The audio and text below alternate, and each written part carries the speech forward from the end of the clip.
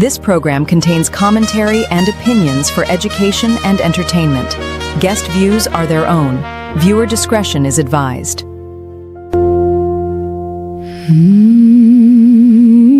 They watch, they hate, then they copy.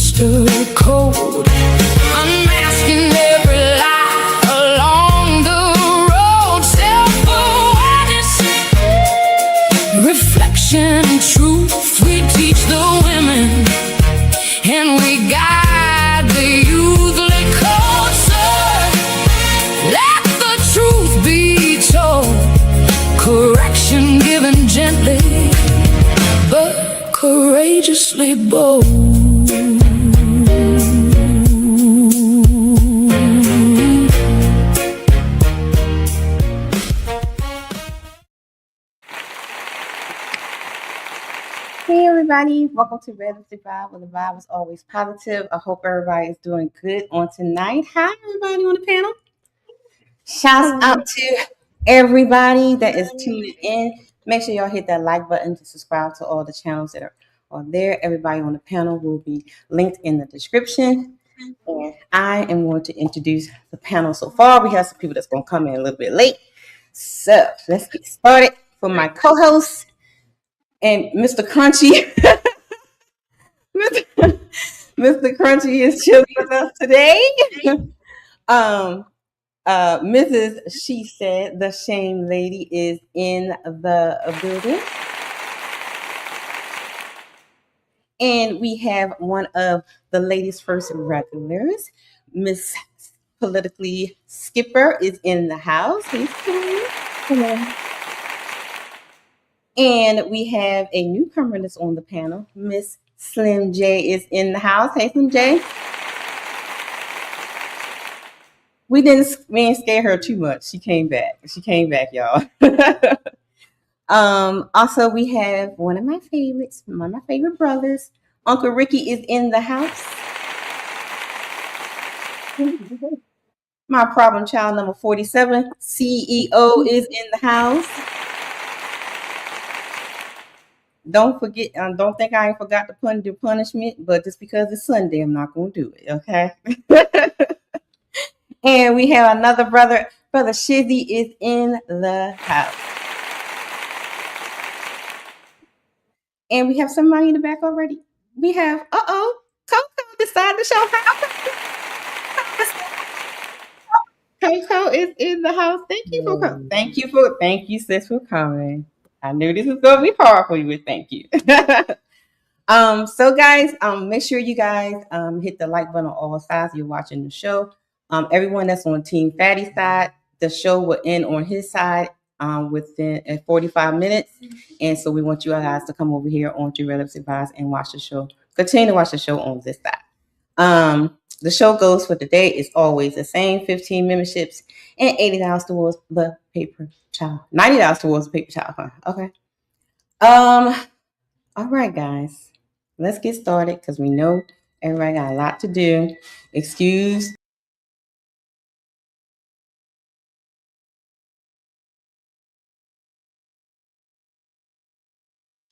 Little technical difficulties. I can't hear her. No, she'll be right back. I got booted out. I don't know what's going on with StreamYard. Like, I couldn't get in for like 10 minutes.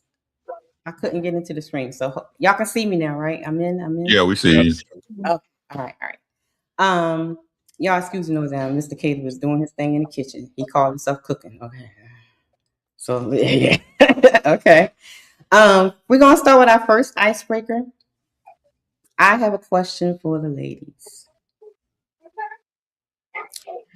Do you think being a mother is a very hard job? Do you think being a mother, a stay-at-home mother, full-time mother, is an extremely hard job? Let's start with Coco. Coco, you there? Looks like Coco's frozen. Can you hear me, Coco? Coco, are you there? You got to go back out, Coco. Let me send her a message. You on mute. Unmute yourself. Yeah, she got to go back out. Okay, there she go. All right, let's start with Slim J. Do you believe that being a motherhood is a very, very hard job? Slim, what you think? My stuff is seconded. Of course I do. I think it's a very hard job. But, some of us, we know how to interact with it and try to make it as easy as possible. But it's a job with the kids and a job outside the household. But staying at home, it definitely would be a brain shocker. Okay, Skipper, do you think being a full-time mom or stay-at-home mom is a very hard job? I always say if it's not hard, you're not doing it right. Okay. Expound on that. Why you say that? Raising a capable, well-rounded, good person is not easy, and it's not meant to be easy. Mm-hmm. So if you're doing it right, it's not easy. Okay. Michelle said? Yes, absolutely. Motherhood is hard. It's hard work. Physically, mentally, emotionally, often without. For volume low. Yeah, I'm turning it up. My volume's low. Can you hear me now? Yeah, I hear you now. Go ahead. All right. So yes.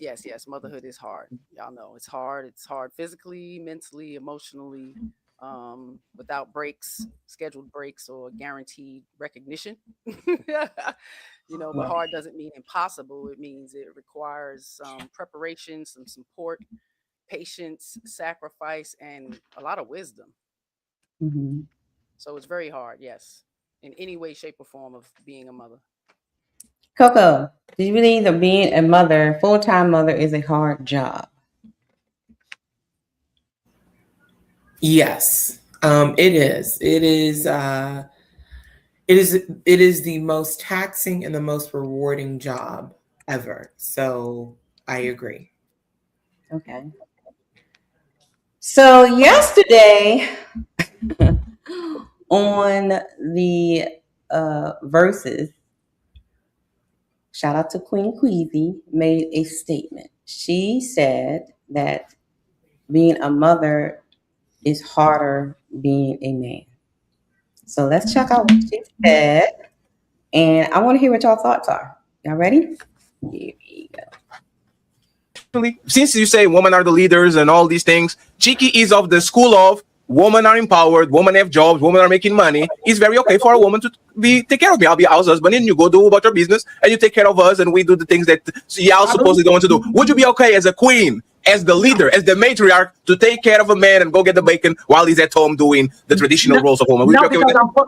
I'm full of divine wisdom. I believe in balance. And balance is we both work together. And taking care of Brody is not working together. We work together.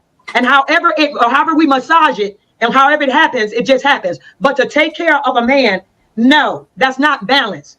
He needs to do 50 and I do 50. I'm sorry.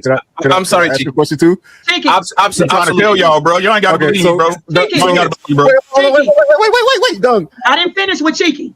I know. Cheeky. No, 1 second, Queen. Let him ask the question. I got one more question. Patty asked a good question. I'm gonna ask you this: do you think women should be or should have traditional roles? Like, let's say the man works, and brings home all the bread and whatnot. Is it okay for her to be the stay-at-home parent?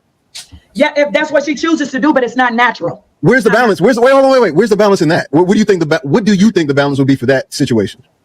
Okay, so Cheeky, let me break it down for you. Okay. While you're out working a job, Cheeky, Okay. playing around at lunchtime, Playing getting a around. bunch of breaks. I'm at home with the kids, Cheeky, and they crying and they're doing what they need all day long. I don't get a break. So what I'm trying to tell you, Cheeky, is my job is harder than yours. Stop.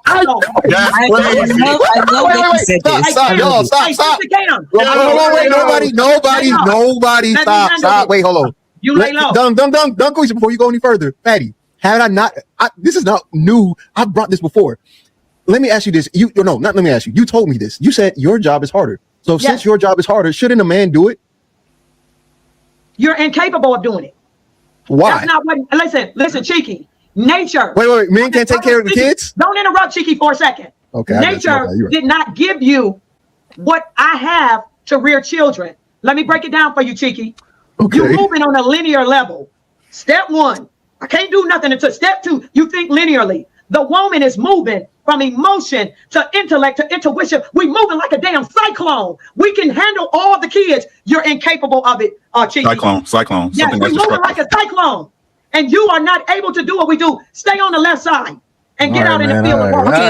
I'll say what King Richard said, baby, it's for the family. So you stay here all day with these kids while I get to go and make the money because it's for the family, right? And watch, baby. Let her land the parachutes.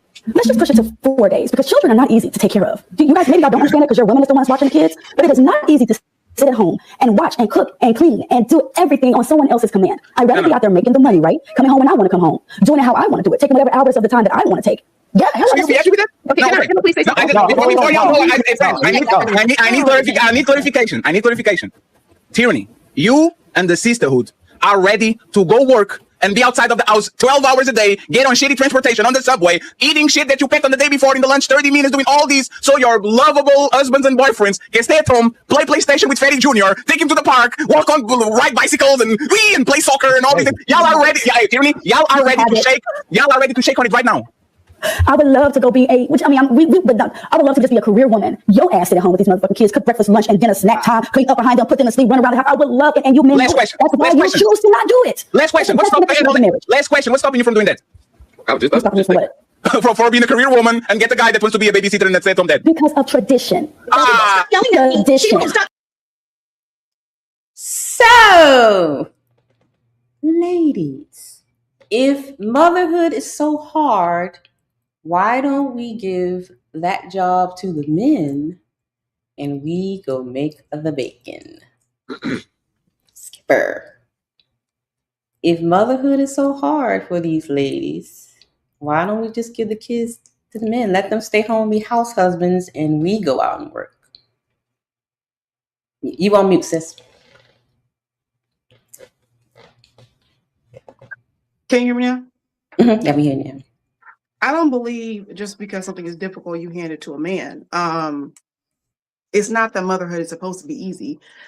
And don't get me wrong, supporting a family is not supposed to be easy either. Now, are we speaking on the terms of the mother is a stay-at-home mother?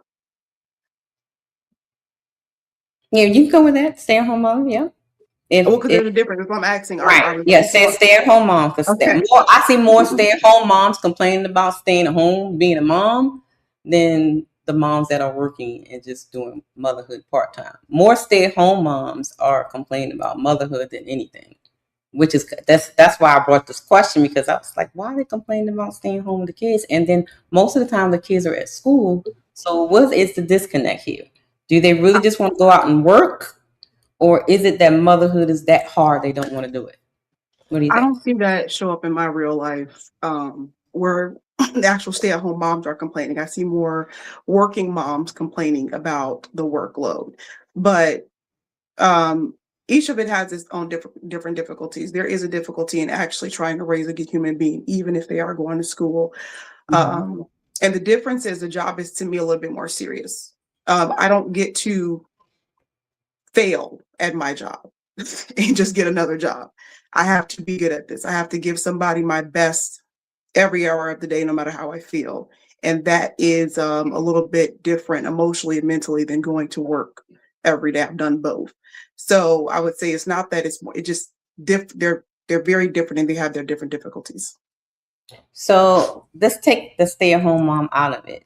Would you rather be a full-time worker and let the husband or the father take care of the kids and you just work and you don't have to worry about that? Which one would you choose, to work or nurture the kids? In no situation would I feel within my female brain that it's okay for me to completely step away from my children, because my children still need the nurturer. So I can't say that I would just step away from that, even if I did have to work. Okay. Coco, what do you think, Coco? I think that I think that it is a hard job for a man to go out and also for a mother to stay with their child, but I think it's appropriate due to the roles that we naturally have. I mean, honestly, but I believe men can do both roles well, better than women. I know that when my husband is here with our children, they're more apt to listen. They're more apt to come correct around the first time, or he gives them a look. When it comes to me, I'm a bit of a softie. Like, I will give more passes. So not to say that it's not. I mean, I think men think of it differently than women do. Y'all can't see her, but my baby girl's wearing me out. She's pulling on my leg as we were talking right now. So, but if it were my husband in the office, she wouldn't even be here. You know what I mean? So I just think that the approach that men and women have when it comes to parenthood is different.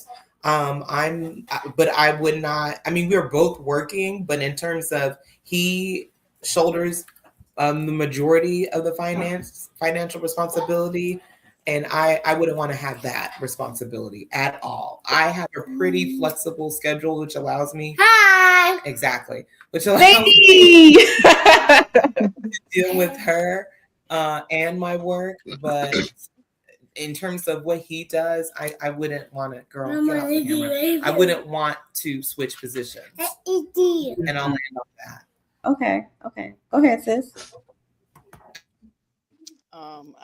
Coco, spot on for me. Bring the mic up, sis. Bring the mic up. She's absolutely right. I turned it all the way up. Is this better? Yeah, you got to hold it to your mouth. Yeah. Okay. I'm not used to that. I apologize. Motherhood is hard. Yeah. Fatherhood is hard. They're inherently different kinds of hard, respectfully. I understand Coco's view completely. It is a different walk. The children are up under my knees. It's a lot of pressure. They prefer to be around me. If daddy goes downstairs, they're not banging down the door for him. They're not banging down the door for him when he's in the bathroom. It's a little different. I think he's just as good as parenting as me. My mindset is teamwork makes the dream work. So if he was to ever fall ill, if I ever had to take responsibility for the home, I'm going to do it with my hat. Hopefully I can do it as best as he could. And I wouldn't beat up on him. So respectfully, that's where I stand. Motherhood is hard. Fatherhood is hard. And was there any more to the question? That was good. Slim J, would you rather stay home and raise the kids, or let the husband raise the kids and go out to work? Since motherhood is hard. It's hard, but I think I'd rather stay at home and deal with the kids versus on going out there and working. But if I had to go out there and, work, then I would do so. But make sure that the kids are good and, they caught up on everything, because, again, they like to be under mother versus being under daddy. It's something about it, But I would stay at home and deal with the kids. So I know what to expect when they're not around me on their reaction, better raising. When you have time with your kids, I feel that a little communication can get there with them, more understanding. And when you do send them somewhere, then you don't have to worry about your kids. It's really getting out of character too bad because you have spent a lot of times with your child. So I feel like I'll stay at home for a minute. Can't wait till they get real old so I can get out the house. Okay. So, gentlemen, here's the question for you guys. From what we see when we have these panels and what we see on the internet and all this, why do you think that it's easier for the men to raise the kids than it is for the women? The women seems like they're having such a hard time with motherhood and staying at home, but it's easier for you guys. Why is that? I go. Basically, we don't be the kids' friends too much. Like, you know what I mean? Like 9 to 10 times, I see majority women wants to be the kids' friends. When we approach, we don't make them our friends. You're our child. Like, you know what I mean? We have a different approach about it. Like, we stand tall on everything. Like, we have a different mindset on, like, more disciplined mindset. Like, yeah, we care, we love, we do everything, but we show tough love, like more than anything, like life lessons, hard lessons. You know what I mean? Things where they cry, we tend to, what are you crying for? Like, break their brain out. Like, we approach it a little differently. Well, I know I do. So, you know what I mean? I just know, even my wife, she's tend to be the kids' friends more, and I'm like more the bad cop. Like, you know what I mean? She the good cop, I'm the bad cop, basically. You know what I mean? We try to keep it a good level. So try not to be their friends too much. I approach them with more assertive and different energy. Uncle Ricky? Oh, sorry. What's good, panel? How y'all doing this Sunday afternoon? Hope y'all having a great day. Shout out to the chat. My thorough opinion is that y'all, it's harder for y'all because y'all have a different relationship with children, right? Y'all, women are more impacted about the response that their children gives them when it comes to emotional feedback, and y'all take it way more personal than dads do, right? That's why I keep trying to explain to y'all the connection between the child and the mother is supposed to be different. Right? And anybody who been through it, if you got grown children, know can't nobody exploit or hurt you more than your children. Nobody. If you want to learn how to, if you honestly want to know if somebody know how to affect your emotions and your happiness, make you sad, how to hurt, ask your child. Okay. Right? Y'all affected differently. These are the bonds that mothers have that y'all was supposed to exploit. I say that word purposely. Exploit, right? To move your children in certain factions and functions along y'all planning that you and your husband have. Right? So when something go bad with the children, it affects y'all differently, right? When it comes to discipline, that first spanking you had to give your child, it hurt your heart. Yes, indeed. Yeah. It broke your heart. You cried more than the baby did. Right? Because y'all got a different connection. Y'all have a different connection with y'all children. And the problem is that it's not, y'all don't honor it. What do you mean by we don't honor it? Most women don't honor it. They look at their children as a burden. I don't know about that. Okay. Right? So for example, let me explain, right? Being a husband is hard. It's difficult, right? Understanding that you got a woman counting on you being responsible, right? Not out here gambling, spending your money, tricking, right? Right? But it's easy. You know why? Because it's an honor to do. Right? It's an honor that my wife can go out in these streets and say, hey, my man got me no matter what. He ain't never did this to me. That's an honor. Right? It's not seen as an honor. It's seen, is it work? Yes. But is it a chore? No. It's something that I signed up for. You signed up for. Do your job. Okay, and so your theory that the women that do not look at being a mother as an honor. No. Most women look at being a mother as an inconvenience. So then why are men impregnating women that feel this way? Because we fuck y'all and we like pussy. Okay. So we're Do you think the solution is for men to stop impregnating women that don't want to be mothers? No, men gonna fuck dick's dick. You letting me fuck you though. Okay. So, but does that mean that it is okay to be irresponsible with your seed? I can't be irresponsible with something I can't give away. What do you Y'all mean? choose. You choose who comes into this world. You choose who comes into you. Yes, women do choose who they lay down with outside of violent situations. What I am saying is, if the man knows that he is only looking for sex, wouldn't it be wise for him not to release in a woman that does not want to be with him? Again, because you're a woman and y'all always have the wrong premise. I'm gonna ask you the question. I didn't ask these people on these panels. I don't know how many times. Me being a shitty man or the best man or the greatest man or the richest man or the worst man you know, could I get pussy if you didn't let me get pussy? From somebody else, probably so. Right. So even though you know I got six baby mamas, right? 8 kids on the way, you still letting me fuck, and it's my fault. So you feel that, which I understand where you're coming from, you feel that if she's making an irresponsible decision on who she is laying with, that the man has no responsibility into making sure that she doesn't carry his seed. The responsibility has nothing to do with the act that's going on. You let me have sex with you. Let me break it down to you like this, right? What if me and you met and I just spent all my money on you? You ain't did shit for me. You're an attractive lady. She look nice. I want a trick, right? And I spend all my money on you. Whose fault is it that I'm spending my money? If you were conned, I would say the woman's fault. But if I didn't say you were conned. I just gave you don't embellish. I gave you the premise, right? I think you're an attractive lady. I just met you. I'm spending my money on you. Whose fault is that?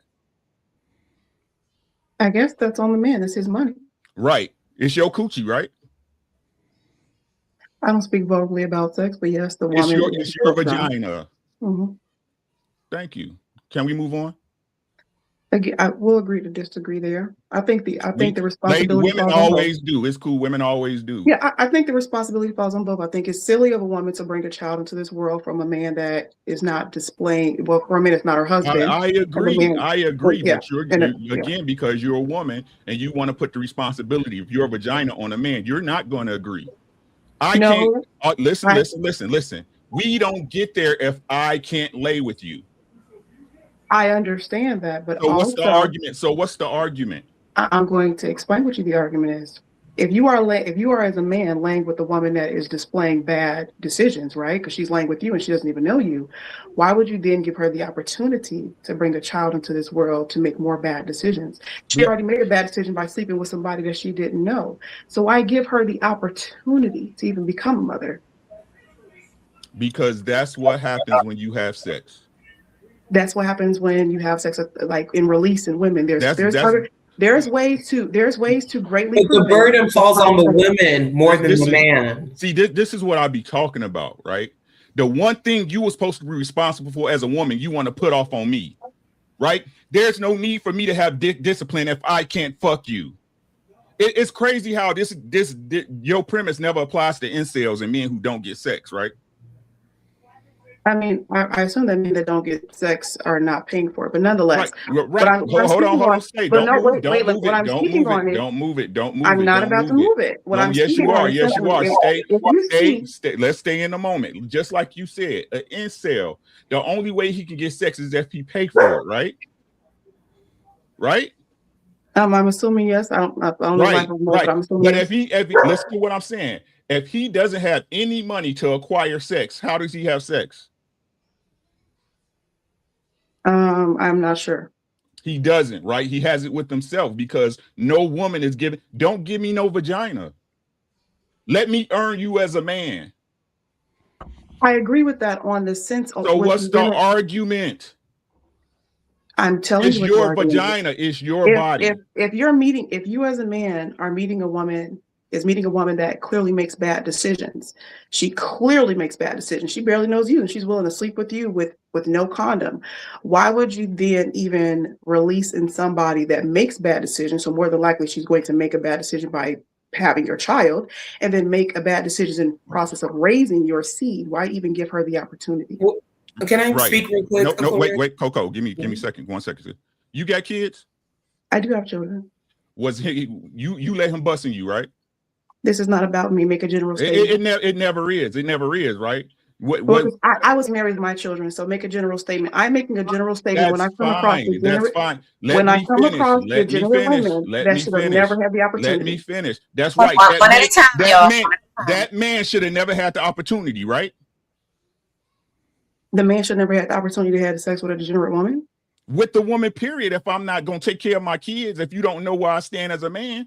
If she's a bad decision maker, yes, she's going to have sex with a man. So it's my fault. It's my fault now that you're a bad decision maker with your coochie?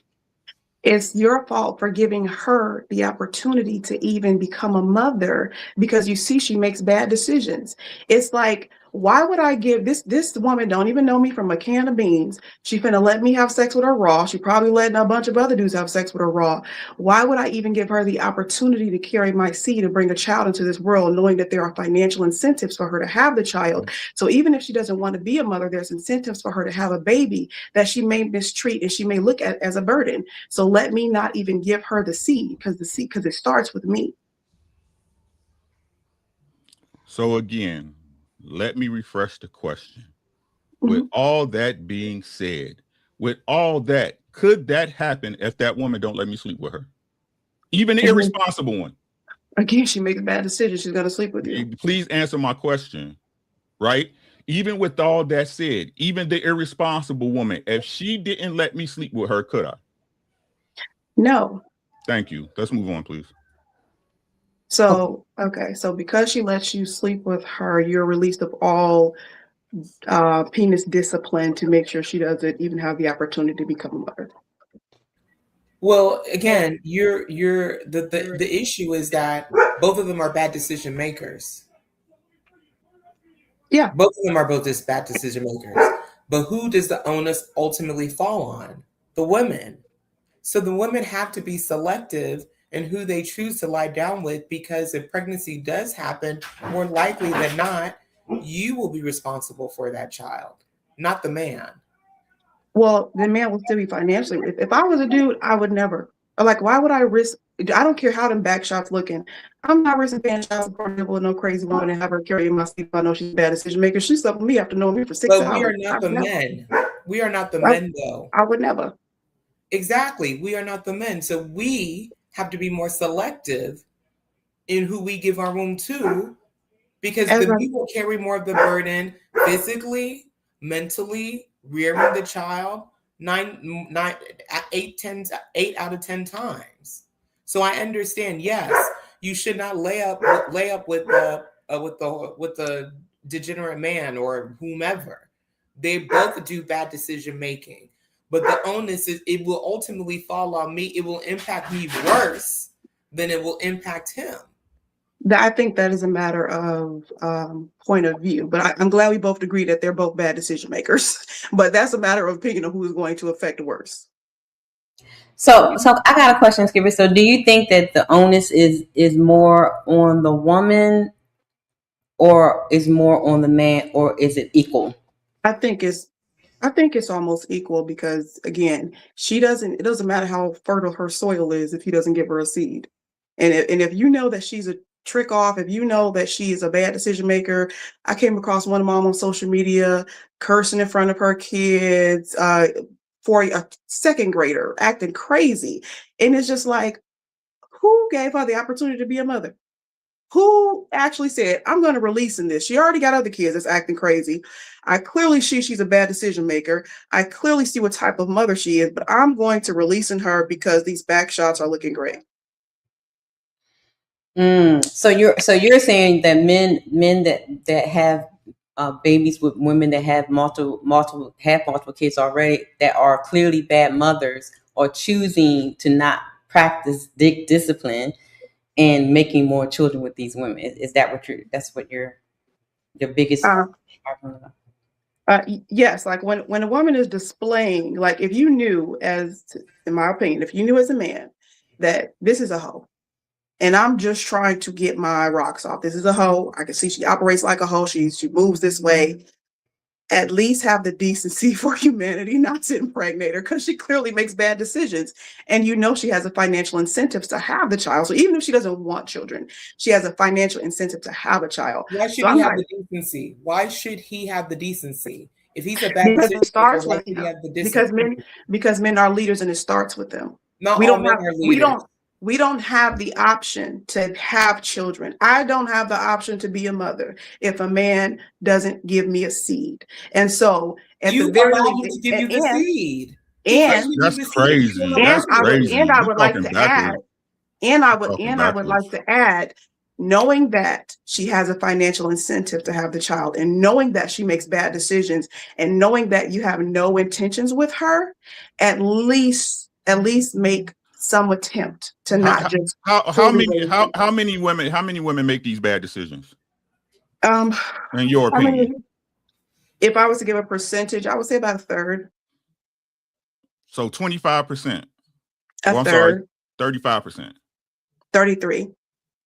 So you saying that it's 33% of women, just 33% of women out here that's just giving their coochie away willy-nilly? I believe that there are 30% of women that are very bad with their management of their womb, and Panel, do y'all agree with that number? And they do things for financial gain. I think it's way higher. Yeah, I think it's higher. It's 50, higher 60. than 33%. I'm just going off of like I said, you asked me about my personal Understood. experience. Listen, Yeah, what I'm trying to impress on you, on people and you guys, is that it doesn't matter what you think, right? When you get pregnant, you're going to be stuck with the baby, or you're going to lay your ass up on a hospital table. You, the woman, it doesn't matter. You let me have sex with you. This is the entire problem. This is the entire issue with the society we got going now. That, again, first and foremost, women look at sex as simply something I can do and get away with, right? Men know if I shoot up in you that there's 9 times out of 10 you're gonna get pregnant, right? But again, I don't have to carry that baby.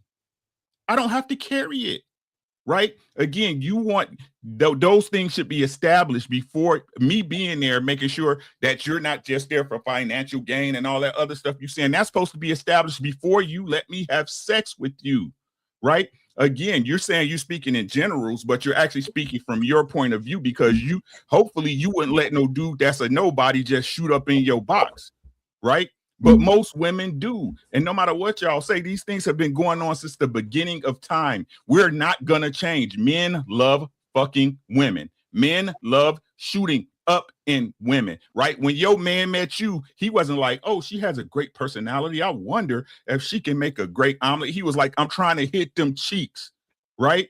So again, stop trying to change what life is into what people think life gonna be, because it's never gonna be that way. We have sex with y'all carry children. The only way I can have sex with you and give you the seed to make my baby is if you open the door. Keep the door closed. Again, we'll just agree to disagree. Skipper, I'll just land on this. The onus falls on us when it comes to carrying children. And I think it's very dangerous to be like, well, me as a woman, I'm going to advise women, you should not lay up with any man.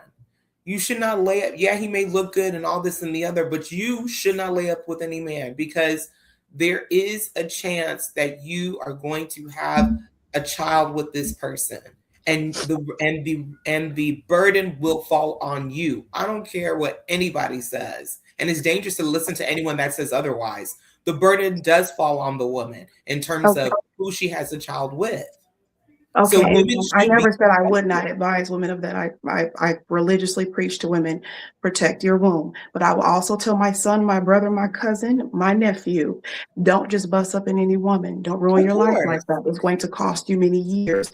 So you as the leader, you as the start, don't give any woman, just because she looks nice or has a big butt or has nice ear, whatever she got going on, just because she has that, give her the right to carry your seed and to cost you thousands of dollars and heartache and headache in and out of courtrooms. So that's why I said I believe both in those cases, when those things happen, are bad decision makers. Yes, again, but again, my premise is the burden falls more on the woman, and we Well, just that's because as a woman, and because I bear children myself, yes, the physical burden falls on us, but I don't think I've sat in family court. I don't think it's a light burden of fathers having to pay thousands of dollars in child support. I don't think it's a light burden of fathers having to pay thousands of dollars to lawyers. I don't think it's a light burden of fathers having to go through the mental and emotional frustration of dealing with being taken out of their child's life and being isolated from their children, being alienated from their children being indoctrinated against them because they chose to have a seed with a evil woman. So while I do understand your premise of, yes, it does fall on us physically and we're left with the children, but we have the financial incentive, and there is a burden that comes with a man, unfortunately, having a child by a woman that moves that way. Just to follow up on what you said briefly, the burden does mostly fall on the woman because on average, child support is what, $423. So it's not that women are becoming rich. The majority, again, of course, we have some one-off cases of women are getting child support, number one, and getting enough child support, number two. So it's not just physically that it falls on the woman. It falls on the woman financially. It falls on them emotionally. It falls on them relationship-wise. You see several of these single mothers begging for help, trying to escape their children, which is going to lead to further conversations we're going to have, and looking to not even be mothers. Yeah, and within that same breath, that's why I brought up finances as one part of it, because I've seen fathers fighting for their lives in court, trying to get access to their children, trying to be a part of their children's lives for years. And so you're just speaking on child support, but there are men that spend literally tens of thousands of dollars trying to even get a decent child support amount, on top of, like I said, the days taken off work, the going back and forth to court. In the state of Georgia, you can get a warrant for your baby daddy's arrest after 30 days of no child support, and you don't even have to prove that he didn't pay child support. So there are several turmoils that is added to a man's life when he has children by a certain grade of woman. And so that's why I said, while before going to court and before understanding family court, I would have agreed with you that it's all the burden on the woman.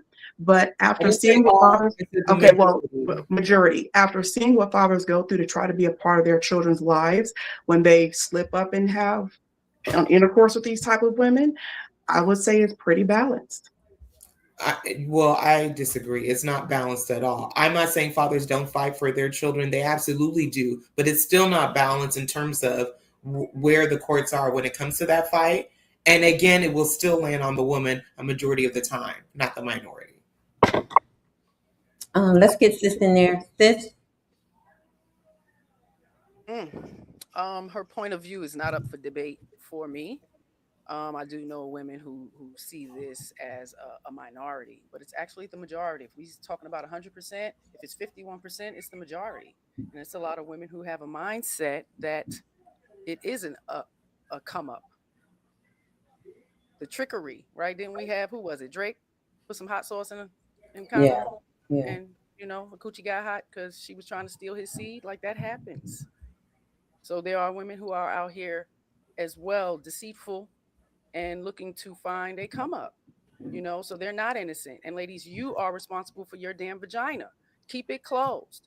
Don't give it to anyone, just anyone, any freely. But our ladies, we like fucking. Y'all, everybody's out here doing the nasty. Nobody is purposely, intentionally, even married people are not purposely, intentionally trying to conceive children until they can, and then we're trying. But that's not, it happens. Most babies are oops babies. You understand? So there's no 100% contraception, condoms, birth control, IUDs, all of these things. Yeah, none of that is 100%. So ladies, it's on you. That's my mindset. That's my narrative. Keep your legs closed. And, another thing I need to pose is, if that responsibility is on the men, how come when it is a conception, they have no right? They absolutely have no damn right. I was about to ask that question. Yeah. I don't want that baby. Guess what? I don't want you to have that baby. Right. Right. So it's, it doesn't make sense to me. And I'm going to land there. So I just wrote it down too. I was about to ask that, right? So Skipper, you mentioned men's are all supposed to be the leaders, right? So I got a question for you guys.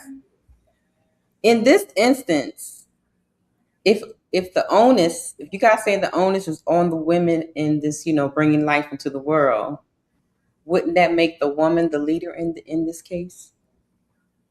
Because she kept saying, you are the leaders, so you should be able to say no to the cooch. But if the onus is solely, well, not solely, but the majority of the onus is on the woman, wouldn't it be the woman the leader in this case? What y'all think? CEO? Yeah, I do think it would make them the leaders just based on how the laws are structured and all the incentive that's in their favor, right? So yeah, Uncle Rick's right. We do want some cooch, but like if a man decides, hey, I'm not ready to be a father, you should take heed to what he's saying. You shouldn't just make a 100% decision to have that baby or not. So in that aspect, yeah, they are leading it. Chizzy, do you think the women are the leaders when it comes to bringing life? And it's not. Yeah, they hold that door. Like, and I mean, we got the key, they got the door. Like we can't get in. Like, you know what I'm saying? We just can't get in without y'all accepting us in. Like, it's just that one gateway. Like, that's down there, like vampire. Graping. Like, you know what I'm saying? That's down there graping. Like, you know what I'm saying? Like, if she can't accept you and allow you in, how anything else was this? Like, how life was this after that? Like, you know what I mean? The lady has to let you in. Like, she has to agree with you. She has to allow all that. Like, Slim J, are women are the leaders when it comes to bringing life? Yes, because I think, like, if you don't want to have kids, you're not going to have kids. So if you want to have kids, you're going to have them. And I just feel like if you want to go out there and do all that extra stuff and, get freaky or whatever, then you have to take control of your body and say, hey, I don't want kids right now. I'm going to take precautions on what I need. I'm not going to sit out here and just, just because I do have sex don't mean that I have to get pregnant. I can Exactly. Well, You see what I'm saying? And right? I don't want nobody. If I don't want first of all, you're not going to come over here and this thing that you just going to go free willy with me to begin with. You know what I'm saying? We're not doing that. We not. Okay. We don't have that many miles together for we to be busting it wide up and just freaking. No, we're not going to do that. So if I don't take control of the situation, then I get a oops, So I feel like, yeah, you got to take control. You don't want it, go in there and do all that. And you have the baby and he's gone by his business. Or to the next lady that was willing to just let you come and shoot up her house. So most definitely. It's how again that women control who comes onto this planet. There is no choice on that. We have no choice on that, right? Again, I want y'all to understand. I'm not speaking from the point of right or wrong. I'm speaking about what it is, right? That's what it is, right? And again, skipping all those points are valid facts. You do that, she's a bad woman, woo woo, all right. I can go off into the semantics and the BS about, well, y'all chameleons and y'all change and you act like you was a good woman. I can do all, but it's not necessary. The thing is that this never happens if you don't let me have sex with you. It never happens, right? Again, I'm not going to keep trying to sit up here and deny and put a responsibility off on men that don't belong to me. Your vagina is your vagina, right? So when you make the point that, when being responsible, if I have a baby by a woman, she gonna get child support. You got the facts. Every man knows that, and we admit that wholeheartedly, right? I pay child support. You ain't better than me. You need to pay child support too, sir, right? But would I be there if she never allowed me to have sex with her? No. Men are trying to have sex with y'all. Duh.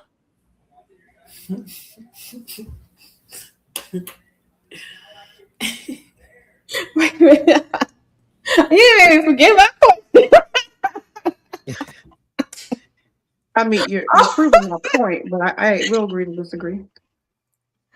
So now if we're saying to the ladies, or we should be saying to the ladies, keep the legs closed, right? Because if we don't let the men in, there can't be no babies. But then on the other hand, men gonna want the cookie, right?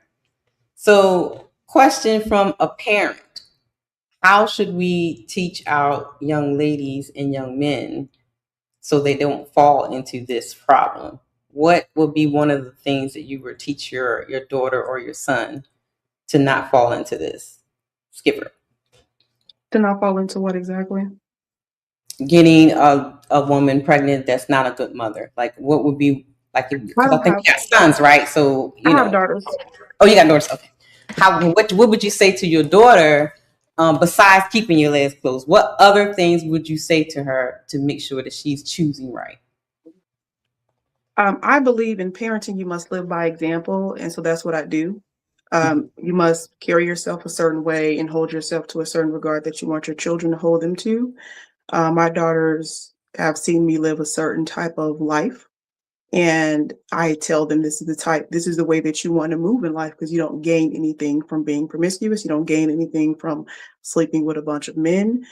My daughters are still relatively young, but we have conversations about, I guess you can call it the opposite sex and how to be appropriate with them, because you can only give your virginity away once. And so you want to make sure, and nothing, as pointed out, which is a good point, nothing prevents pregnancy 100%. While things will definitely knock it down, nothing prevents pregnancy 100%. So you must be aware of that and move accordingly, because you don't want to find yourself pregnant by somebody you're not even going to know in 10 years. Gentlemen, what would you say to your sons? Because the conversation is being said that you shouldn't want to stick everything, practice discipline. So what would be your lessons to your sons so they don't fall into this trap? Well, what I told my son, you don't sleep with no woman. You don't sleep with no woman you're not married to. Right, and for Skipper, there is a 100% guarantee you don't have sex. What we were speaking of, like if you're right, not, right. I'm not trying to knock your point. I'm just I'm Yeah. enlightening on it, right? So there's no birth control that's 100%, so you're better off with not doing it. Right, and this is what I'm saying, right?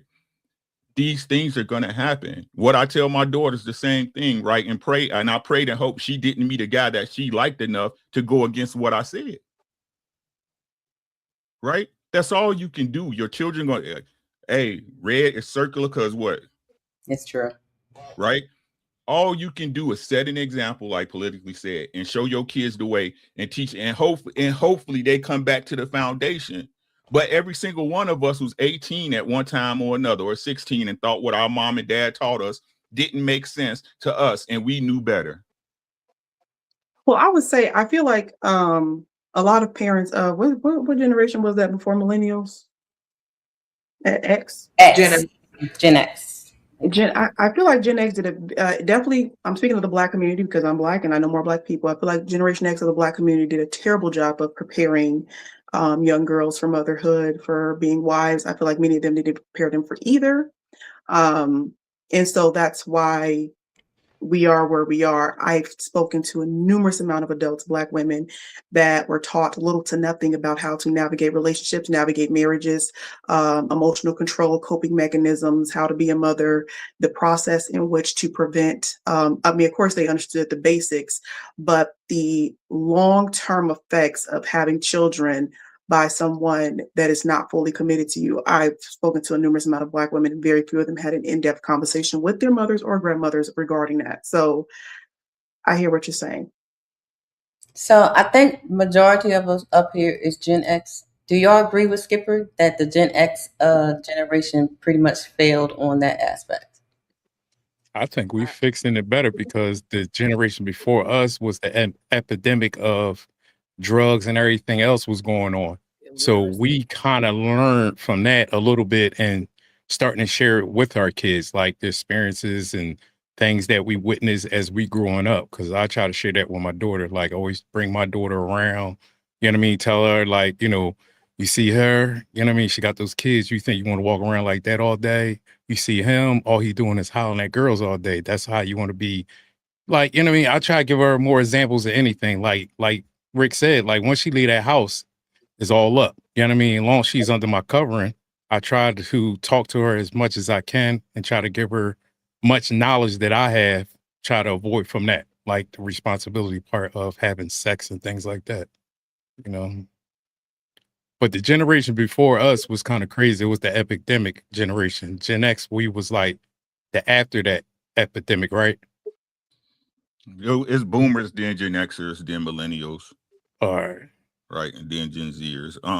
I think that's just a diversion. I think that's just a diversion. How can I be responsible for your actions as an adult? What are you talking about? This is what I'm saying. You can't become an adult holding on to the mistakes that was done in childhood. Your parents did what they could. Was they wrong? Yeah, you ain't perfect either as a parent. God damn it.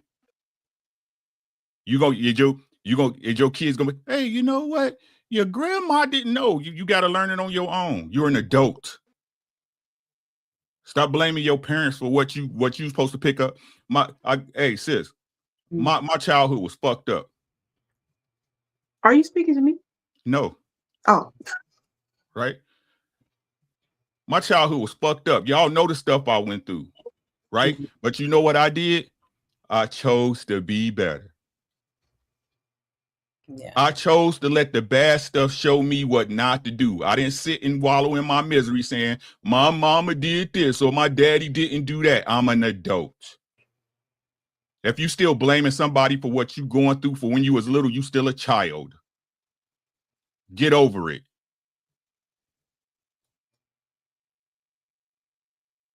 Sis?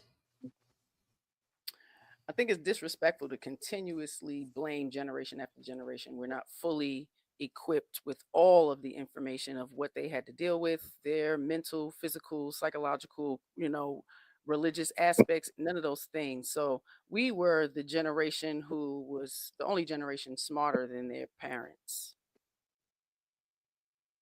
The generations before us lacked a lot of information, especially in the Black community. So that was just a cycle continued.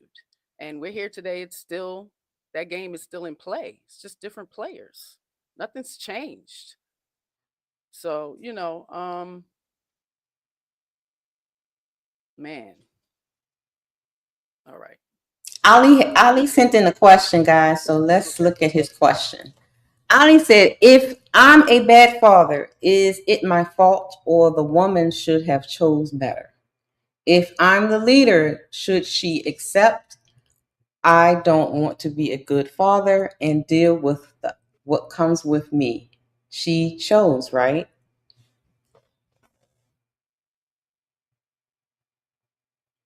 What y'all think of Ali's question? Yes, I hate to, constantly, push a narrative that women are just senseless. We don't have minds of our own. We can't think for ourselves. We don't have common sense. We can't make decisions. We show no discernment. And then we have situations like this, and it's like it's always the man's fault.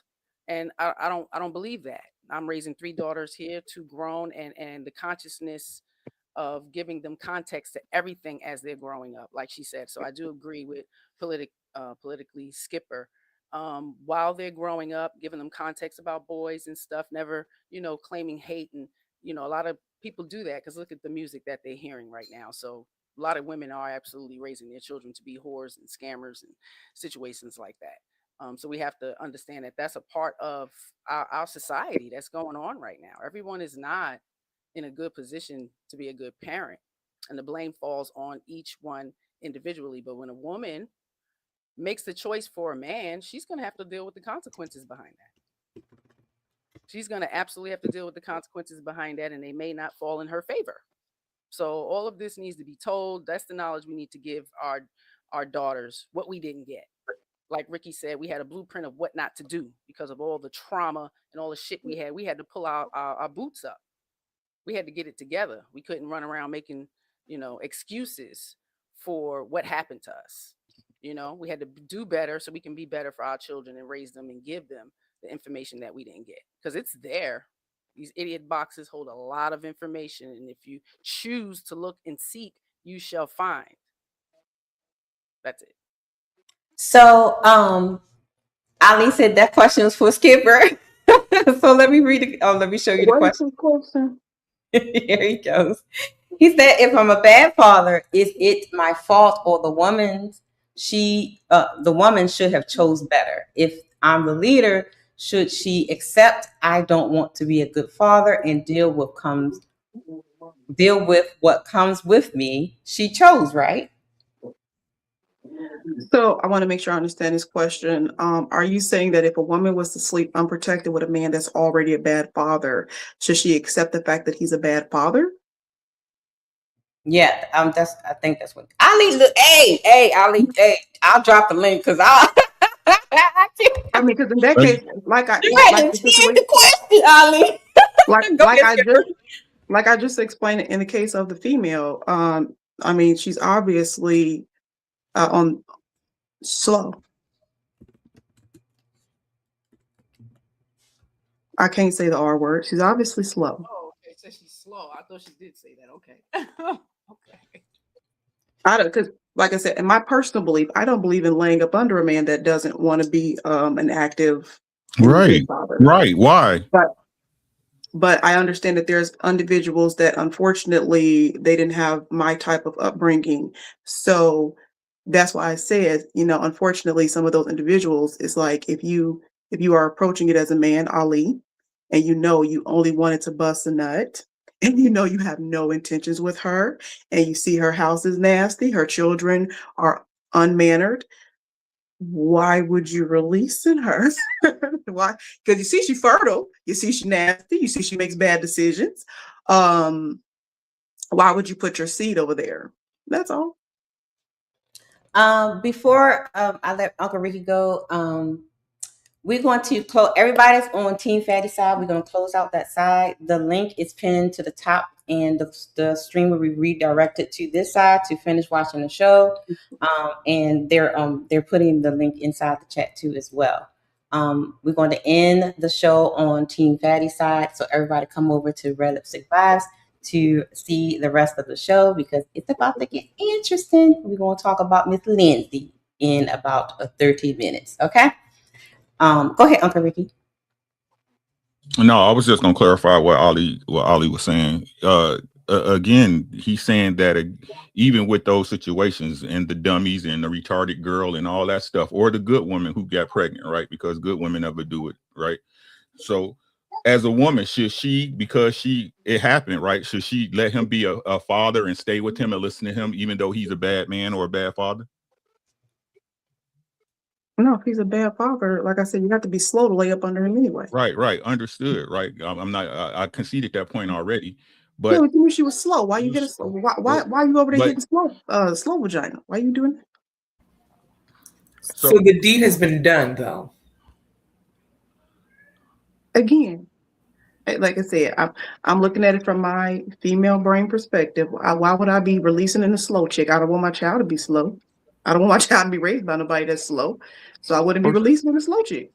What if this is a late night in the club? Like, no, you know what I'm saying? I'm sorry, like, how you, but like, how you going to assume that these people are just meeting at the library and just figuring out, like, these people probably, you know what I'm saying? If I could. Go ahead, my fault, Rick. If I could. This is where, and no disrespect, this is where most people mess up, right? Y'all want to deal in extremes, right? The extreme case is she's slow, she's a hoe, her house dirty, blah, blah, blah. When most people think they exempt, right? The one thing I want to put towards the dudes that say stuff like this, right? Oh, such and such, woo-woo, right? When did you ever say no to sex to a girl you wanted to have sex with? A girl you pursued? A lady y'all walked up and said, hey, Miss Lady, how you doing? I'd love to take you out to dinner, blah, blah, woo-woo, right? If you take her out for 2 or 3 dates and she's ready to have sex, are you going to say no? Ladies, if it's a man that you're attracted to, right? And he's, again, I don't understand why y'all think every bad kid or every bad situation comes from some bum chick and some bum dude. It all starts out great for everybody. Y'all love that man. That was the only man you ever loved till you got tired of him, right? right? So this is what I'm talking about. Stop dealing in extremes. I live in real life. I live in real space, right? I'm not dealing in extremes, ma'am, right? That what you use is an extreme case. What makes you feel it's an extreme case? You said she's slow, her house is dirty, or is that most women nowadays? I was answering the question which was given to me. But I just asked you a question. If a woman lives with a man that's a bad father, she's slow. Understood. So, but I just asked you a question. So, is that an extreme case, or are most women like that nowadays? Most women like what? Slow. I'm not going to say most women are slow, but to say that I don't feel like it's such an extreme per se that some of these children come from these examples. Like I just stated, and like he just mentioned, if you're coming from a club and you don't know her, and again, I'm speaking from a very limited point of view with that scenario because I don't go to clubs, but if you're coming from somewhere that you just met somebody a few hours ago and they're willing to lie with you without protection, you can probably assume that they don't make the best decisions. Fair. So again, I'm asking you, is that something that happens all the time, or is it an extreme? Now that, as far as the scenario he gave, I'm going to say it happens often. I'm sorry, because you blanked out. Could you say that again, please? I'm going to say it happens often based on conversations I've heard from men saying that they slept with the chick that they met.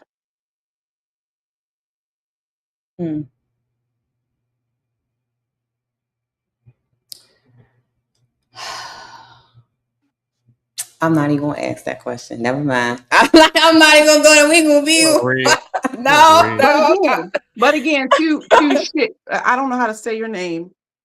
If you just met her and you don't know her, why would you release in her? It's by accident. It's 2, 3 in the morning. I'm patroned up. Like shit happens. No, it's not. Like, let's be real. Like, people have that's the mission. That's the mission. No. Here's the thing. It's okay. I don't think it's okay. It's one thing that your mission is to lay with her, but you don't have to release in her. No. That's part of the sex as a man. I want to release. That's the problem. Again, you're trying to control a part of the scenario you have nothing to do with. You have to do with you. I understand. I was speaking from the male perspective. As a woman, what's the responsible thing to do as a woman? As I stated, I don't go to clubs. I didn't ask you that. The responsible thing was to have never gone to the club.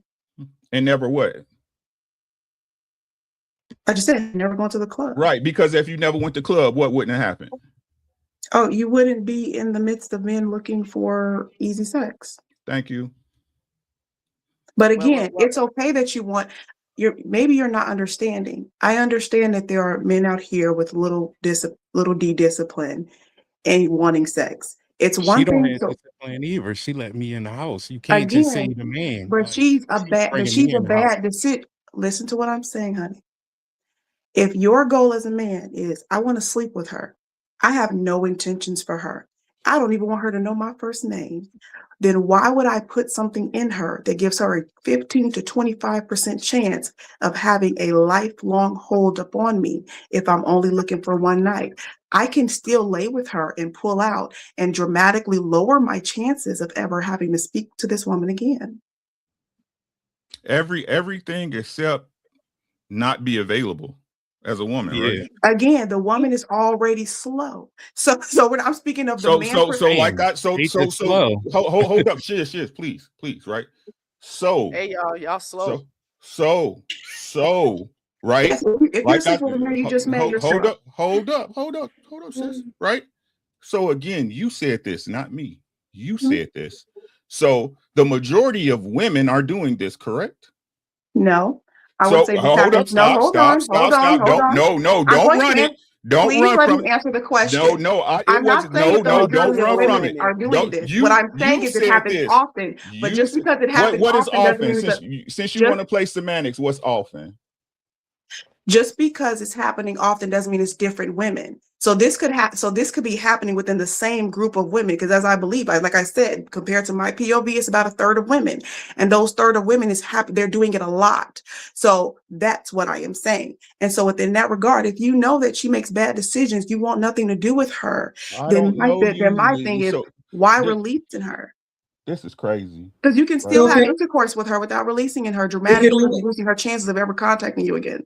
So again, with those options you said, right? Do they lower the probability? What's the greatest possibility of us not getting pregnant or you not getting pregnant, even if you're slow and dumb? What's the greatest possibility? Again, they're going to do it because they're slow and dumb. You're not answering the not my having questions. sex part is null and void. You're not answering the question. Yes, the it is. not having Yes, sex part is null and void. Because why? Because they're having sex, right? Yes, because they're having sex. Thank you. Right. And how do we have sex if I'm not raping you? Don't you got to allow me? Don't you got to give me some I am not arguing the point that okay, the woman is allowing the man to do it. So what's the argument? So, again, our disagreement is, as I've stated multiple times, if I am a man and I know I want nothing to do with the woman, but I want to have sex, I can still have sex with her and not releasing her, dramatically reducing the possibility of me ever having to contact her, dramatically reducing the possibility that this woman will ever have the opportunity to be a mother because she already makes bad decisions. We can move on. Yeah. I think Sis and Coco want to say something. Go ahead, Sis and Coco. I'm good. We can go to the next topic. Oh, y'all are so wrong right now.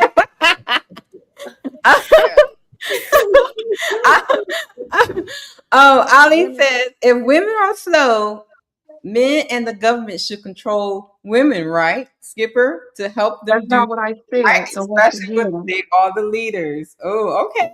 So once again, Ali, what I said was the women that are going to clubs and sleeping with a man that they do not know, they're most likely somewhere on that slow spectrum. I did not say women in general are slow. So women. I got pushback on. Okay, so that's the majority, because I'm actually outside. I've been with my husband 30 years, and we've chose over the last 4 or 5 years in my late 40s to go out, and we're in Maryland, so we're frequenting a lot of different places. The ladies are outside, and they're fucking. They're choosing to want, and they're not slow. They have businesses, they have careers, they have lives outside of choosing to have sex. I think we're negating the fact that women are sexual creatures too, and they like to fuck as well. It's not just men. Can't act like, they're like conning and manipulating these women to have sex. They go out to look for men to have sex with, and they're not slow. Now you're saying the whole society or 51% of women are slow or mentally retarded, and that's a shame, because it's. I never said that. I said the ones in which I'm speaking of, which is a 33%. I never said it was the majority, and I don't care. And I don't care what degree, what accolade you have. If you're sleeping with a man that you do not know, if you're sleeping with a man that you do not know, unprotected, understanding the risk in which that comes with that, and still doing it, you are slow. I don't care if you have a Harvard degree. Right. So education doesn't equal intellect. Agreed.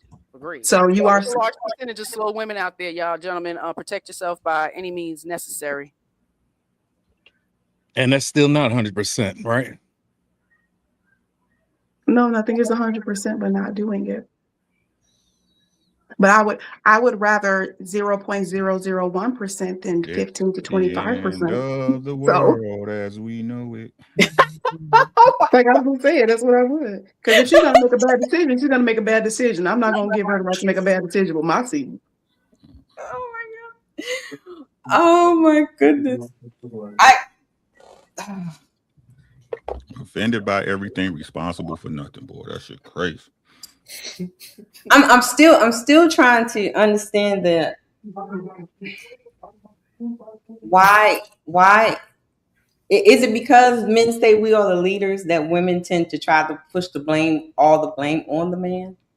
I am not pushing all the blame on the man. I think they're both slow. I'm not saying you. I'm just saying in general, like it's always like, well, if you the leader, this and that, and just like the comment that Ali said, like if all these women are slow, whatnot, and the government. So shouldn't men in the government control the women if all these women are slow? Because it's more than 33% that's slow. But Skipper, you're not saying both, actually. You are focusing on the man. You throughout this whole conversation have not focused on the woman and what the woman should be doing. Now, I understand that you say that you agree that both are responsible, but by what your commentary so far in these conversations, you have not said anything about, you have not, it has not been split half and half about the men and the woman. You have spoken most of your time to speak on why would a man see that a woman is irresponsible and therefore proceed to have sexual relations with her. You have not said, women, why are you having sex with these men that are irresponsible? So far, you have not stated that.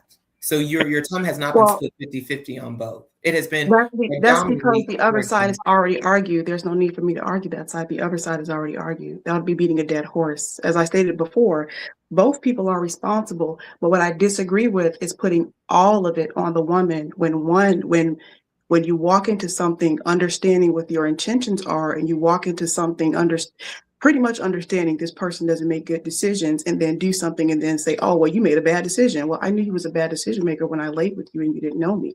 So that's my point. So there's no need for me to argue that other side, because that side is already being argued by the other candidates. That's why.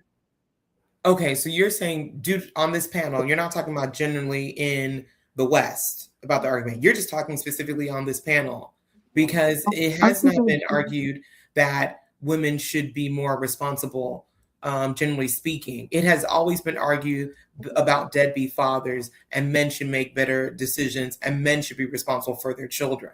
So are you just speaking about this panel, or are you talking about generally in the Western world?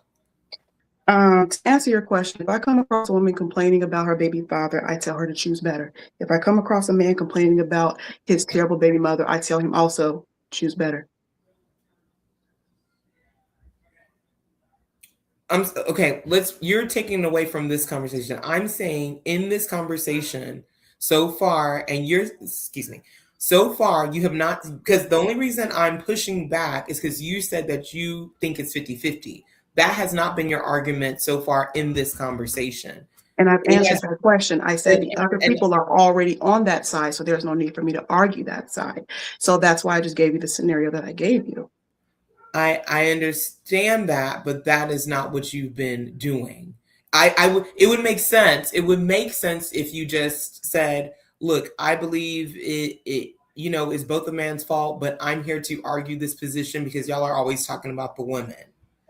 But you only brought I don't feel the need to state that because it was already being done. I thought it was understood, doesn't need to be explained. They were already arguing that side. So I was simply stating the other side. But again, you said that you believe it's 50-50, and you may say that, but that's not what your argument has been since you've been on this panel. And I just gave you the reason why. Okay. Shouts out to everybody that's tuning in. Make sure y'all hit that like button on all sides. I hope you guys are enjoying the conversation. Make sure that you support all the streams that are streaming right now. So I have one icebreaker kind of to break up what we're talking about right now. We got one more, and then we're going to get into our main topic. Let me get my clip because I thought it was interesting. Hold on 1 second. Again, make sure y'all hit that like button. Everybody, make sure y'all hit that like button.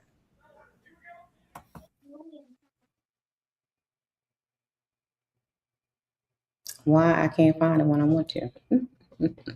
Oh, here it is. Shouts out to the Tip Network. He had an interesting clip. Other cultures take pride in taking care of their woman. They know, I'm just saying that is very weird. It's not all black women, but as soon as me, as my dark-skinned self, you're right, say that I want to live just like these other women who are taken care of. Very good point. They're well taken care of, and their men take pride in that. Jada. They love to take care of their family. They love to be depended on. They love to be Jada. looked at as I am a man that provides for my family and my home. And then when I say that, it's like, well, what are you doing? It's Jada. not that I'm not doing anything. It's just that men in other cultures love to, like, that is what they do. They commit to their family. More of them get married. We have issues with even having our men commit. And I Jada. think that that's an issue. I'm not saying, oh, and another thing, no one's going to say anything about you interrupting me, but they went ham on me like why she keep interrupting him? She's so disrespectful and ghetto, and she's a ghetto hood rat and ain't going to never get nowhere in life. And I'm just like, well, why y'all be going? I'm here to tell you right now, we don't care. Let me tell you, we don't care. First of all, I thought she'd never just shut up.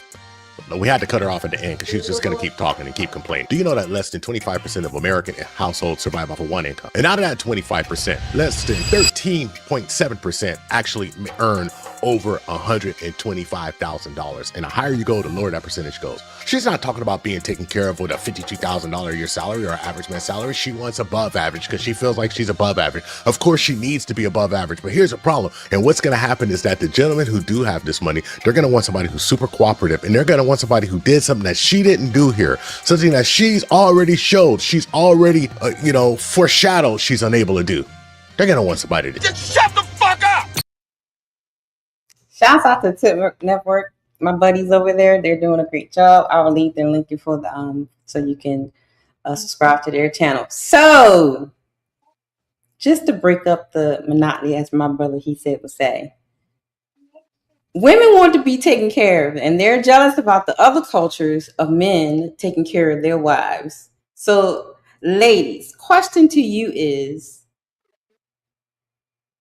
those men have a certain standard for their women. If you want to be taken care of, and I know a lot of women hate this question, but what would you give to a man that will make them want to take care of you? I think that's the issue here, that the women are not giving or doing the things that the women in these other cultures that she mentioned that are being taken care of, and the men are honored to take care of, they're not doing that. So what is the issue? Go ahead, Coco. I want to speak first because it's so funny. So I coached this woman, she's Mexican, and she said she specifically wanted to date Black men because she did not want to be subservient like she sees in the Mexican culture, where as soon as the dad comes through the door, the daughter has to take off his shoes, rub his feet, make sure his meal is prepared. She was like, I don't want to do that. So she rather date Black men, and she got married to a Black man because they are more lenient. They allow for more, they give more grace. So that woman in that clip, again, I think sometimes Black women have imaginations about other cultures. They are way more strict. Black men, generally speaking, particularly in the West, are way more egalitarian than any other culture. Asian, Hispanic, certain, if they're not liberal, white cultures, Indian, Southeast Asian, Islanders, Pacific, you can name any African, they are way more grace than any other culture. So if she so wants to find out why aren't these men, since they are so gracious and they give these women the lifestyles or can take care of these women, why aren't these men looking for her particular type of woman?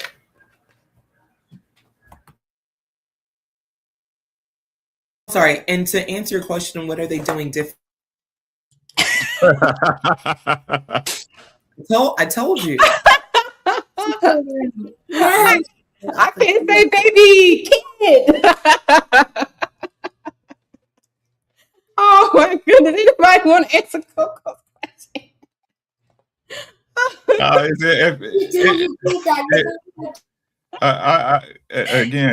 think if we're gonna talk about, I keep trying to tell y'all, I've never heard in my 53 years of life, right, a married couple or a couple that was serious living together, that a Black man don't help around the house, don't cook, don't do those things. to assist the family, right? Y'all know me, I take care of my wife wholeheartedly. My wife pays not a bill in this house. You see what I'm saying? And you could get one if you can get one. If you could get a man to pay all the bills, you'd get one. You don't have the skill, ma'am. It's okay. You can work on it if you admit your issues, right? And understand you got to let your ego go and don't be coming in here making no other nigga sandwich. Right. Exactly. But I don't understand why modern women think a man taking care of you for a lifetime not gonna cost you something. It's gonna cost you something. It's costing me something to be with you, right? Everything I go to work for, right? And worrying about this bill getting paid, how I can't miss no days, and we gotta have this for the vacations, and the car notes is due, and y'all know registration gotta get done. Right, that cost me something. The only reason you can't get it because you're not a good enough woman to. All in there. Real quick, I would say practically what these women have to do, they have to be on this man's program. They have to figure out what specifically that he wants, what he likes, when his food needs to be prepared, when his clothing needs to be handled, his affect. Is he a person who needs his quiet time in the morning? Does he need his quiet time at night? She needs to recognize that when he wants to hear her advice is when he asks her. That's it. If a man don't ask you your opinion, he don't want to hear it. She needs to listen more than she talks. She needs to be quiet in order for her to hear what that man needs and then follow through with what that man says. Those men in that culture, that is what they demand. They don't take anything else. And if they see that you're a woman, they're not going to see, but this is what gets women confused. They may entertain you, they may take you on a date, and they don't deal with the rah-rah, so you won't hear from them. So then the woman wonders, what's going on? I haven't heard from this man. I had a great time with him. Well, if he realizes you're a rah-rah woman, he's not going to want that energy for his life. He will just bid you adieu, send you on your way, and then you're going to go on to the next man, not understanding why you keep on being in this habit of being able to quote unquote date these men or maybe gather some funds for these men, but cannot land this man to be your husband. And I'll land there. I have a question about a minor point I think he made. And maybe I wasn't, because part of the video I could not hear. Did he say something of the nature of he had to, or they, I think he said they had to cut her off because she's always cutting them off or something like that? Yeah, during the podcast, she was like very cantankerous. Like she was like very argumentative, like cutting everybody off. Even the woman, she was cutting them off as well. Yeah. And were they cutting her off? Yeah, trying to get her to shush. Because I had that discussion on a panel as well. Because for the men, do y'all value love or respect more? Respect. Good question. Respect? Respect. Okay. It's respect. Because I had this conversation on a panel before where it was like, oh, well, Skipper, I can only imagine how a man deals with you. You keep cutting me off. And I point out, I'm like, well, you keep cutting me off. What in hell, what makes you think you deserve the same amount of respect as the man that protects and provides for me? I give him the utmost respect. No, there's probably no one other than my father figures that get that level of respect. Now, if you allow me to speak, I will allow you to speak. But if you cut me off, I will also cut you off. And I just found that to be common on panels. Like they start comparing themselves to your partners. It's kind of strange to me because you don't do anything for me. So why would I give you a level of respect that you're not even giving me? So, but that was a minor point. Yeah, okay, that's a good question for the wives of here. Do y'all agree with Skipper that it's a different level of respect, especially on these panels? Should you give the men on the panels and treat the same level of respect, or is it different according to what Skipper is saying? I understand the level of respect should be saying. different, but it should. Yeah, I understand what she's saying. Who is it? Me? Me? Is it me? You got put the mic up to you because you're real low, sis. Can you hear me? Yeah, I hear you now. Okay. All right. I'm gonna talk loudly. I absolutely agree with what Skipper said. This is why I don't go on panels with men, right? Because I don't want to disrespect them. I don't want to go back and forth with them because they mean nothing to me. Like I really don't care as much. But so that's why I eliminate myself from that. But on a panel with women, it's a different thing. I'm gonna cut you off. And if you don't like it, that's something that you're gonna have to deal with. And if it goes back and forth, then so be it. It can happen. We can get that childish. You know what I mean? We can match energy and all of that. But I would not allow myself to match energy with a man that's not my husband on any panel. That's just me as a wife. So not matching energy with that man is giving a little bit of grace or respect on a panel, right? I'm gonna give grace and respect, so I couldn't even see if we have a difference of opinion. I couldn't see, a conflict, to where it's what I usually see how the ladies behave back and forth with the gentleman. Yeah, I'm just gonna cut it off. Right. First Yeah. time, I just shut down. If it arises, I'm shutting it down or I'm leaving the panel. Like I'm not gonna put myself or my husband in that type of position to see his wife going back and forth with anybody. I don't care if I'm keeping my composure or talking softly, any of those things. Me personally, that's what I'm gonna do. This is why I don't join panels, and I'm sitting on Red Lipstick Vibes panel because that's my sister, and I'm comfortable with her panel. And I know most of these people up here, and it's always pretty cordial. So I'm gonna be respectful. Respect should be at the top of the list when you're communicating anything with anyone. Okay, go ahead, CEO. Yeah, I think we value respect more, right? Now, when it comes to being on panels, there should be a borderline level of respect for the men, but it shouldn't be the same level of respect that you have for your man, right? Exactly. It's more so you got to be able to like have a conversation without getting like too combative, right? I think a lot of the women on the panels be overly passionate and trying to win the argument instead of just trying to understand the other person's perspective. But definitely we value respect more than love, for sure. That's why I said what I see. This is let's look at this comment. This comment for Marine Mustang says, sisters demand upfront respect they're not ready to give. They're offended by saying everything, ready to snap on someone at any given time. Do y'all agree with that? Like a women, well, as soon as we, come into a room, as soon as we get on a panel, we demand respect and we tell the men that they have to earn the respect. I think so this whole thing about respect, I know there is some crazy people on the internet and on these panels, but regardless if you're crazy or not, that doesn't stop my respect level. I'm not going to stoop down to someone else's level because of how they're acting. That would be a poor reflection on me. I will just disengage. If someone's going crazy, I'm not going to go crazy. I can vehemently disagree with someone and I can disagree with their argument, but I'll never call anyone out their name. I'm not going to do ad hominem attacks because that's just not me. I mean, of course, we're all human. I'm not perfect, but generally speaking, I will give everyone respect, regardless of how they're acting. Now, I may choose not to engage with you if you are going crazy. I may ignore you and not continue a dialogue.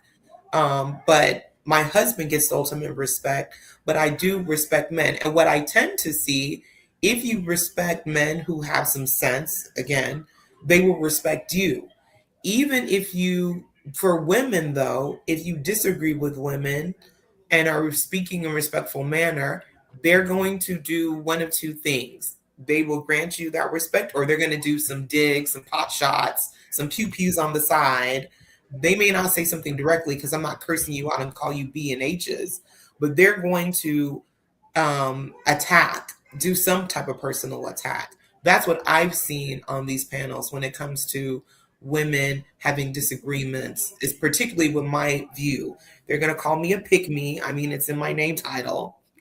Shout out to me. And they are going to try in any way to find something personally to attack about me. So Nino posed a question. He says, should men show respect to women who are not their wives then? That's a stupid question. Why is it stupid, Skipper? That's crazy. You should have a baseline. you should have a baseline of respect, woman or man, for everybody. And so I don't know, people comprehension skills are just not what they, but there's levels to respect. There's just like an elevator. The person that provides and protect for me is in the penthouse with my father figures. No one else has reached it. And so even if I come across a man that I respect highly, which there's some men that I come across on panels that I respect highly, you'll never be in the penthouse suite, but we will have a different level of respect because you respect, and my respect level is not going off of how you look, how tall you are, how much money you have. It's going to start with a baseline. Now, as far as communication rules, if you start cutting me off, I'm gonna start cutting you off. If it gets to a point where I feel it's disrespectful with your tone and or disposition, I will just not address you anymore or exit left. Because I'm not going to be irate. I keep my composure because I'm pretty a baseline person in general. But you should enter everybody with, I respect children. Like if I don't know a child's name, I'll refer to them as ma'am or sir. So there's just a respect level that you're supposed to have with everyone. And if you get to a point where it's disrespectful, then you just remove yourself. But as far as communication rules, that's just something I picked up on the video, because it's like, if I know men value respect more than love, why would I give any man the same amount of respect I give my man? My man can tell me to shut up. And I'll shut up. Not you. So I guess the question is, what does this respect look like? Because I think the respect and love is getting mixed up. So what does respect look like? Skipper and then Slim. What does respect look like? Respect looks like holding yourself in a certain regard that wouldn't be embarrassing to your partner, even when they're not around. So you don't think going back and forth with a man, getting all cantankerous and gutter snipey and all that is not a bad representation of your man?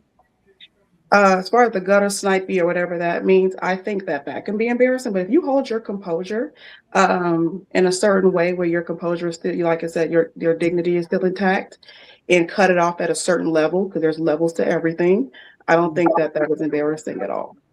Okay. Slim, what you think? What does being respectful looks like? First, respect yourself and the way you're going to carry yourself. So, me, if I'm trying to prove a point, I don't need to raise my voice nor, have cuss words. But I'm going to be quiet until you get your point across, and then I'm going to speak. I don't have to argue back and forth with you. So I'm going to show you the respect on the energy that you show me. And I'm trying to make it very professional. But sometimes you can take people out of their character because of the crazy stuff that you do or say. So I'm going to show you some respect. But once you kind of get out of hand, I'm going to give you the understanding. Look, you like doing too much. You disrespecting me. I don't want to disrespect you. I'm going to address it. But if it comes to the situation where you feel like, well, I can talk crazy to you and you cannot talk back, you can't talk crazy to me, then I'm going to have to just bring it to your level to let you know we're not going to sit up here and disrespect each other. Now I don't like to go back and forth with people, but if there's something that I have to do to prove a point, then I'm going to be real about it. I'm not, I'm going to show you the respect, but I'm not going to sit up here and just let you just flat out disrespect me. Should a woman go to a man's level? Should you match his energy? I wouldn't take it as that high. I wouldn't go that high with it.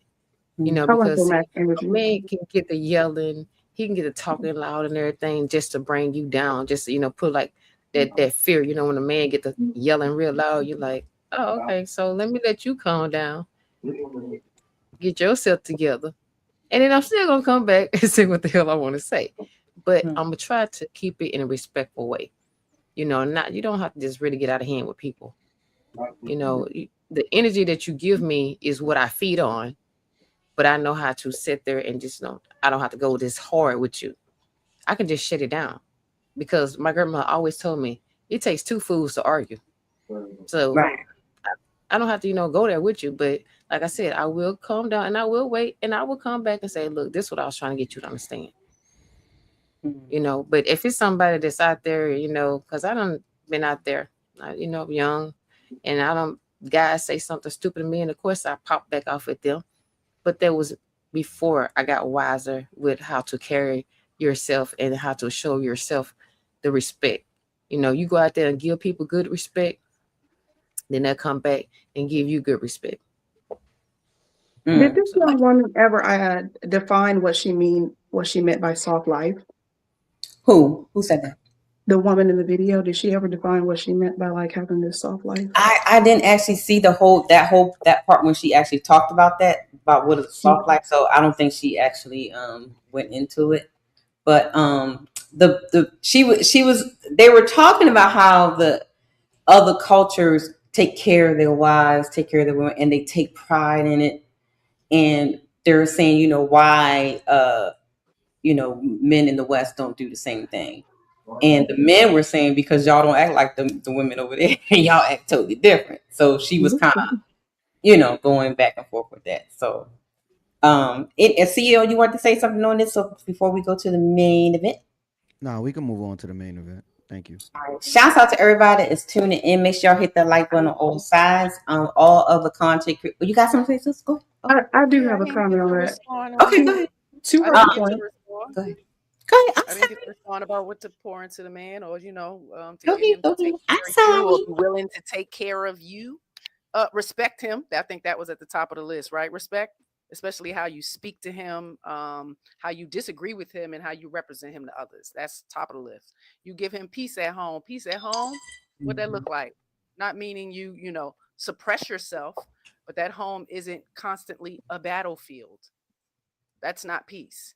So give him peace at home. Show appreciation. Oh my goodness. Notice his efforts instead of only pointing out what's missing. It's not enough. It's never enough. Be affectionate. Okay.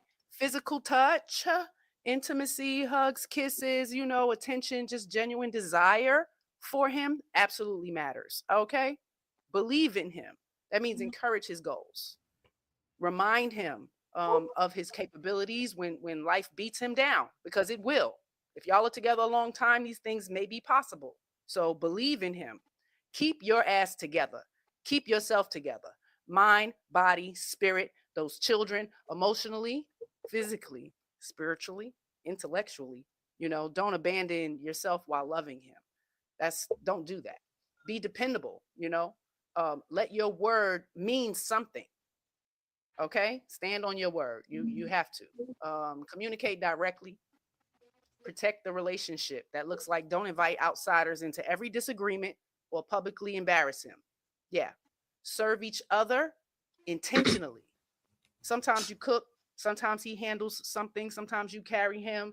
Sometimes he carries you. That's what it looks like. It's never 50-50. You will never be taken care of 100%.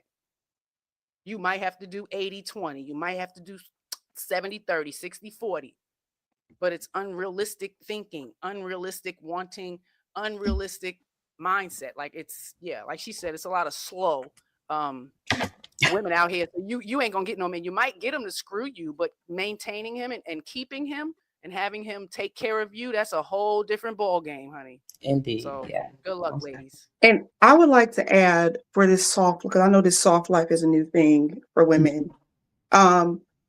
You have to decide what type of soft life you want to have. A man, I believe majority of men can have a woman at home doing the home duties, but you're going to have to readjust your lifestyle and not consistently compare your lifestyle to some chick on Instagram. If he makes $50,000 a year and you can be at home with $50,000, you readjust your lifestyle if that's what you want. But if you want a soft life at $200,000, well, then that's possibly part of your problem. Because there are men that don't make average income that are willing to, because guess what? Most of them are living on their own anyway. So you being at their house ain't gonna be much if you're adding to his life in another way that is not financial. But the problem is a lot of you soft life women, you want him to go from making 80 to making 100. Nothing is ever good enough because you're comparing your life to people you never met on social media and trying to make him feel less than if he can't provide that same lifestyle. A man can give you a very soft lifestyle on a regular income, but it's not going to be the trips to Dubai, and it's not going to be the trips to Italy. It's not going to be the yachts in Florida. There's many ways to live a soft lifestyle. And part of it being soft is you being soft and you being feminine and adding to his life in that way. And so I think a lot of women, they want something that they don't even understand the work that goes into that, the sacrifice that goes into that. A lot of those women are sacrificing. So the problem is the expectations of women then. Yeah, this idea of what a soft life is based on some highlight reels on Instagram. It's like, be realistic. You know, the average guy cannot afford that, but there's a lot of average guys that are willing to have you at home if you add value to his life in other ways, but you don't want to live that lifestyle. So get your butt out there and work. What is add value? Well, what is that? Maybe that's the problem. They don't know what adding value is, because every time they ask the question, what do you bring to the table? They say, no, I am the table. I bring my beauty. I bring my coochie. That's all they say. So what is this value? That's going to slightly vary per man. Some men are going to want you to handle domestic duties, create a peaceful space, take care of the children, nurture your family. And if you find it to be a chore to nurture your family in every regard, then the soft life is probably not for you. And maybe you want something that looks good on your phone, but you have to really find honor in nurturing, and not to say happiness, but honor, because you're not always going to be happy doing it, but you have to really find honor in nurturing your family. I'm glad you said that, because I did a show on the lost art of nurturing. So, question to the ladies. Did motherhood lose its value? Did women lose the honor in being a mother? Ooh, I would like to speak to this. In dominant society, we don't value motherhood. I know this is probably going to blend into the main topic. That's why I said it. Thank you, Skipper. You brought it in. Good. Who knows? I know the main topic. What's Good job, Skipper. We in the West, in particular, do not value motherhood. Not at all. It's not spoken of something in reverence. It is spoken of something that is going by the wayside, and going by the wayside fast. And how do you know this? Because women are talking about, you know what? I don't know if I want to have children. I don't know if I want to get married. Or the focus again is hyper independence. I'm a boss woman. I'm a boss babe. Whether it's in the social media space of being an influencer or a podcaster, whether it's in the corporate space of going up the corporate ladder, being a director, being a VP, or being a CEO, being an entrepreneur, all of this talk, particularly in women's spaces, that is overemphasized. I had a good friend who was a senior TV producer on a very well-known show, The Real. And she, especially once she had her second child, was a stay-at-home mom, and for a while. And I gave her props, because I knew the voices around her were saying, oh my gosh, you're a stay-at-home mom, you were such a great producer. And she is. She does the thing on television. Has been doing it for a while, but I tell her that I envy her that she has the ability to stay at home and be with her children. She is doing the important work. She is doing the significant work. Like, it is hard, and her husband provided for them predominantly, but that is the thing that is valued, and that is not what's spoken of predominantly in the dominant society. The value is not being a wife and mother. The value is being a boss babe. I can agree with you there. I do feel like they're definitely pushing that narrative, and to me, heavily in the Black community, of wanting to do those things. Now, I'll say this: if you do not want to be a mother, if that is not in your fiber of being, do not do it. You will not be good at it. It will feel like a chore. It will feel like a burden, because there's no big thank yous. It's very much delayed gratification. It's hard work. Showing up to do your best on your worst days, and doing that gracefully will be almost impossible to do if you're not doing it because you genuinely want to be a mother, and you're doing it because he wants kids, or because your parents told you to have children. And so I am all for If you don't want to be a mother, please do not ever do it. Save the children, because they don't want you as a mother if you don't want to be a mother. But a part of the reason why I feel like motherhood is not taken seriously anymore is because we have way too many individuals having babies for the gain, like whatever they gain from it, whether that's gain from welfare, whether that's gain from a man. It's not as sacred as it once was, because now you're just doing it for gain. You're not doing it because you want to be a mother or because you love that man or because that's your husband. And so it almost makes almost like a gimmick out of it. And that really irritates me. But to your point, that's the hyper independent mindset is definitely way more respected than the stay-at-home wife role. Yeah. And I believe it's all purposely done. Because when you see women who are hyper independent, don't need man, don't need community, don't need children, what do they spend their time on? They either spend their time in relationships or being with a whole bunch of girlfriends, having a whole bunch of men, or they spend their time being super consumers, hyper consumerism. I got to go on trips. I need to get the Birkin. I need to spend all this money on clothes, on food, on so and so and so and forth. So therefore, you are spending your money on things that do not appreciate and value, that are going to leave you to be more in debt. And ultimately, in your later years in life, it's going to be hard because you're going to be used to a certain lifestyle. So then when your income most likely is not going up in lifestyle as you are, you're just going to be in a very precarious situation. And again, this, I believe, in terms of society, is done on purpose because, Skipper, I think you can agree, women who are in families, who take care of children, are much more mindful on how they speak. I mean, good wives, and good mothers, because not all mothers care about these things, but they are way more thoughtful of how they present themselves, how they speak, how they take care of their children, the foods that they're eating, how the money that they're spending. Their man is also going to be in their ear telling them about, pay attention to this, do that, than women who are uncovered, is what I like to say, or women who are just independent out in the universe by themselves. Yes, there's definitely a certain, there's definitely a difference when you have that responsibility versus those that don't. Which is why I tell people, like, be very careful of what you wish for, and don't follow other people's lifestyle. Which is the point I was making before. Is like, you see some chick on a boat having fun. Most of the time, literally when that phone is on her is when she gets up and dance, and then when the phone is off, she's sitting down, just kind of sad, looking away.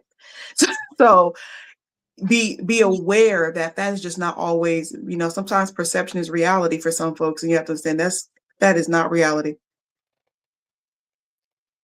So when it comes to motherhood, because we're about to get into the topic, trigger warning, okay, because we're going to talk about the Lindsay Clancy case, okay?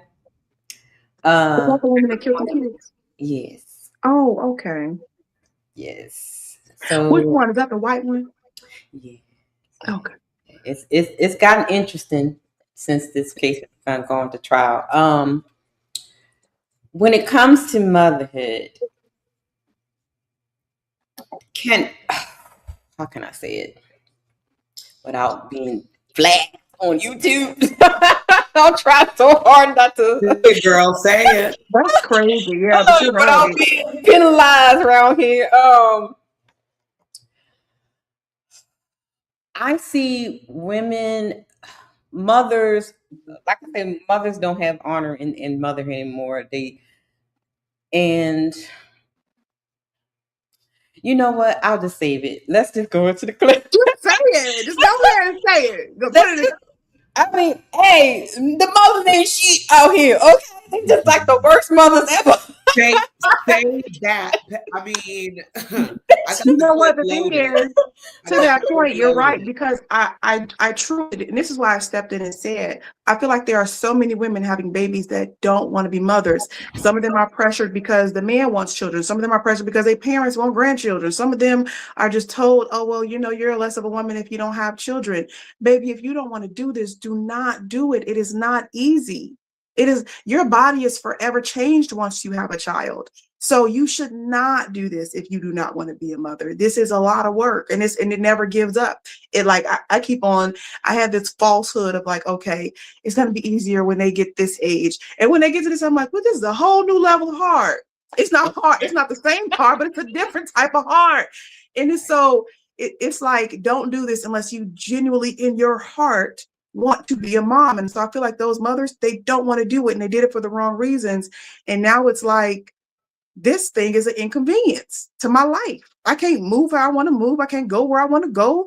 You know, everybody looking at me to do this, do that, and fill out this paperwork and this registration, and this one's sick, and this one done fell off a tree, and it's always something. And so you have to want, I kid you not, women, if you are listening, you have to want to do it, and you have to find honor in it, not happiness. You will not be happy all the time. You have to find honor in motherhood, because it's going to be daily duty, whether you sad, mad, happy, your uncle died, your mother died. Kids don't know. They don't care. They don't care, sis. You have to give them your best. And I'm talking about the best that you got to give on your worst days. If you ain't cried in the shower, you're not mothering properly. Psychotic little monsters. I'm sorry. It's like, this is. Wait a minute. Wait. With that being said, you should be really particular about who you let shoot your club up, fact? Yeah, but we're not talking about slow women. Yes, if you are not slow. That's what I was saying, sis. If you are not slow, yes, you should be. Back to that. But if you are that's what I was saying, sis. Okay, and so if you're gonna have a baby for a check. No, stop. Right? You had your run. You was like the Chicago Bulls a second ago. You had your run, right? That's what I was saying, right? I'm saying it's not just the extremes with no dumb chick. It's a chick who believes she well-rounded too. So y'all keep trying to avoid the simple things that go on that keep life going. It's not gonna stop. That's my point. That's what I'm telling you, right? So if you want to control your little bit of the universe, that's what you control, right? Otherwise, it's gonna be exactly like you said. The kids don't have no days off. Sometimes money ain't enough, right? When you're a parent and you're going through it with your kids. You think you got past one phase and then it's the next phase. That's what I'm telling you. I would like to add. I just appreciate you making my point. I appreciate you. Okay, I would like to add, if you think money's going to be your biggest hurdle, that's a laugh.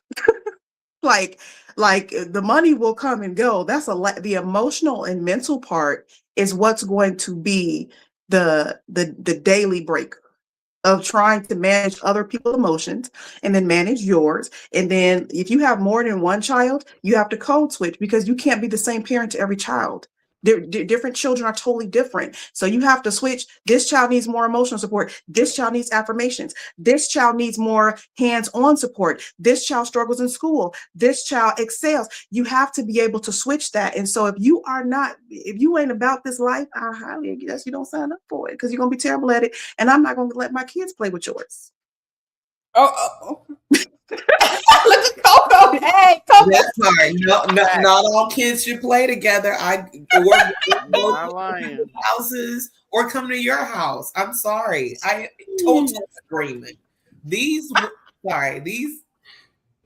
Anyway. Yeah, this is a subject I am very passionate about. Because I had 7 mothers instead of 1. It was like being a foster kid without them getting money for me.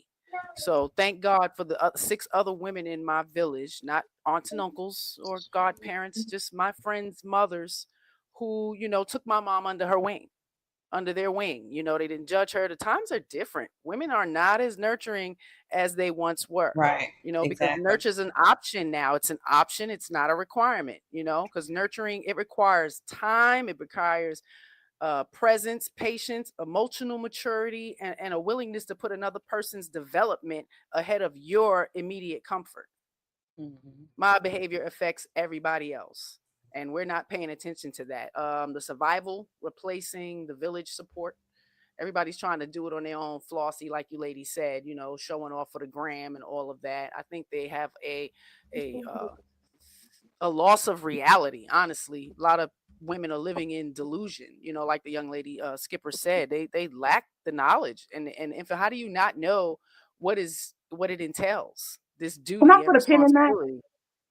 No, let me finish.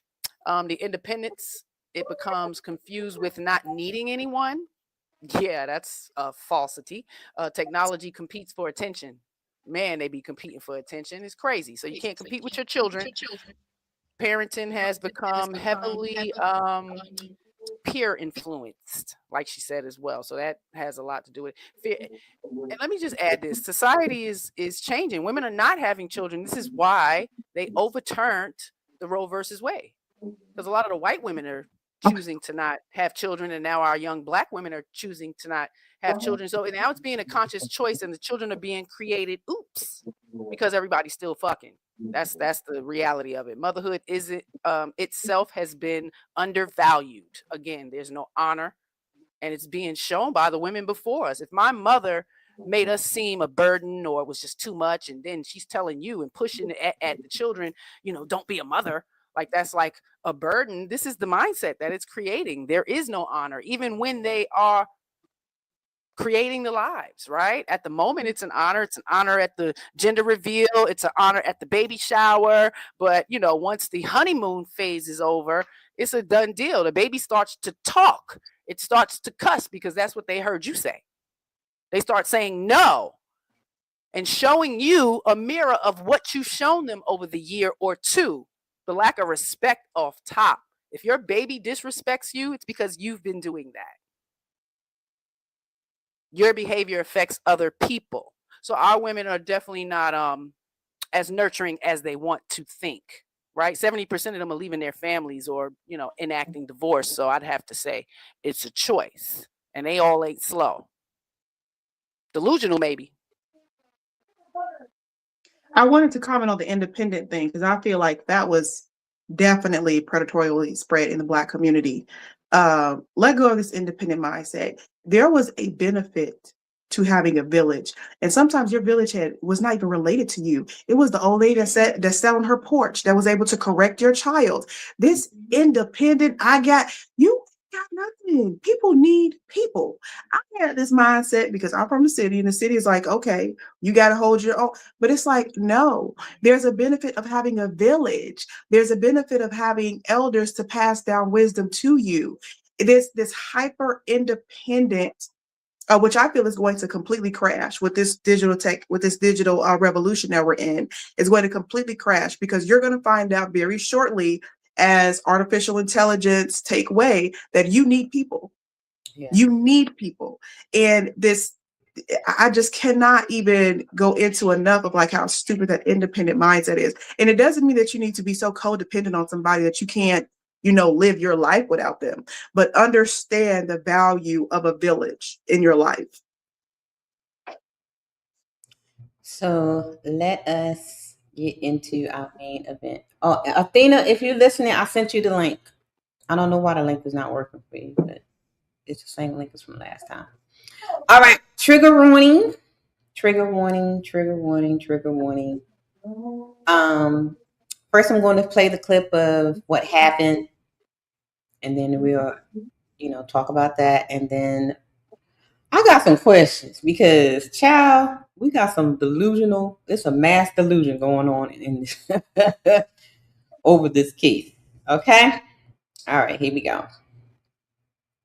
Husband to run out and pick up takeout. While he was gone, all three of their children were strangled. 5-year-old Cora, 3-year-old Dawson, and 8-month-old Callan. Clancy then tried to take her own life by jumping out the second floor window of her home. She survived, but now she's paralyzed from the waist down. Her husband came home about 25 minutes later, found her injured outside, and discovered the children while he was on the phone with 911. She's charged with 3 counts of first-degree murder, and she's pleaded not guilty. She strangled her 3 children to death, by the way. One by one. Strangled the baby so hard that his brain started trying to escape from the bottom of the skull. Now here's what makes this case different, and it's the legal part I want you to understand. This is not a whodunit. Both sides agree Clancy caused her children's deaths. The entire trial comes down to one question. Was she criminally responsible? Or was she so mentally ill that the law says she can't be held responsible at all? Her defense is postpartum psychosis. Her lawyers say she was prescribed more than a dozen psychiatric medications. As a result, she lost touch with reality and was following a voice in her head she couldn't resist. The doctor said Clancy told him she heard a male voice instructing her to kill herself and her 3 children. What?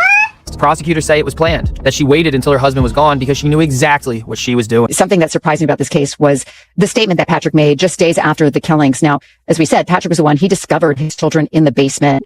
He was with 8-month-old Callan when he was removed from life support. And he now, of course, is grieving the loss of his 3 children and that life that he once knew. But just 4 days after the killings, he posted a statement on a GoFundMe page that had been set up for medical bills and funeral expenses. And he actually asked people to please forgive his wife. I mean, forgive his wife for the unthinkable. Yeah, it was a stunning and really interesting aspect of the case at the time. So Patrick's GoFundMe statement, it was mainly about his children. He said the shock and the pain was relentless and that with the little sleep he got, he dreamed about them on repeat. But he also wrote about Lindsay and he said she was a loving wife, a loving mother and nurse. He said she loved being a nurse, but he said, quote, nothing matched her intense love for our kids and dedication to being a mother. It was all she ever wanted. And he also asked others to join him in forgiving his wife. One by one.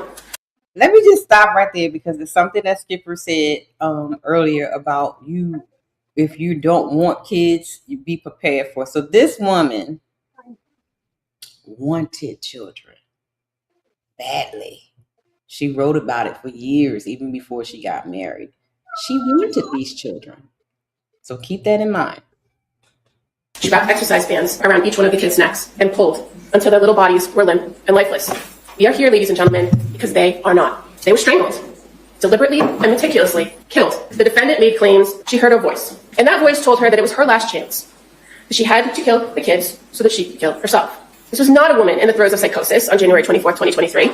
This was a woman who acted intentionally, rationally, and swiftly to accomplish a very specific goal, to kill. She was someone who liked to control every little detail of her life, of her family's life.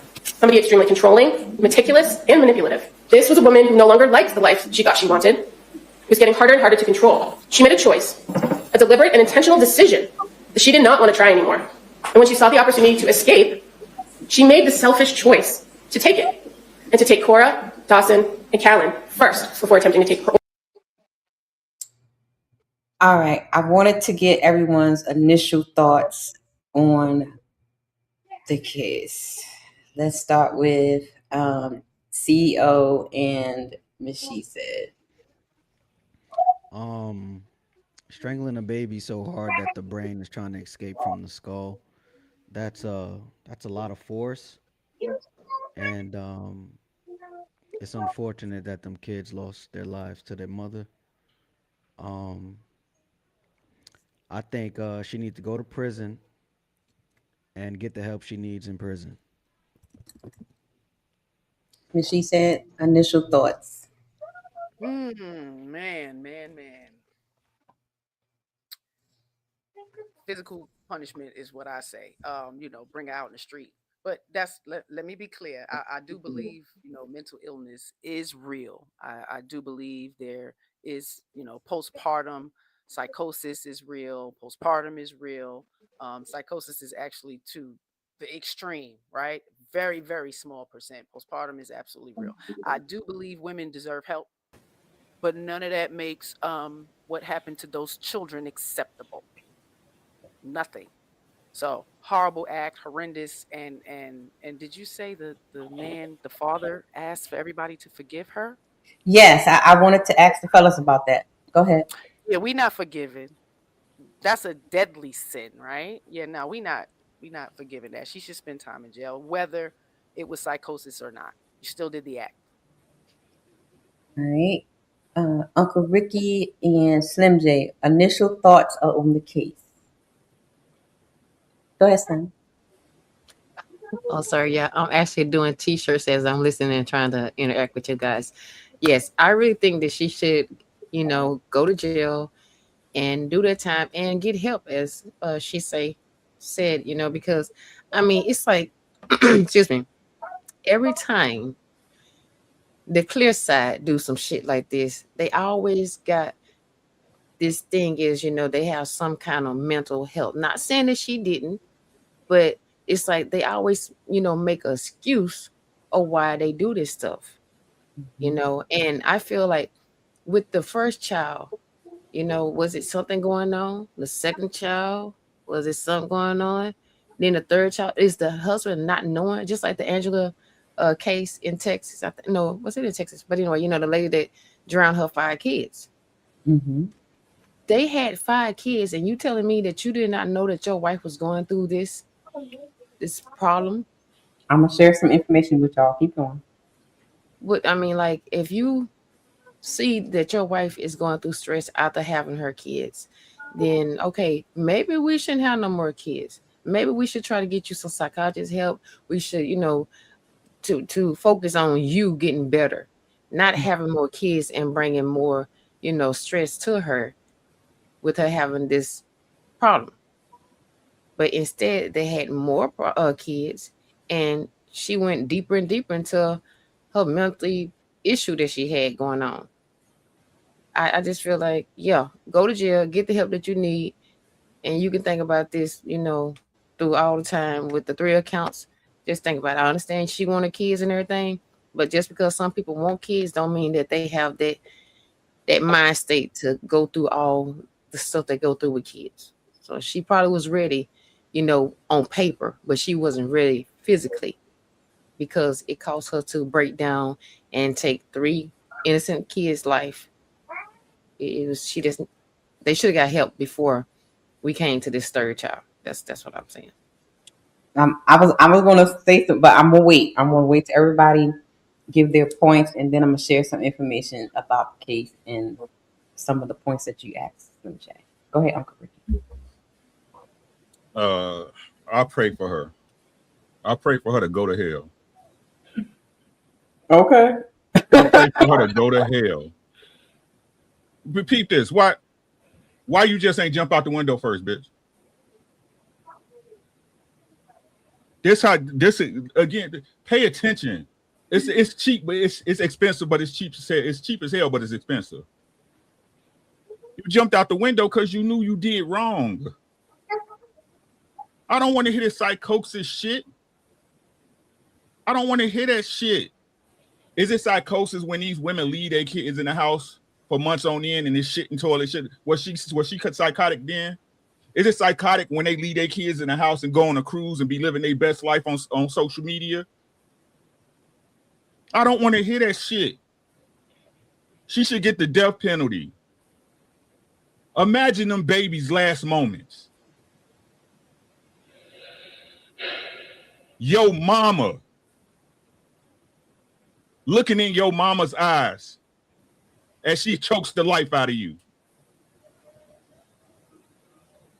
Don't give me that shit. She sent the, hey baby, you know what? I really like some butter pecan ice cream. You know what? It'll make me feel better. You know I've been down lately. Y'all know how that shit went. Everything she did was intentional.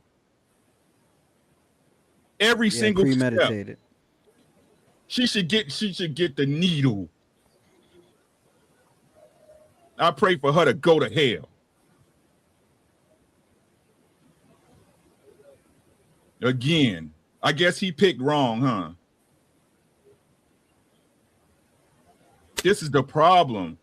It's everything except a woman should be better than what the fuck she is. We gotta improve while y'all stay the same.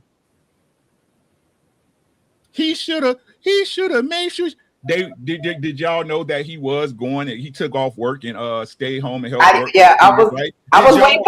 Did y'all know? Yeah, I was going to share. Did y'all know that he actually signed them up for counseling with? That's what I'm talking about. Y'all always try to act like the man. Now we know what to do. We know the gang better than y'all. Yeah.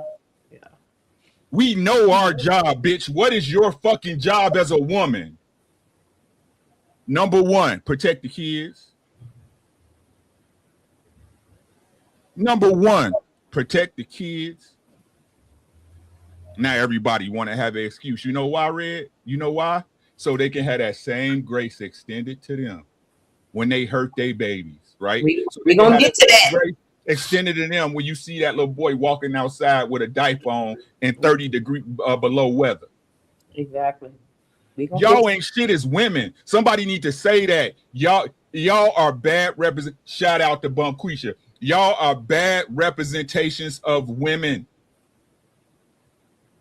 And y'all expect men to be better for trash. Y'all expect men to be better for trash.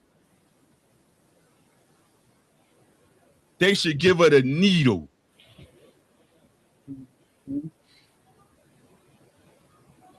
Shizzy, your initial thoughts on the case? Go to jail for life. She don't need no more help because she already had help outside. So what's the point of having more help? Like, what's the point of that? Like, you know what I mean? And she had 3 chances, like one child, then go to the second child, then go to the third child. Like, come on. You know what I mean? And also Uber Eats. You know what I'm saying? That's all he should have did. Like him taking off and all that. He should have just Uber Eats the whole situation, had that thing delivered and not leave that house. He know where his wife was mindset was at. That's all I gotta say. Ooh-wee. Shizzy, you about to get it. Go ahead, Uncle Ricky. Oh, I'm just ranting, bro. Kill that bitch, bro. Kill her.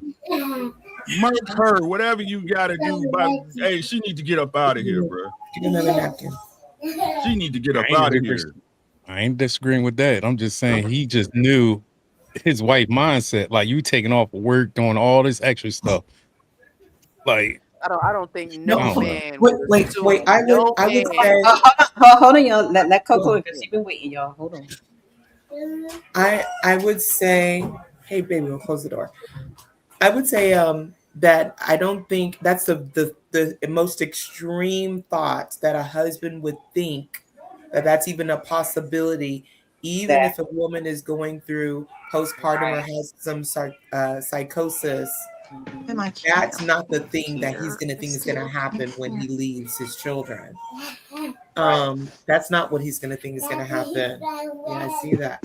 So my initial thoughts is I do have compassion for the mental let's talk about postpartum, having 3 children under 5. That's a lot.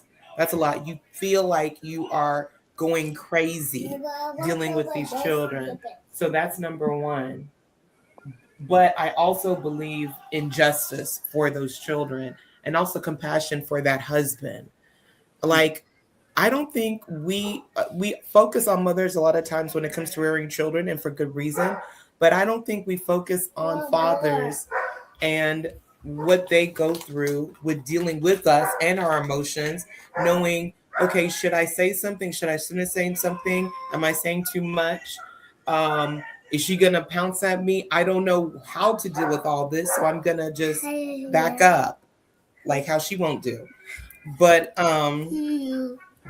okay. But I do understand because he sounds like he is a believer in terms of forgiveness for her soul. But just because you forgive someone doesn't mean that they don't deal with the consequences of their actions on this side. So yes, she should go to jail. And she can receive the counseling and the redemptive work while in prison. Even the baby disagreeing. Baby's like, no, kill her. I agree. Right? I don't know. Listen to what I'm saying. And this is just me. I might be wrong. I've been wrong before. Right? It's some things that's not forgivable. It's just some things that I could, hey, God and Jesus, hey, do y'all thing. Right? Them is babies, bro. Them is babies. And again, this why I keep telling y'all, this is how I know most people never go through any tragic situations, right? Red is circular because it's true, right? Mm-hmm. Let me tell y'all something. When something bad happened to y'all, don't y'all know like most of that day is just like any other day? Yeah. Don't y'all all got a routine that y'all go through? You get up, take a shit, take a shower, brush your teeth, get up, go to work, take your coffee, da-da-da. It's like any other day. But y'all want to put the responsibility on a man that was living the day just like any other day. How is he supposed to know she was going to kill them kids that day? Geniuses, psychiatrists, psychologists. How? The same way I know if my wife not feeling good, right? The same way I know if my wife going through something. You got to tell me. You know what? I'm feeling a certain type of way today. I feel like I'm about to hurt these kids. It wasn't that. It was, could you go to the store? She planned that thing. What is y'all talking about? It's crazy to me. It just goes to show the natural, again, I argue these points because if y'all want to change the rules, y'all got to start looking at things differently. Either y'all want it to be the old way or you don't, right? So if y'all want it the new way, y'all got to start looking at women as predators. Yep. Y'all got to start looking at, don't y'all? I don't know the stats, so I'm not going to lie on y'all, but I know for a fact when it comes to children getting harmed, who do y'all believe harm children the most? Oh, it's women. I'll get it for you. I did a show on them. But it's always an excuse, right? But it's always an excuse. Case in point, right? She's saying y'all did it. She's saying not y'all. She's saying she did it. But what does the reason why matter?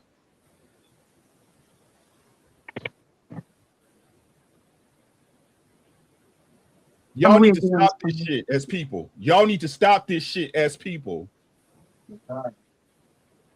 Y'all need to stop this. She killed them kids. She killed them. And then jumped out the window. Sent her husband on a mission so she can have time to kill the kids. What's psychotic about that? She survived the window fall? Yeah.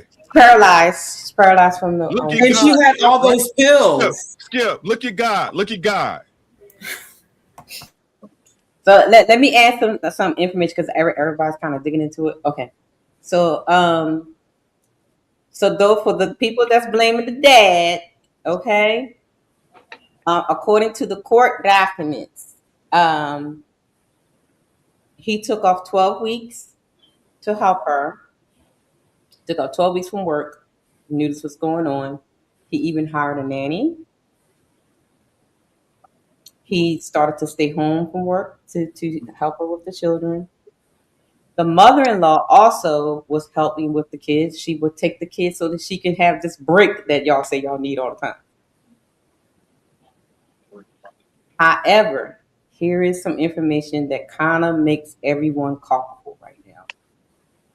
It's because in the court documents, the mother did say that she told them that she wanted to kill herself and the kids. And in her diary, there are some writings where she hated the middle child, and she expressed that she wanted to kill the child. And they knew this. So I just want to make sure y'all had that context as well. That's why I said Uber, because I heard that one. Did she? When you say he took 12 weeks off of work, and I'm sorry because I had to go and he took maternity leave from his job. Did she display issues with the first child? Is there any information about that? I haven't. I've been watching the case. I haven't seen anything with the first child, but there is some information on the second child where she did go through a bout of depression. But with, counseling, medication, she was, she got out of it.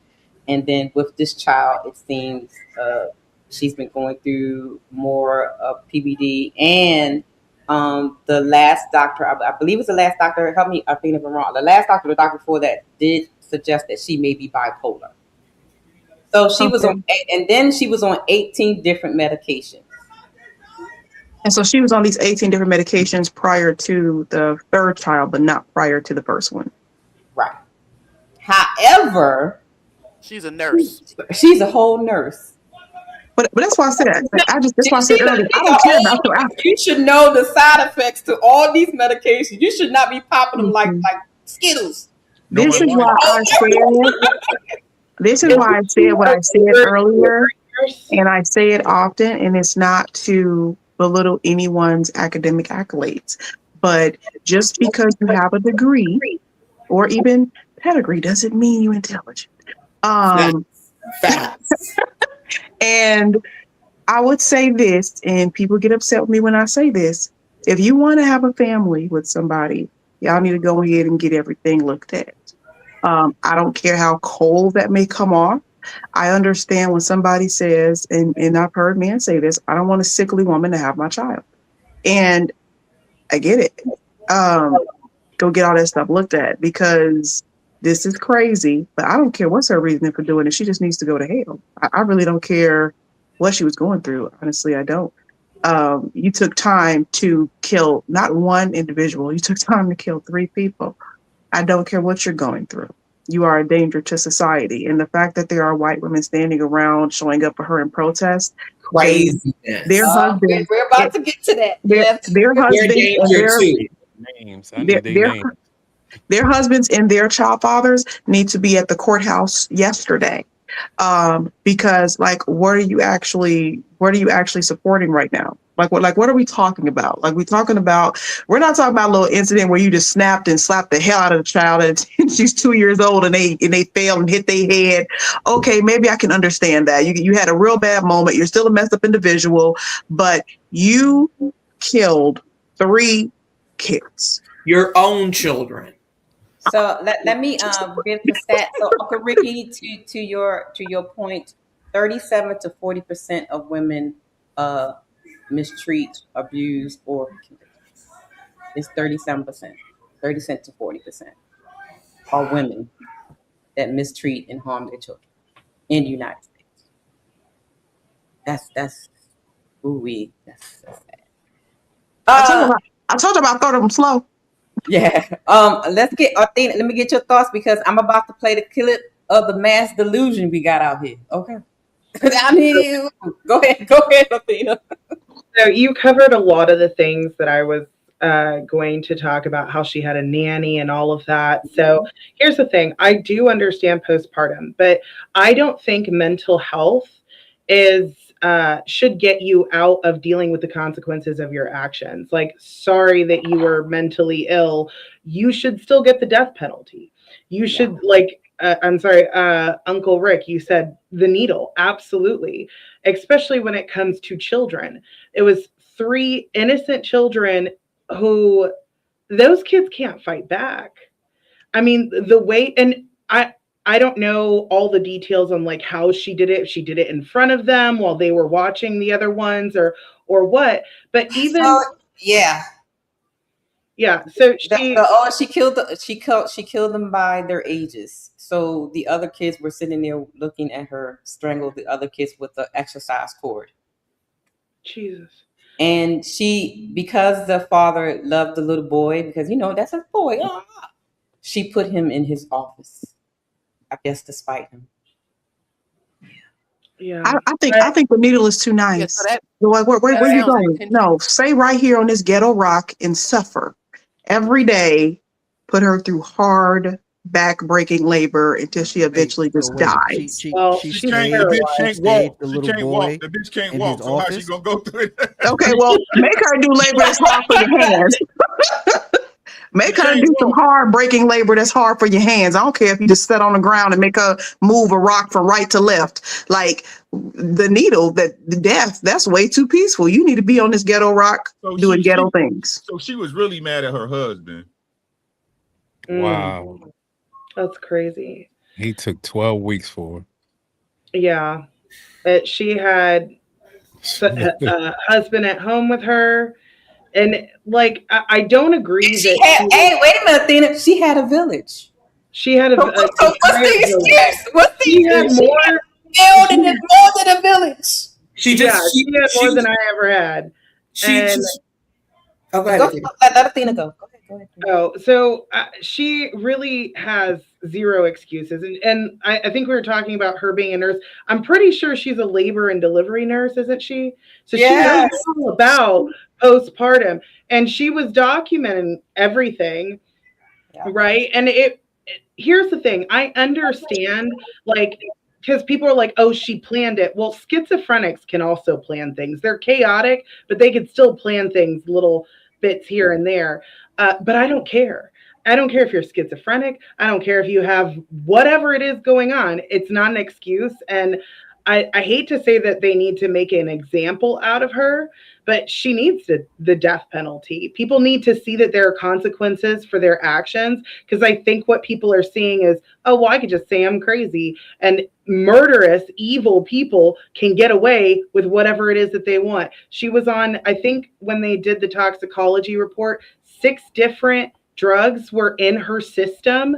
And I understand 5 of them were therapeutic levels and 1 wasn't. But here's the thing. As a nurse, why are you taking 6 different medications? You know better. Exactly. Like, and I think it was 13 to 16 in a 4-month period. It's like, I don't know. I think that she should absolutely be held accountable, but I also think the people prescribing her the medication should no longer be able to practice ever again for the rest of their life. Yeah, we're gonna get to that part too. You know what? I think it's a lot of people here that failed in the situation. Seriously. But I think if you flipped it, if this was the dad who did this, there would be no. Oh, sorry, am I jumping the gun? We won't be talking about this. That We gonna dude talk would've about been dead. We gonna add nothing. Okay, since this. One thing I will say, Go ahead. I found it very interesting when looking up, because I just recently looked up into this case about yesterday. And you have all of these wonderful pictures of her with her children, and the sun is shining. She wanted motherhood. And there's valleys in the background. I'm like, had that been a Black person, there would be their mugshot front and center. But I guess because they're trying to spin this doting mother just had a bad moment. That's not a bad moment. You took time to kill 3 people. I don't care what you're on. I don't care what you're diagnosed with. It's like I said, it's not like it was you just had a moment and shook a toddler. You killed 3 kids. That is premeditated, period. There's no way to say that the 2nd and 3rd child was not premeditated. What are we even what are they even talking about in court right now? I don't know. This is crazy that this is even like a thing. And there's like people showing up for her. Like, what are we even talking about? Well, let's find out. Let me play the clip, and then I'm gonna let y'all run. Let's play the clip of the mass delusion, and then I'm gonna let y'all have it.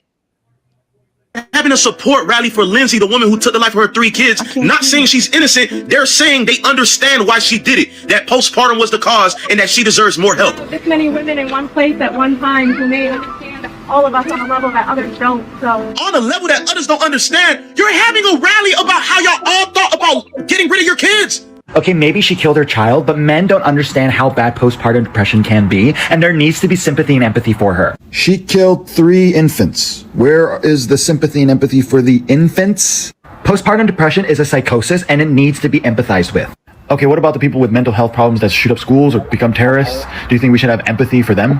That is a separate issue. That is gun control. Right now, we are talking about the patriarchy oppressing a woman. The infants are the ones that got killed. I mean, what oppression are you talking about? Do you know that there are mothers on TikTok that are confidently posting videos of themselves carrying their own children and saying that they relate to Lindsay? Lindsay Clancy's supporters are so desperate over the expected verdict that one woman posted videos appearing to show her trying to harm her own child.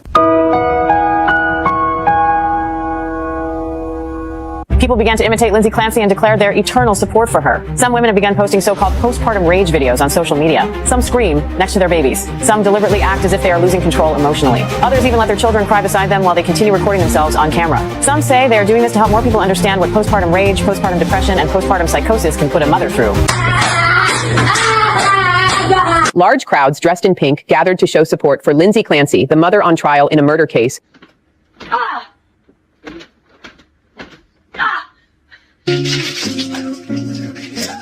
Tired of living life on a merry-go-round. Lindsay Clancy supporters have completely lost their minds. They are so desperate to help her avoid responsibility that hurting children has somehow become a trend. Now, women are filming themselves screaming beside their babies, throwing ice into bathtubs, having fake rage attacks, and letting their children cry while the camera keeps recording.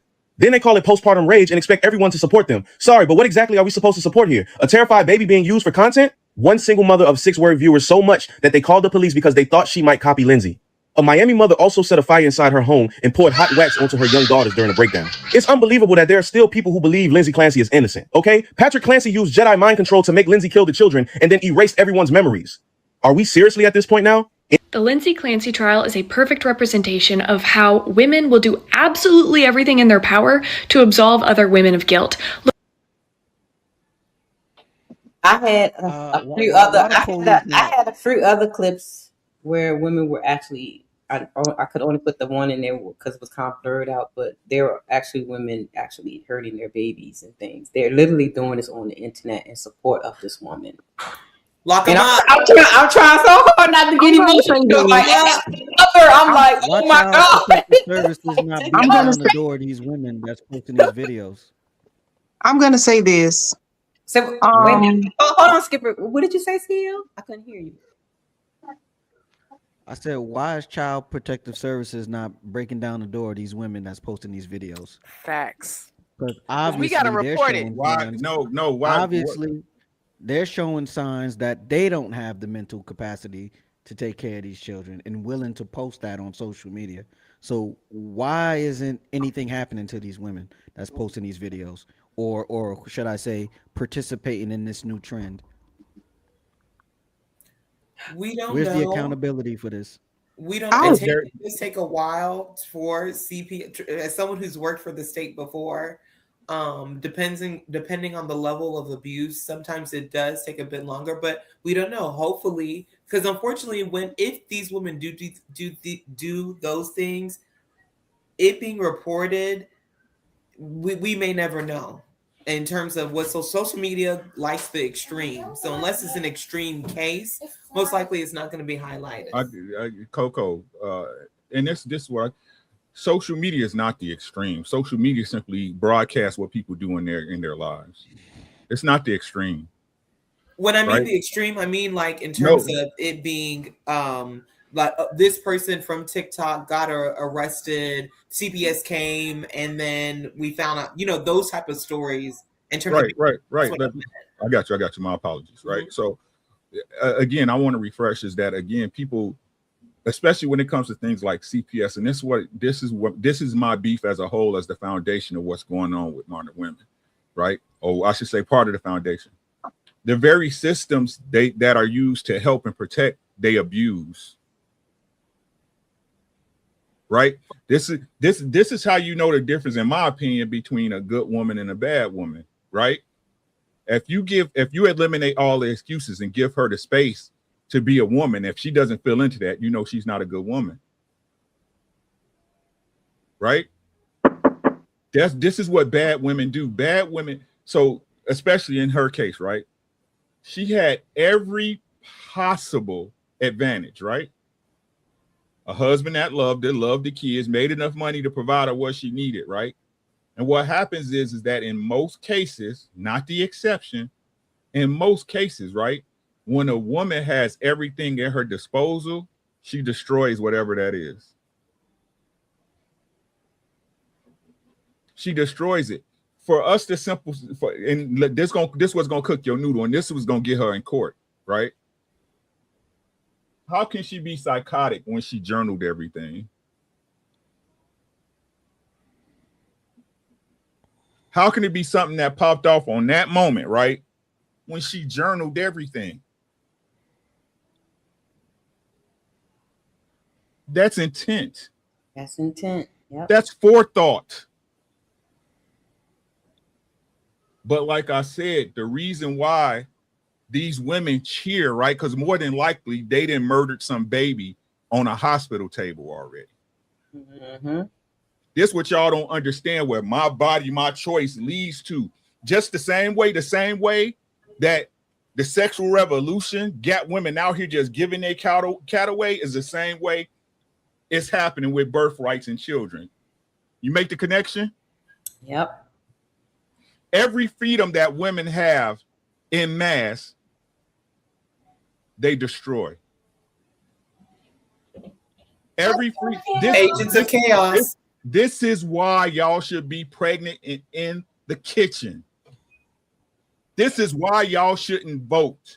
Did y'all ever think that back in the days, the reason why it was the patriarchy, because at one time or another, women were considered as equals and they fucked everything up?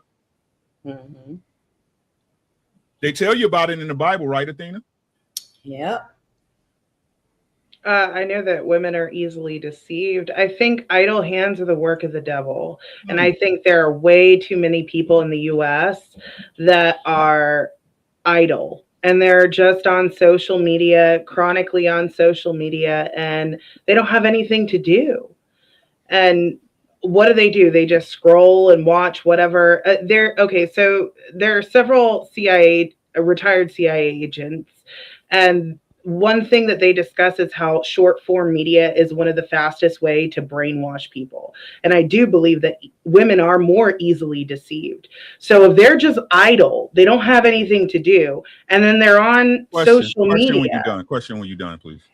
Okay. Yeah. And they're on social media. And one thing I've noticed, most of the women who are not in touch with reality started social media very young. I've noticed that they were very young when they were introduced to social media, and they're just not capable of understanding all of the world around them because they've been brainwashed since their mind was still developing. Okay. Question. Mm-hmm. When you mention influence, right? Do you think it's easier for women to influence other women, or you think it's easier for men to influence women? I think modern women, probably women, maybe. Red. The devil is a woman. Yeah. The snake in the garden was a woman. I would have to look at the original, huh? White women are the most medicated group anyway. So we easily influence. A woman can influence a woman better than a man can influence a woman. So why was Eve so easily influenced? Why are women so easily influenced by other women? Well, you could say that women are easily seduced by men too. No, it wasn't a suggestion. It wasn't Athena. It was already men and masculinity in the garden, right? Adam was there, right? Mm-hmm. Right. So will Eve listen to somebody that she already listened to, or somebody that looks like her and she can relate to easier? Trauma bonding. How could she look like if it was a serpent? Did it really sound? Was it? We speaking we speaking philosophy now, right? Was it? Was it?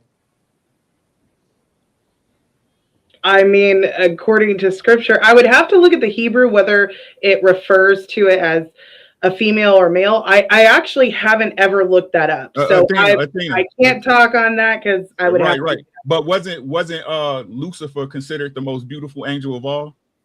Well, actually, Satan is a title. It is the great opposer. So Satan, Satan, it's not necessarily Lucifer. It can be Lucifer. If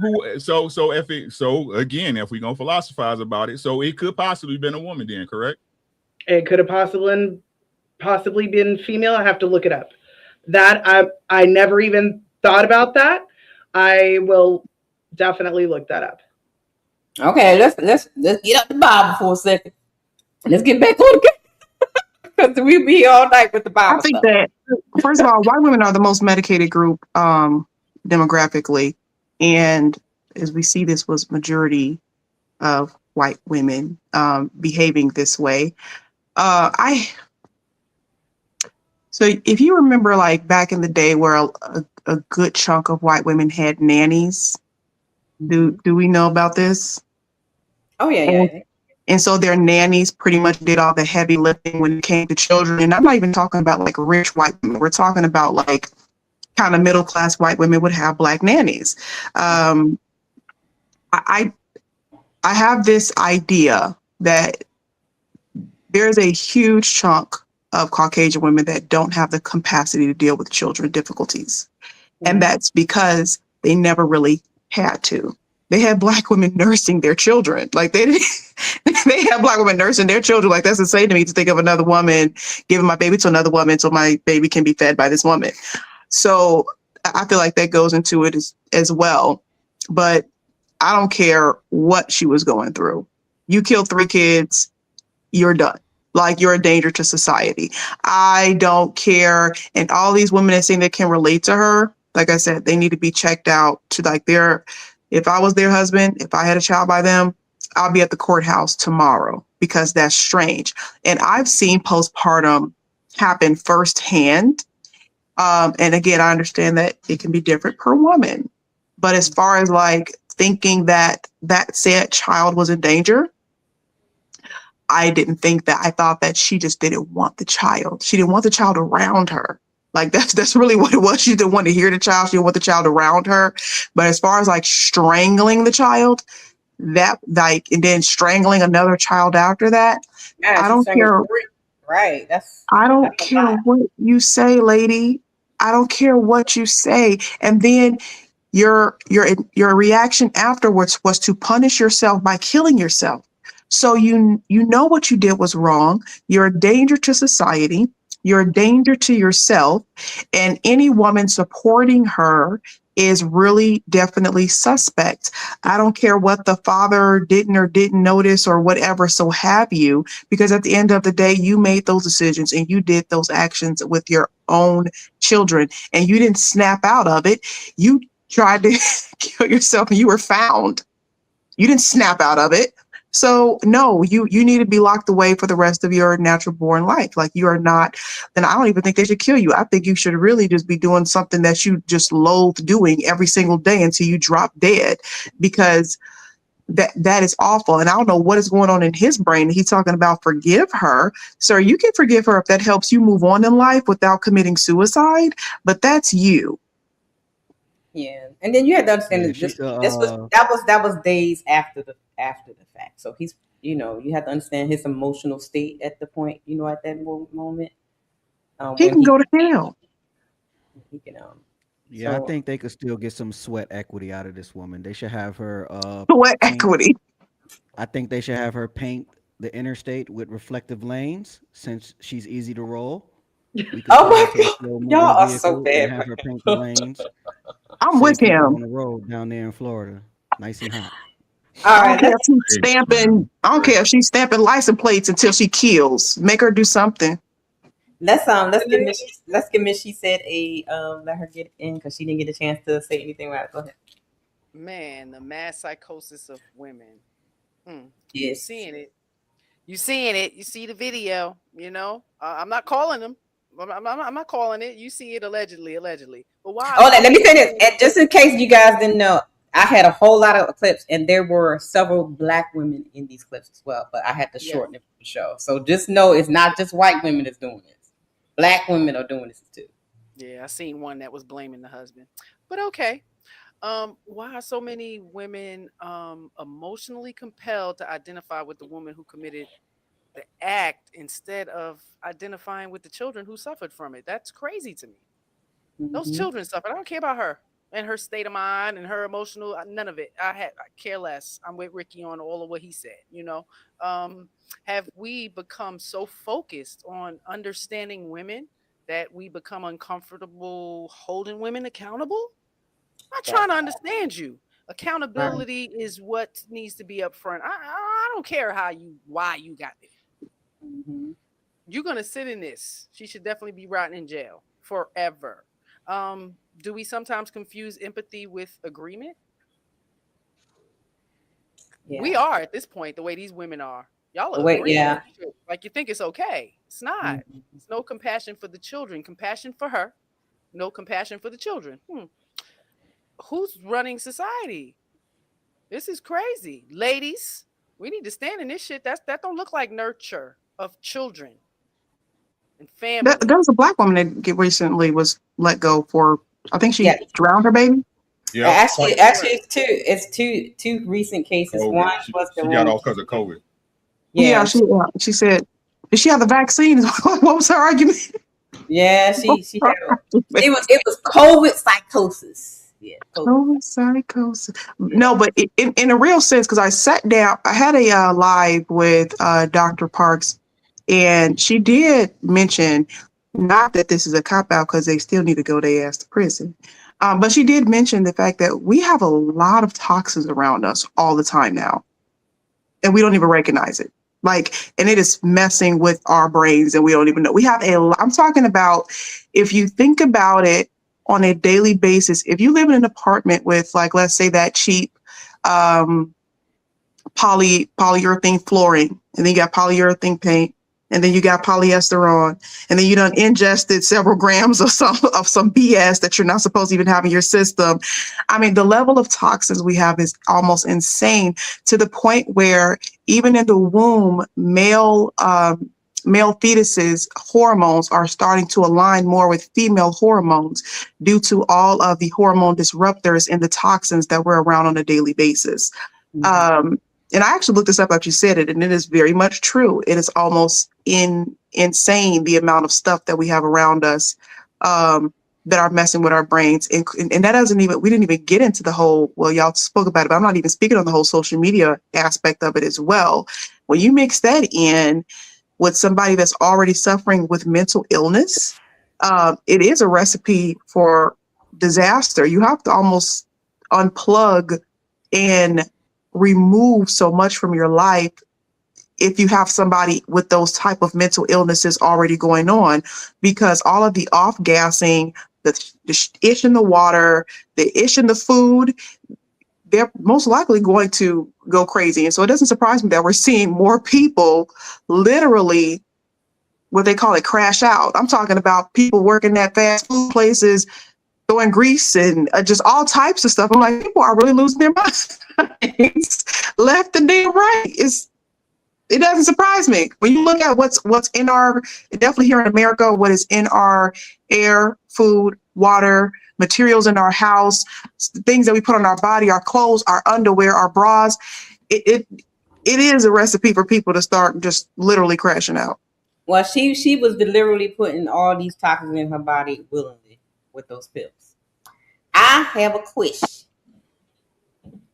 If a father deliberately sent his wife away, strangled all 3 children, and then claimed psychosis, would women defend him or demand he paid with his life?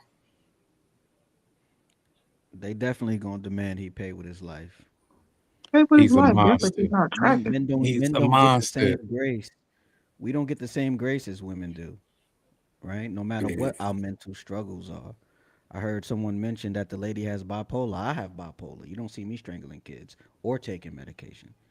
It's all about discipline and willpower, right? You know how many times the doctors try to push antidepressants on me, knowing that the side effects is you might have suicidal thoughts? Why would I take that? Right. You feel me? And that's the problem I have with this lady CEO, that she's a nurse. She knows all that. She's a nurse. She's a nurse, and she helps deliver children. Right. There's doctors that What smoke are we? cigarettes. I mean, they smoke.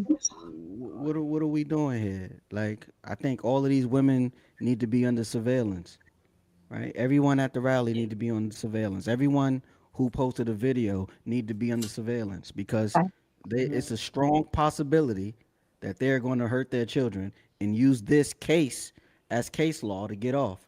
So we can't let Lindsay get away with this, because if a man did it, remember that dude in Tennessee? Mm-hmm. Or what was it, Louisiana? Remember we did a show on that? Yeah. What we said, he was responsible. No matter what he was going through, we said he was responsible for that, right? So she should be held to the same standard. She was responsible for strangling the baby, dressing up the son in the office. That's all premeditated. And he shot them kids, didn't he? Yeah, he shot all his kids. Yeah. If you ask me, she's still worse, because it takes about 4 minutes to strangle a person. Yeah. So you it takes exactly. 30 seconds. And I read it takes 5 to 10 minutes to strangle a person, and she had to do it 3 times. Yes. So she sent him on a run long enough for her to do this while he was away. Yeah, they said the baby's brain was trying to escape the skull. You know how hard she was squeezing? She probably broke the baby neck before he even suffocated. Yeah. The father testified that it was so tight around his neck that he couldn't get the thing from around his neck, around the baby's neck. That's how. Yeah. Hurting children is evil. Period. You should DNA test them kids. Hurting children is evil. Period. There's just no excuse for it. He should get a DNA test. That's why they're trying to normalize hurting children. And they don't lock up women for leaving kids in cars. Like, what are we like? What are we even over there arguing? Even though I think that's premeditated, but what are we even arguing? What are we even arguing? So didn't Shorty just get off for stabbing up her boyfriend because she smoked some weed?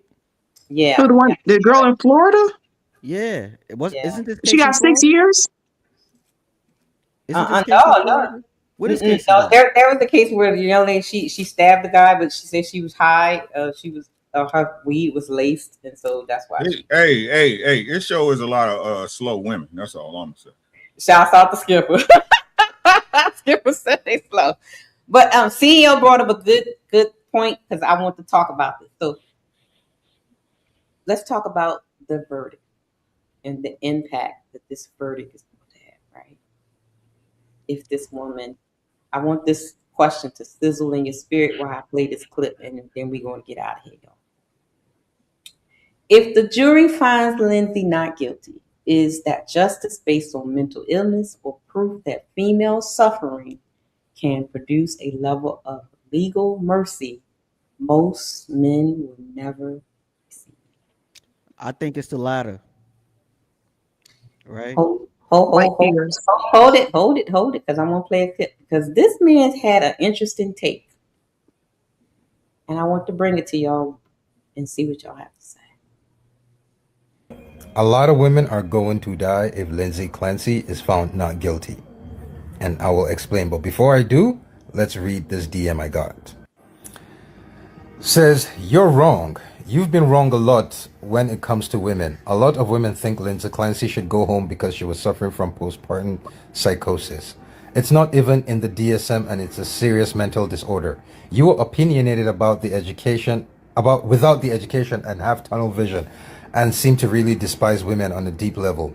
Don't dismiss me. I'm not white. I'm mixed. Black mother, German father. Your opinions have been increasingly off the rails.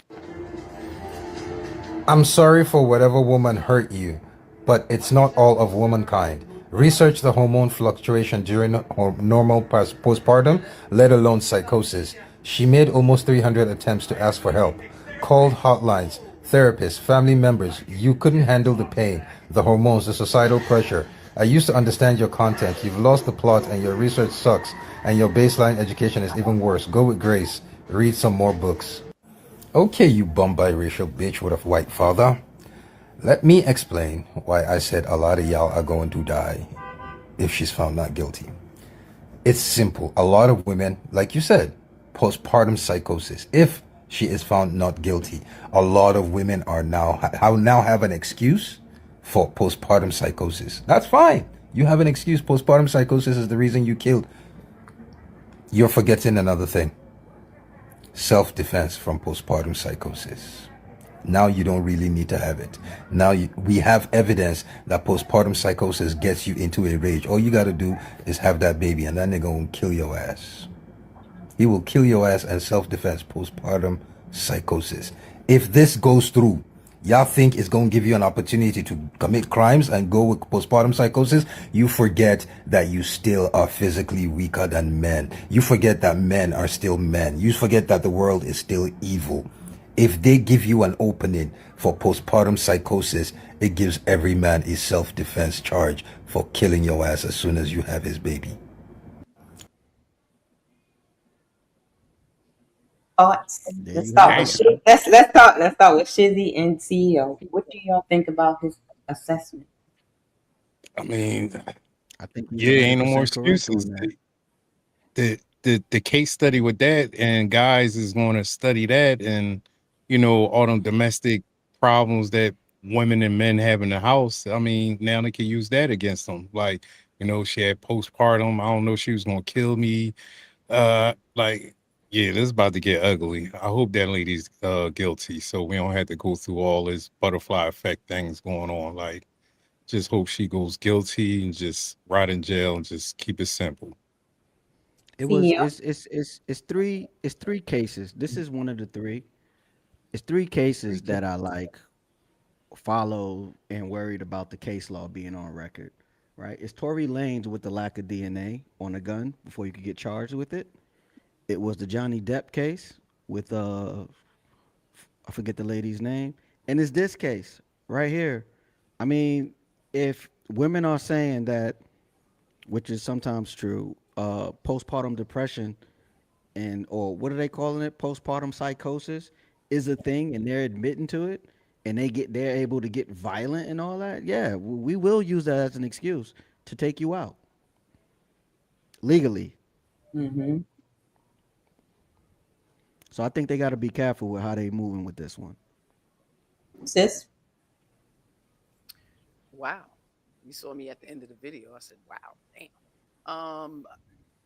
He's right to have men consider this type of protection, because if this is going to be the claim for irrational, out of control, actions of a woman, they absolutely need to be even more steadfast, right? And alert of what's happening. So it can be used. Why not? Right? This bitch was out of control. She's been saying she don't like it here and she don't want the kids and complaining or whatever the case may be. And, she came at me with a knife. And we're not going to sit here and act like women are not aggressive. It's a lot of aggressive women. You bitches y'all put on 150, extra 150, 200 pounds to ensure that you will not be easy to be taken down. You know what I mean? So, it's going to be another excuse for women to make for their behavior, bad decisions, whatever the case may be. And men are not going to tolerate that shit. You ain't taking away my kid. You don't have that right. So I'm going to end it with that. Athena? And then on a note, real quick, on another note, if this is a case if this is something that's been happening, imagine how many men had to deal with this already.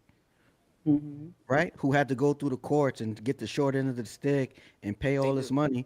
But these women are walking around here undiagnosed with postpartum psychosis. You feel me? So they have to be very careful with how they moving. That's all I had to say. Go ahead, Athena. Yeah, I think that women who are violent, I think it might level the playing field. But then again, well, yeah, because if they've shown that they've been violent before, the man can always use that. Like, hey, she had postpartum depression. She's had these issues before. She came at me with a knife. But if a woman's never shown any signs of it, I don't know how he would use that. I think it's more so like a warning to the women who behave badly, because now they've been behaving badly and they're like, oh, I'm not in my right mind. Well, yeah, you weren't in your right mind and he was protecting his child. So in those cases, absolutely. And I think men should protect their children, for men and women. It doesn't matter who it is. I think the children should be protected at all costs. So, yeah. Slim J? I agree with her. They're going to use it as an excuse to come after that man, and that man probably going to turn back around and, be aggressive with her, because, that's just another excuse for people in toxic relationship, with the violence. So they're just going to upgrade what's going on to make them get physical with, the women's that's trying to say that they have problems or, going through some issues. The man will use that, but then it's kind of hard, because this is going to get real ugly when it comes to domestic violence between a man and woman, and women's trying to protect their kids, and men's trying to protect their kids, and women's using the excuse as this is what's wrong and this is why they're aggressive with the man. So I'm gonna leave it at that, because it's gonna get some ugly stuff going on. Uncle Ricky? I think if this becomes a precedent, Men are going to go on the offensive. Right. Yeah. I think people. I think people. I say it all the time. We see these things happen, but we don't recognize it. Right. It's already teetering towards where men. And I said this before, right? Like, so especially when we talk about things like respect, discussions, how we move about as people in the earth, right?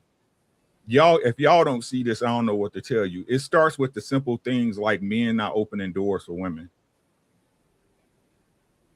right? We're already at the tipping point, right? If this happens, right, and no matter what nobody say, y'all can believe what you want. Some other woman's going to use the precedent. Y'all know that, right? Oh yeah. Yeah. Yep. Y'all know it's coming, right?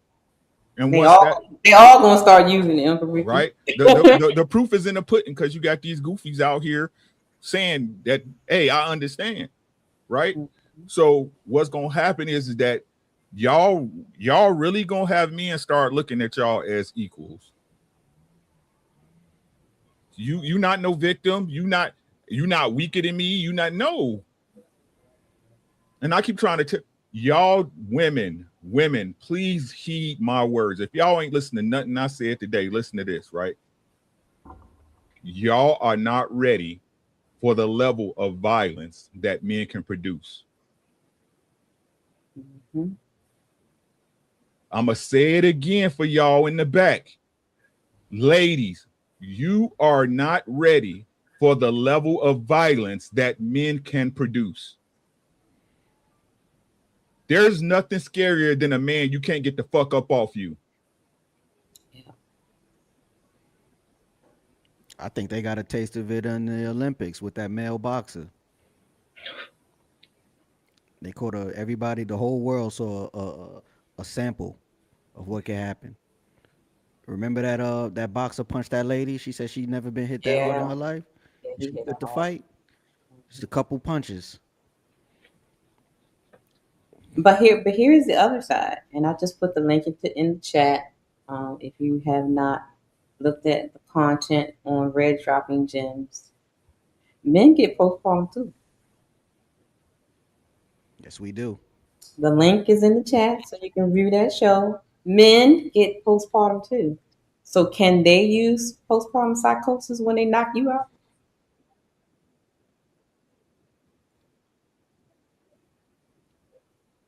What's good for the goose should be good for the gander, right?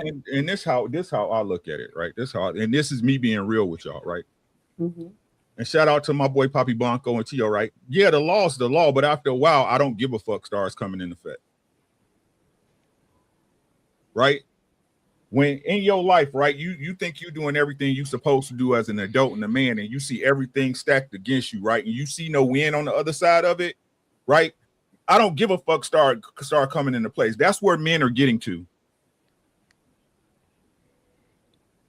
Oh, we done did that already, T.O. Right? That's what men and what they don't and look, this thing is only held together because of consent among men. Y'all know that, right? Mm-hmm. Yeah. Y'all do understand. The only thing it goes that way that T.O. can say, hey, we gonna go to is because if it ever gets to the point where all men is like, fuck this shit, we gonna have a problem. It's gonna get ugly. Real fast, real quick. Real fast, real quick. Y'all think y'all know where we can go. We know where we can go with it. Yeah. We know. Y'all think y'all know as ladies. We know where we can go with it. All right. Yeah, everything they're doing is to decrease the family.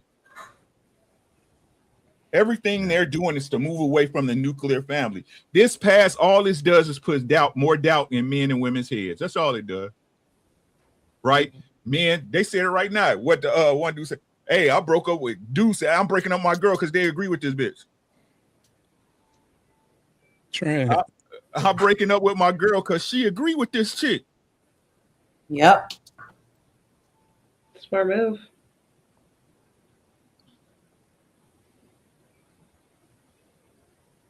I have a question for the men. Have y'all like? I see these type of women, right? And so I saw that they raised a little over $1 million, and there was 31,000 people who donated to that. And there are guys who are breaking up with their girlfriends. Were there no signs before that she thought this way or had these types of beliefs? Is there nothing to indicate that kind of level, I guess, of delusion and crazy? No, we only find out when it's happening. And you gotta be like, a lot of these women just following the trend. Like they on this feminist ooh la la. You know, they on that. They had, you know, I'm trying to be politically correct right now. You know what I'm saying? They just, you know, they. Yeah, I mean, you look at the crowd, right? And like, and you can see what type of women. That's what I'm saying. That's what I'm saying. No, see, but that's what I'm saying, though. Again, this is why I was trying to attack Skipper's argument, right? Yeah. Y'all act like it's something you can see. Can't see it. Right. You don't know till you in it. That's what y'all don't understand. You don't know till you in it. Mm-hmm. Every relationship. Hey, I don't know who stayed with her. I don't know any man who walked up to a woman that he hated and tried to start a relationship with her. Y'all understand what I'm saying? That part. Right? So to go into my whole point of how this shit started about sex, right? How was so I was supposed to say no to sex to a woman that I'm interested in. Think about it, sis, Nikki, right? You and Sean, y'all been to y'all thing, right? Y'all done went out, y'all done went to the boardwalk and did all this shit, and it's time. He like you and you like her. He like you and you like him. It's gonna happen, right? It's going down. Right? The same with every single person. Y'all act like the majority of relationships start on a one night stand. No, they don't. No, they don't. Most relationships start off, man, I really like that girl, man. She seemed cool, bruh. You understand what I'm saying? I'm gonna go over and talk to her. You feel me? No. Don't say no bullshit, Trent. Don't say no bullshit. Don't say no bullshit. Here come Trent. No. But Trent, what up? yes, yeah, but no. Because the modern this new wave shit is weird. They built relationships based off of how good you pop them.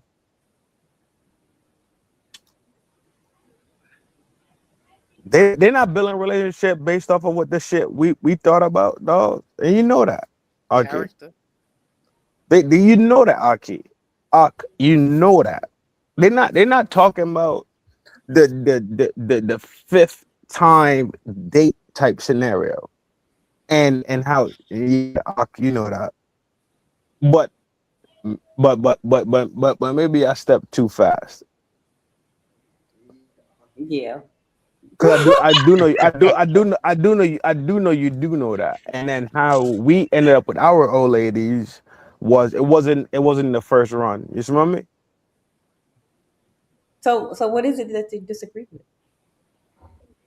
The fact that this scenario showed up because it was a first run, and that majority of relationships are off the first run because these women that bitches like the fuck, dog. I don't know any else.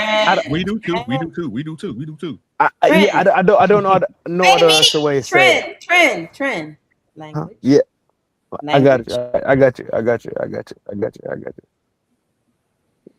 We just, right? We like each other and then we do things. And then we do that and then that becomes so staple in the relationship and it doesn't work. The relationship is not based on the foundation on the other things that we really need the relationship to be built off of, and you build a relationship off of those things, those frivolous things like how hard it is, how wet it is, how constant it is. Those are small things to me. To me, those are small things in a relationship, because a relationship is supposed to be built up of a heavy things. Like, how are we gonna be looking at each other years down the road? You build a relationship up to those faulty things, then I don't think it's gonna succeed. So like I was saying, right? Shout out to Trent. But again, what I'm saying, Yeah, bro. You know, I wasn't going. Yeah, God damn it. yeah. Okay. You on a delay, Trent. After Ricky finish, go ahead. Right. So what I was saying again is that in the beginning, no one is looking to break up. Right. It was all good just a week ago when we start. So when we had these discussions about who should be disciplined with what, we know it's not going to go that way because y'all both interested in each other and both of y'all fucking. Again, let's stop talking about what y'all wanted to be. That's not what it is. What it is something totally different.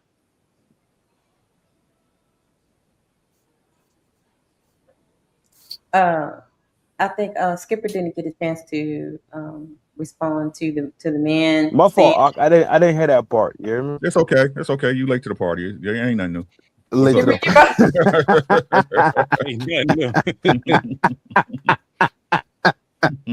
Go ahead, Skipper. You want to respond to either the clip or to what was said? I have nothing else to say about this crazy ass white woman, and this whole scenario is absolutely insane. To his point of the case study, absolute. I'm very interested to see what they're in there talking about. Like, what are y'all in there really arguing? Y'all know she killed him. She said she killed him. She jumped out the window. Like, what? I can't even picture in my head. What are they in there talking about? Like, what are the court who's talking? Like, this is a waste of taxpayers' dollars. Go ahead and send her on her way, because this is absolutely insane. And even if you did have postpartum, please understand, I genuinely don't give a damn. You're a danger to society. You're a danger to children. And this is not even, and anybody that's supporting you are also a danger to children. I had my children back to back like a maniac as well. And what do you even, the thought is insane. The thought is insane. So go ahead and send her on her way.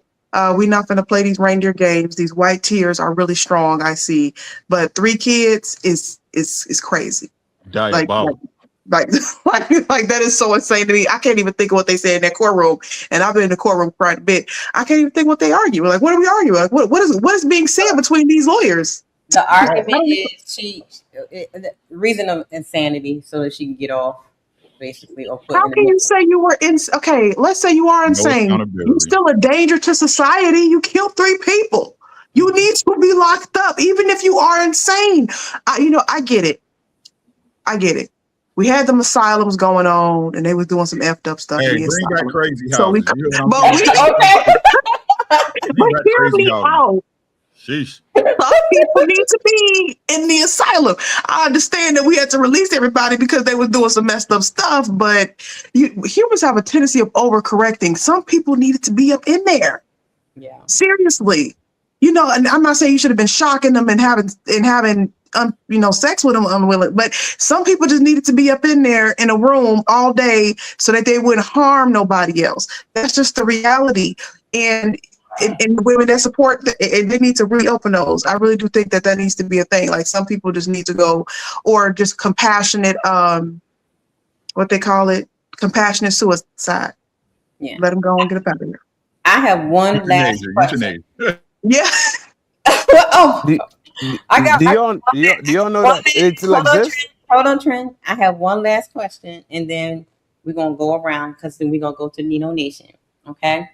He's going to start at 9 o'clock, right, Nino? You got 6 minutes. You got 6 minutes. But I found this question, and somebody said it on a clip too. So here is the question, ladies and gents. Where's my question? Okay. Are some mothers supporting Lindsay because of the medical evidence, or because they identify with her resentment and intrusive thoughts more than they are willing to admit publicly. I think we all have intrusive thoughts. I don't know. I ain't never had no thought about killing my baby. What? No, I hadn't thought about killing no baby, but I've had some intrusive We thoughts. talking about those thoughts. They do it. Like, There are women saying that they had the same you go, thoughts Joe. about deleting their child. Just They baby killers. They're baby killers. These are like the I same said- women. These are the same women who fight for my body, my choice. These are the same women that cheer when they pass a law saying you can abort a baby at 9 months. These the same women. I truly feel like, unfortunately, like I said, there are a lot of slow people, and they just happen to be the most fertile. And it's just serious. I'm being very serious. They slow and they're fertile, and they just keep having children, and they don't really want to do it. And just to somebody's point, I believe you can want something until you get into it and recognize this is not what I thought it was going to be. Because I feel like, of course, I believe art imitates life, and so the media romanticizes like this motherhood, and you know, have y'all ever heard pregnancy is beautiful? What the hell is beautiful about it? I did it a couple times, not beautiful at all. Like they make it to be this thing, and it's like this is work, and you're not having a baby, you're raising a child. The baby stage is the shortest part. It's the shortest stage of the whole thing, and a lot of women are signing up for something and they're just not good decision makers, and they don't know what it entails and they don't want to do it anymore. But it's like, you can't, I follow plenty of what they call like private female groups on social media. You'll be surprised what they say. Like the reality is they don't want to do it. They want the title, they want the accolades, they want the love, but the hard parts, they don't want to do those hard parts. They want to somehow, just get a remote control and skip through those hard parts. And that's just the reality. And so it doesn't surprise me that some of them are having intrusive thoughts to delete their children while they're screaming mommy, and you're trying to have 5 minutes in the bathroom. You don't get 5 minutes in the bathroom anymore. That's just not what you forfeited that. You don't get alone time. You don't get personal time. Kids don't really have boundaries when it comes definitely to their mother. They feel like they can just be, they will crawl back in your uterus if you let them. So it's just, they're very invasive. So it's like, no, it doesn't surprise me that some of them are having those thoughts, because they're signing up for something that they thought would be cute and joyous, and it's not. It's disgusting. And that's why I say you have to find honor in it. It's disgusting. You're going through potty training, you're going to you're going to eventually slip in a pile of urine. Like, this is what it is. Like, a child is going to come in your face and sneeze and get snot all over you. Like, it's not this cutesy thing. It really has, like, you have to really find honor in it versus trying to find happiness in it. You're not going to find happiness in being mother. You're not going to find happiness in it. Like, this is just not what it's for. You're going to find honor in it, but it's not going to make you happy every day. And I think a lot of women are finding that out. Oh my goodness, guys. Let me share the screen. Thank you, Uncle Ricky, for this information. We have some breaking news, y'all. Hold on. We have some breaking news on Red Lipstick Vibes. Tisk, tisk. You're guilty. Tisk, tisk, tisk. So all these crazy women out here supporting this woman.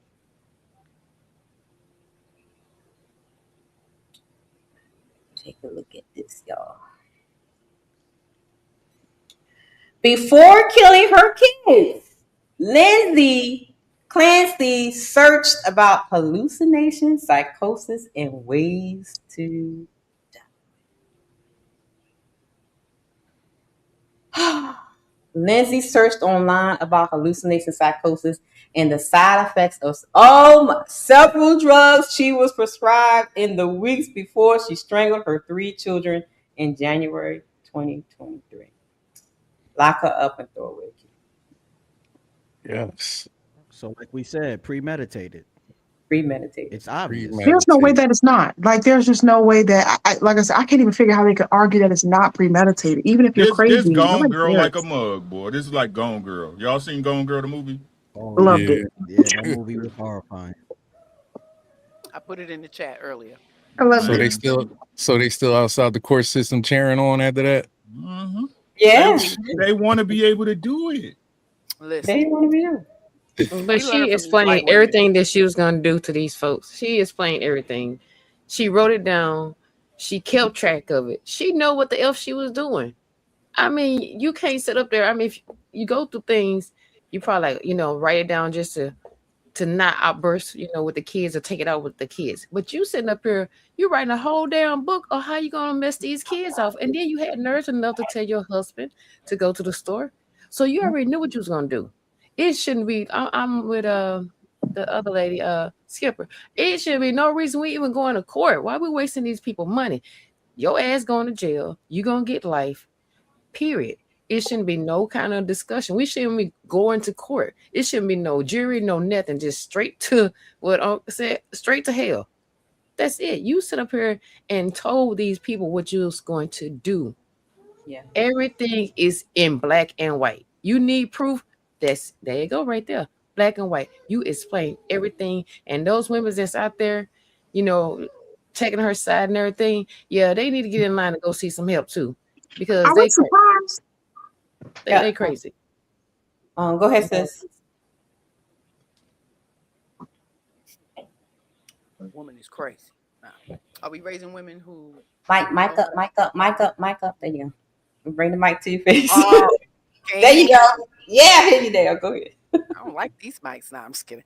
Are we raising women who know how to ask for help, or women who have learned how to explain why everybody else should tolerate their dysfunction and make excuses? Like, again, she admitted to it. It shouldn't even be no question. We're not saying anything about these children. 3 lives are gone. Their future's out. Yep. Done. The trauma that the husband has to deal with, the grandparents, the community surrounding, like, it's ridiculous. So if she gets off, it's going to be a hell raiser because women going to make any excuse. Like you said, they're miserable. They're miserable in womanhood. They're miserable in motherhood. And they're miserable in wifehood. Exactly. That's a them thing. They're the common denominator in all of this. So when you lack knowledge and wisdom, you're not going to have any understanding. And it's not everybody else's fault. It's our job. Once we start to learn the world around us, 13, 16, 18, yeah, you best start learning. Nobody else's responsibility. So we take away the accountability from women. So are we not to be controlled by men?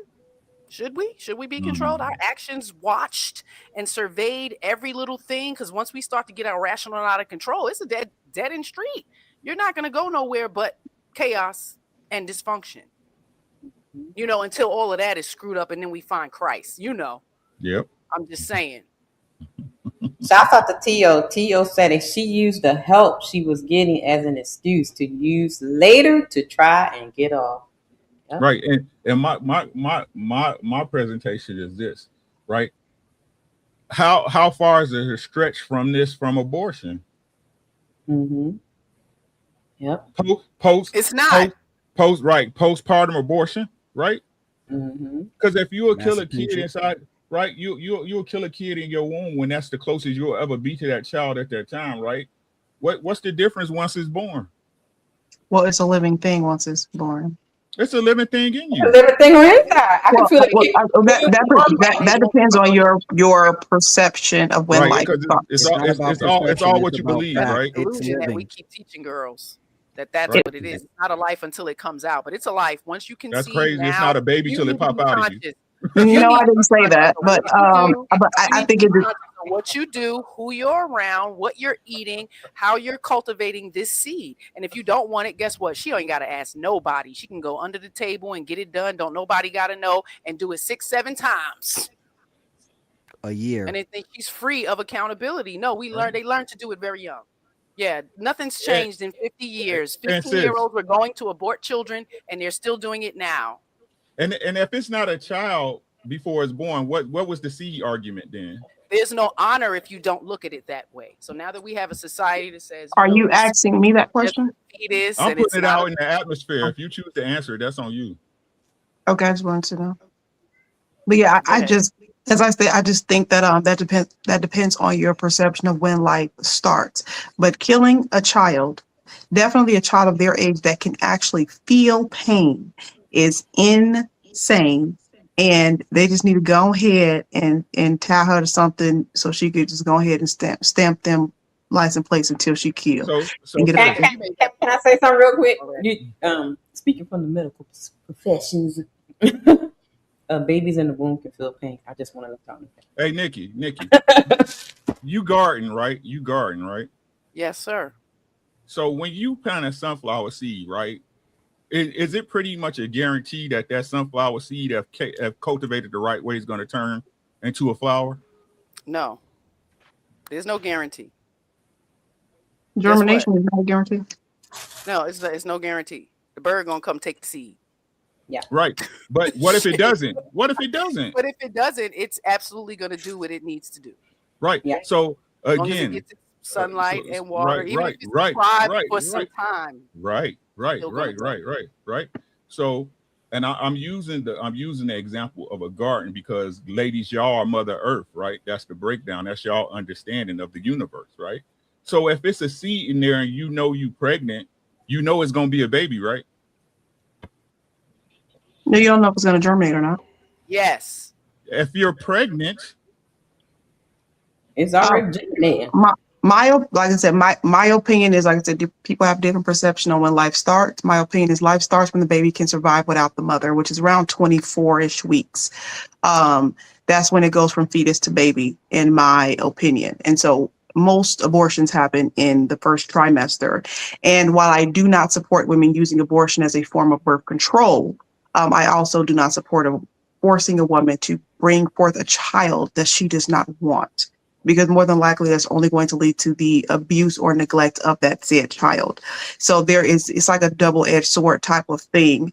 And I do not expect individuals that aren't slow to end up in this predicament more than once. So it's like, okay, what are you doing that you're constantly ended up in this predicament where you even need to utilize this said service? And this happened in Massachusetts, correct? Yes. Yes. Yeah, because and in this state, they did extend medical abortions out all the way until 9 months, all the way until 40 weeks, so not elective abortions, not elective abortions, but medical, like what they call medically needed abortions. It is a case where if the child has Down syndrome, they consider that you can have a medical abortion. Yeah. Because there's actually no reason to medically abort a baby. Women are serial killers. Yeah. Okay, thank you. I need to rob a bank because I'm broke. Y'all are serial killers.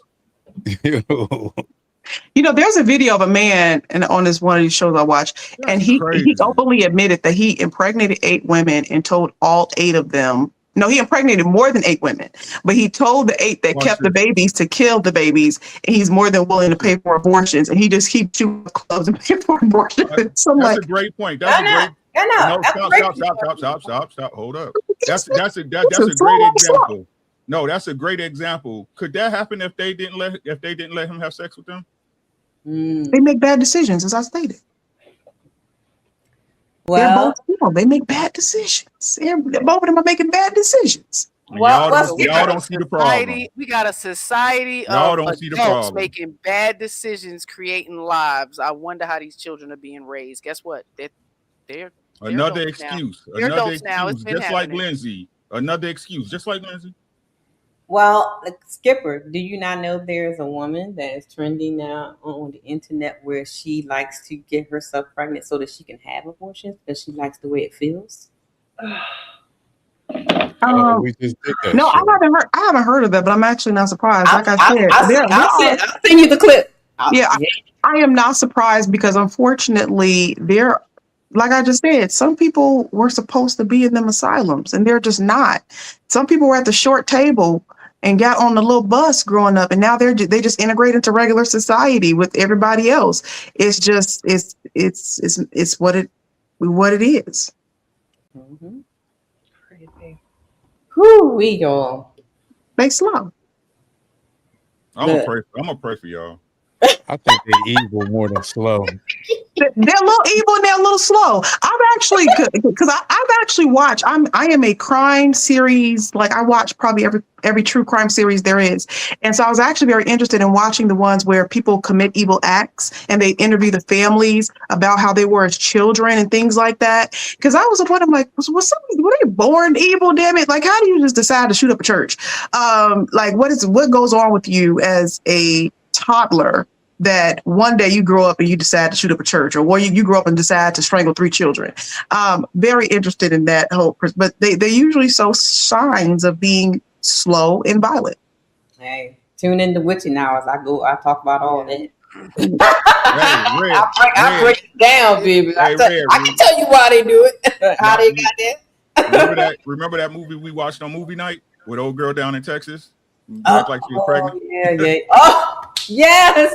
Oh, the one that pretended to be pregnant and then and his slow self thought she was pregnant, and then she did all that crazy stuff. She stole a baby out the other lady. Out the other lady.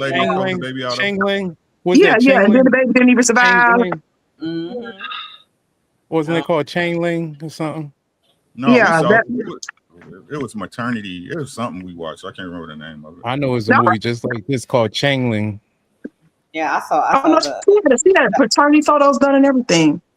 Mm-hmm. But you know what? There are several cases like that though. There was one in Texas. There was one in Arizona, where the girl said she had some clothes for the woman and went to give the girl the clothes, but then ended up cutting the baby out or something. And they need to be in asylums. That's what they need to be. Yeah, it's Maternal Instinct. If y'all want to watch, that's the name of it. Maternal Instinct. Maternal Instinct. Yeah. It's gonna trigger the hell out of you. It's crazy, but if you're into rage baiting yourself, go ahead and watch it. Man, fellas, protect yourself at all times. Protect yourself at all times, y'all. It's the crazy. Do y'all not think some of this is spiritual, like demonic, like all these? And a lot of these women who watch, no offense, but true crime stuff, like our eyes and ears are portals, and these thoughts are like planting seeds, right? And so whenever you watch a lot of this stuff over and over and over again, if you're easily influenced, which a lot of people are, and like have you heard about those like dark romance girlies, like the books that they read? Some guy read like a few paragraphs from his girlfriend's book, and I was absolutely mortified, and people were like, oh, it's not that bad. And I was like, what do you mean? They're talking about alien grape and weird shit. Like they're mentally ill, and like you said, they're just walking amongst us. And like poison dart frogs, they have these bright colors. Some women like to dye their hair all of these really bright colors, and I think they're warning us. They'd pierce themselves everywhere, tattoos all over, bright colored hair. Like for me, I see that and I'm like, okay. All men know. All men know that's a sign of a crazy lady. If she always coloring her hair, she cut her hair all the time unwarranted. I'm gonna say this, and like I said, because I have watched a lot of crime series, and I find it very interesting the patterns I see, because people love to. I do political content, so I get a lot of the pattern recognition people, and I'm like, I find it crazy y'all don't recognize the pattern of some of the most sickest crimes I seen on docus are committed by the same group of people, usually from the same type of environments, over and over and over again. And it's usually highly sexually perverted and to do with young children. And it's usually the same group of people over and over again. And it is almost like, and I'm not going to say it's never a person of color, but the people of color be far few in between. It's mostly a certain group of people that usually look the same. And I'm just like, y'all don't recognize these type of patterns. y'all may have to look into that, because that's just strange. And if we just think of the mindset, because I'm a true believer in certain things can pass down that are not just physical. If we just think of the mindset of somebody that wants to tie somebody to a back of a truck and drag them until their skin is coming off their body and bleeding, and then hang them up for everybody to see, the psyche behind that type of action is something, I'll tell you. Yep. All right, guys, y'all know what time it is. Hey, this was fun. Great discussion. But it's time to shut it down. We are sleepy. It is time to end the show. But first, let us hear your final thoughts. Let's shut this down, but first, let's get these final thoughts. Shouts out to everybody that came through on today. Shouts out to Mrs. G said, my sis Slim J, Athena, CEO, Uncle Ricky, Shizzy, who else was up here? Coco, and of course, Skipper for coming up on the panel, and Trent, Lord Jesus. Trent. Shouts out to Trent, serving the country out there. Final thoughts, ladies. Let's start with Skipper. Final thoughts. Send her to just go ahead and chain her to a pole and let her do her thing until she die. Y'all ready to crucify me. Athena, final thoughts. Yeah, I agree with that. I don't really care if she was not in a good mental state. If someone who's schizophrenic goes and kills someone, they still deserve the death penalty also. I think that there are consequences for your actions, and maybe God will sort that out. But as far as all the women who are supporting her, I think that the women that were out there, there's like 300 to 400 women all wearing pink, and they were doing this like they were strangling children. And there needs to be some sort of case where they're I don't know.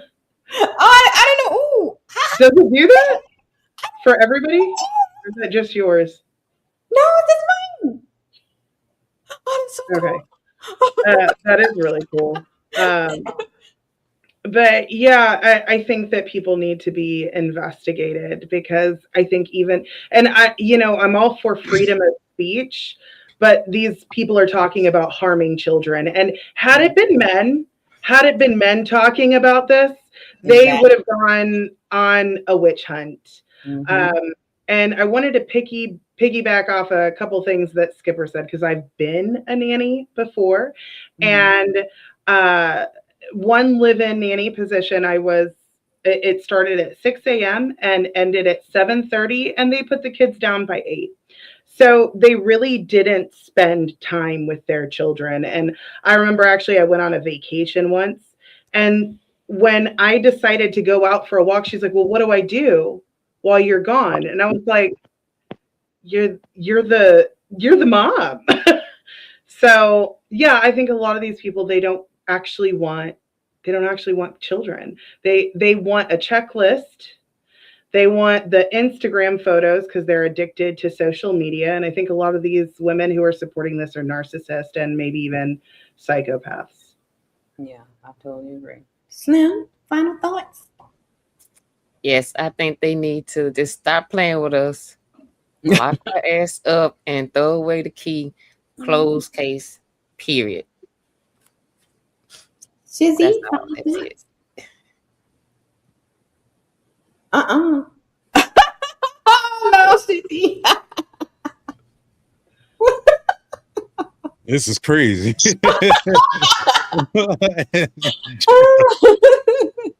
You had to breathe on that one. I see. Yeah. It's a crazy world we in, man. We just gotta really watch ourselves, watch our mates, and know who your partners are, know who your friends are, all this type of things. It's just open your eyes, like, cause those people in the crowd really cheering her on is just something else. It just opened my eyes on certain things. Like, they could be co-workers next to you, people that's willing to kill their kids next to you or around you. I don't need them type of people around me. I just want to know who they are, like, and put them out there. It's just crazy. Final thoughts, sis. Thanks for triggering me tonight. I'm sorry. You know I'll be seeing stuff, sis. Come on now. I really wasn't up to date on, the trial or any of it because I talk about filicide and, mothers' poor behavior in society. That's all I fucking do. So, to get this and have to look over it and get the information that I got and the blame, like, it was a lot to sit here.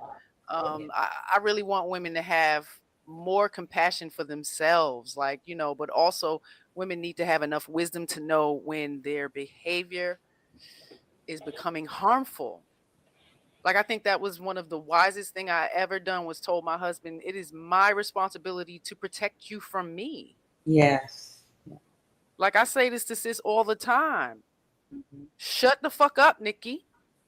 Calm down. Like, check your attitude. It's some things that we must do to correct ourselves so this doesn't happen. I'm not with this making excuses for poor, foolish behavior. I am not with that at all. Don't do it again. How? Precaution. Being proactive, being intentional and purposeful with your damn time. And I think women are not teaching girls how to manage their time and think logically. We stay in fairy tale land way too fucking long. And it brings on unwarranted expectations, unwarranted delusion. Like she said, the mind, they slow. So I can agree with that. Don't wait until somebody gets hurt before you admit something's wrong. You know what I mean? Don't make your husband the enemy because he can't read your damn mind. He's not a mind reader. Exactly. You can't even be clear and articulate what's going on with you. How the fuck can you expect him to read your mind? So stop doing that. All right. And let's stop making children responsible for our irregulated, unregulated emotions. That's not fair. That's not fair to them. Okay. And I don't turn a legitimate, what we're doing is turning a legitimate mental health condition into a convenient excuse for behavior you refuse to take responsibility for. And I'm not for that. Okay, knowledge, wisdom will create some understanding. And if we are not giving those tools to our girls, which we have not been doing since I was a little girl, we're talking 50 years. I don't care who generation it is. The information and knowledge and wisdom has not been being shared in a positive, optimistic manner for us to move forward and break these cycles. Because this shit is crazy. And the women that are supporting this act and making excuses for it, y'all watch your back, gentlemen, and salute to the men who are divorcing these broads. Salute to the men who are walking away from the women who even think this is okay. We listen and we don't judge. Now we judging. And I meant, judge. If she's had a whole bunch of ABs, like, be conscious of those things. We got to turn this around, and making excuses for her, we will not over here. Shame Sunday, Miss She Said. Check me out whenever you like. Thank you, sis. Indeed.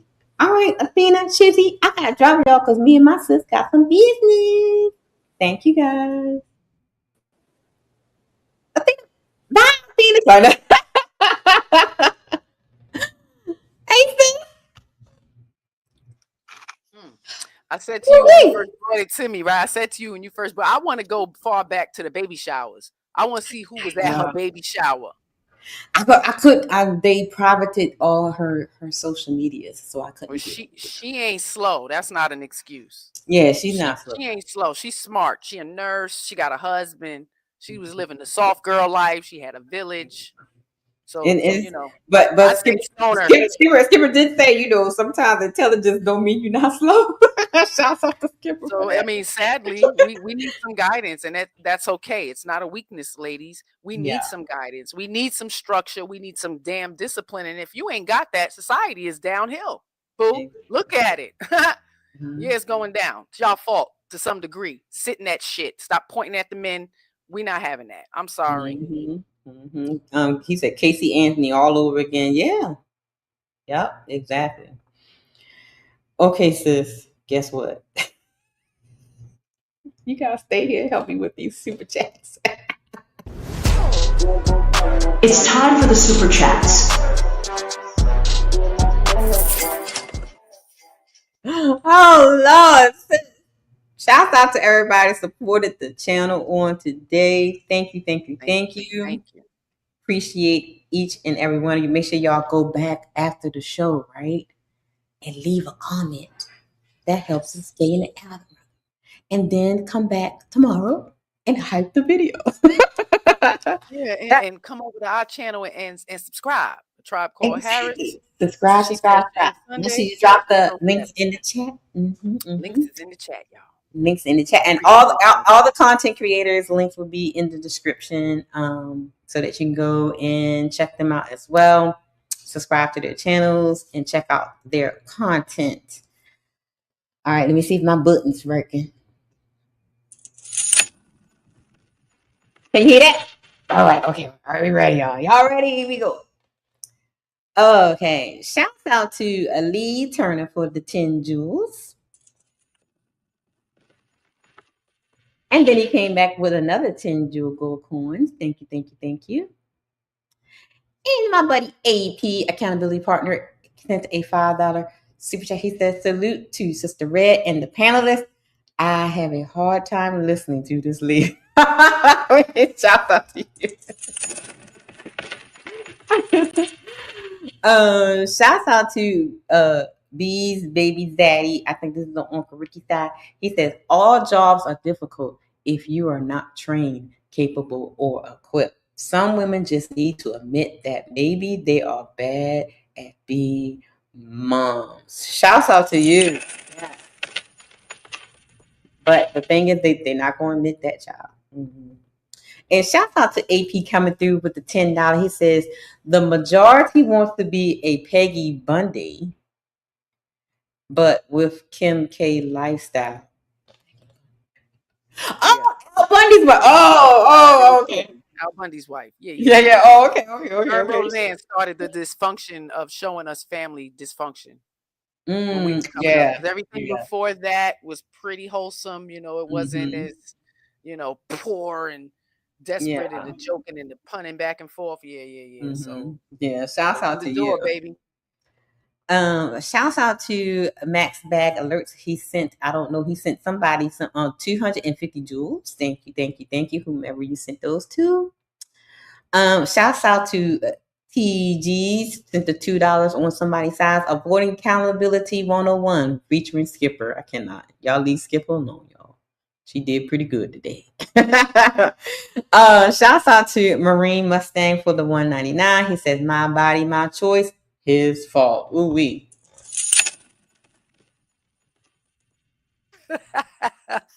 Sis,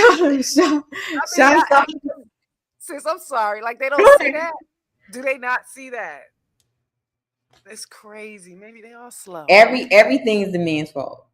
Everything. It's always going to be the man's fault, no matter what. It doesn't matter. Shout out to AP with the $20. He said, Skipper, 7 out of 10 times a man is choosing to F, and women are the opposite with 3 out of 10. Women chose, men accept. So if you're going to give it up, men going to do it. If you're going to give it, they're going to take it. I think that's what he's trying to say. I mean, and that's what the ladies, that's what they proclaim, right? You throw it at them, they're going to take it. And what man going to turn down? Yeah, right. No matter, never turn mine down. La, la, la, la, la. Yeah. Mm-hmm. They brag on that. So, okay. A shout out to my brother Severe, Smoking Talk with the $2 for the Paper Towel Fund. Thank you, Severe. And then he came over there on Uncle Ricky's side and said, salute to Uncle Ricky. Shouts out to you. Then Ilkan Ali, I think he was on Fatty's side with the $10 says, if I put my hands on a woman, whose fault is it? Should she have chose better? Or is it my hands that's the problem? Also, if she chose me, should she accept it, correct? I think he was talking to Skipper. When Skipper said, you should have chose better. I don't know, Ali. She kind of dodged the question a little bit. Shouts out to Mama for gifting 20 Jews. Thank you, Mama. Shouts out to Ali for the 10. I think this was on my side. He says, if I'm a bad father, is it my fault or the woman should have chose better? Because Skipper was saying you should have chose better, right? If I'm the leader, should she accept I do not want to be a good father and deal what comes with me? She chose, right? Do you think Skipper answered the question, or was she kind of dodging it? No, of course. She dodged a lot of the accountability for the woman. Yeah, absolutely dodged that shit. I get what she was trying to say, but nah, it's not okay. Nah, they got to sit in accountability too, man. We can't keep, again, the naive and gullible. Nah, they need to be taught 7, 8, 9, 10, 12, because when they start wanting to have sex at 12, 13, and 14, because these grown women act like that's not happening. Oh, yeah. They want to have sex, so stop it. So if we send them out into the world as slow girls, just giving it up to anybody because we didn't teach them anything, we denied them knowledge and wisdom. You know what I mean? Like they weren't learning directly from us. They're not even learning indirectly. They just get infatuated and say, this is what I'm supposed to do and go fuck, and ain't even enjoying it. Right. And then make all these rules and standards and regulations later after they screwed up a lot. I'm just saying that's just what the cycle has been, and we want to prevent that. I don't want you after you fucked up. I'm trying to get you before you even consider doing them dumbass things, because we know the consequences. If girls don't have consequences, they're not going to learn. Here we go. Shouts out to Ilhan Ali with the $5. He says, if women are so slow, men and the government should control women, right, Skipper, to help them do right, especially if they're the leaders. I mean, he had a point. He had a point. Again. He had a point. Yeah. Yeah, he had a point. That was a good one. Shouts out to Ilkan. He came back again. He said, so are the men who doing it all slow? If they're slow, it's the women's fault, right? Or they're all slow. What's the woman's fault? Bad logic, Skip. Right, again, there's no fault in women, and that's what he kept trying to get from her. Yeah, like, I mean, he was trying to hone that in. She may not want to come off like that. I guess she's saying it's a given that women have a fault to play in it, so I don't have to say it. No, you need to say it. They need to hear it. You're wrong. You're doing wrong. You're doing harm. You're doing stupid and foolish things, and you shouldn't. Yeah. And if you keep doing it, guess what? You're going to reap the same results. So, it is what it is. You can't blame nobody but your damn self. Shouts out to Capri King. He says, for the gold, for the $5. Thank you. Then Zero Fallout sent the $5. He said, Coco, why give her a way out? As a woman, you know how guys play dumb until you see an escape route. She didn't talk 50-50. Then he came back with another $5. Says, this sounds like a common case of women wanting traditionalism while not being that themselves. Very true. Yeah. That's big in today's society. Women want the things that they are not. Exactly. They want all the things that they are not. You're not that. You're not capable of it. And, you need to be you have that information. You know it. Right. Capri King came back with a $10. He said, the strongest emotion a woman can feel for a man without respect or admiration. The problem with that is you can't admire someone who just your friend, but it won't be love.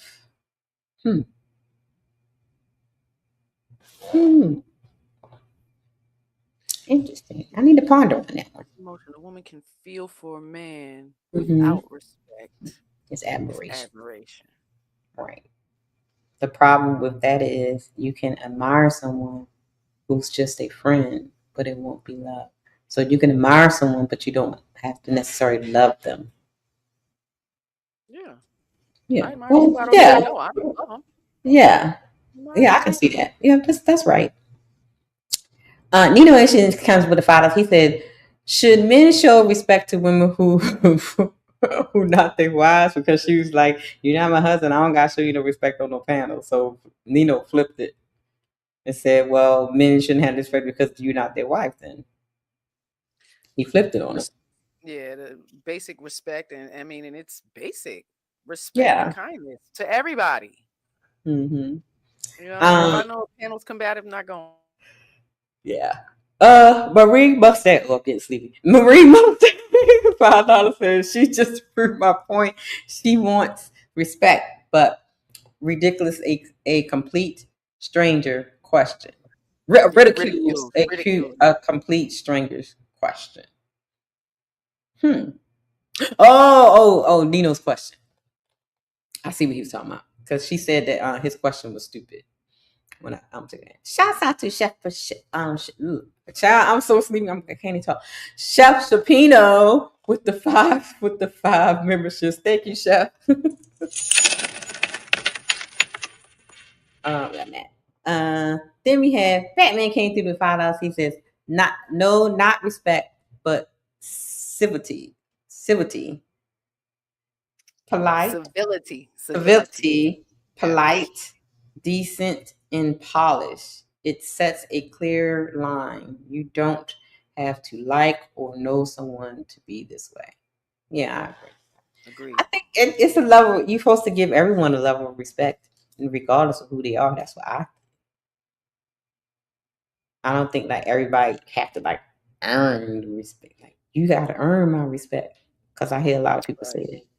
Like I mean, it should be a basic level. You know what I mean? Just basic level. It definitely should be a basic level. But if we start to communicate or whatever, and your views or your narrative or whatever your standpoint of it don't mesh, the respect level probably get decreased some. The politeness may go away. The civility, depending on the tone and all of that. Yeah. We human. We are not gonna sit here and act like that. So stop with the delusion, ladies. We human. Control yourself. And maybe others will be able to control themselves. Shout out to Chef Shapino. Salute to my sister panel and the entire chat. Thank you, brother. Shout out to Chef, been being a member for 28 months. Peace, love, and light.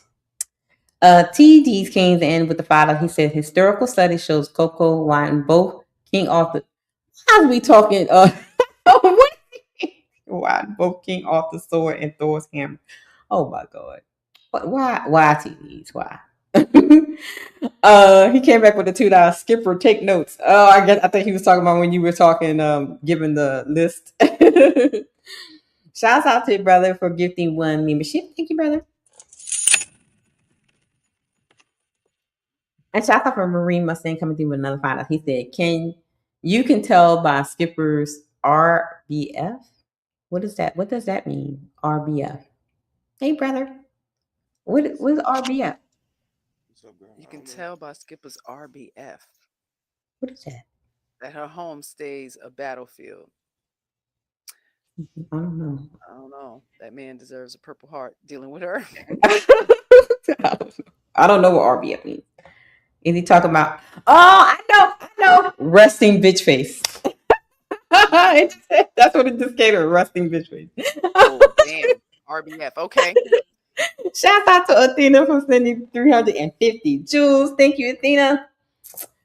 Shout out to brother for he came in with $2. He said Alicia Keys is cooking. Want to get married, shorty? You know what? I'm so tired of y'all. Shout out to brother flirting on the chat. Shout out to Marine with the $2. He said Nikki just cooked with the flamethrower. Shouts out to my sis. My sis be cooking, baby. Capri King with the $5. He says, no mentally ill excuses will be made for a man that did this, so let's not do that here. Well, it's too late, darling. They already starting with it, child. Too late. Marine Mustang came in with the $5. He said, it's the dad's fault for getting her pregnant, according to Skipper, because she's special needs. Y'all are so bad. Oh my God. What is wrong with y'all? See, the white girl named Lindsay, villain by default. Oh my God. Y'all acting up.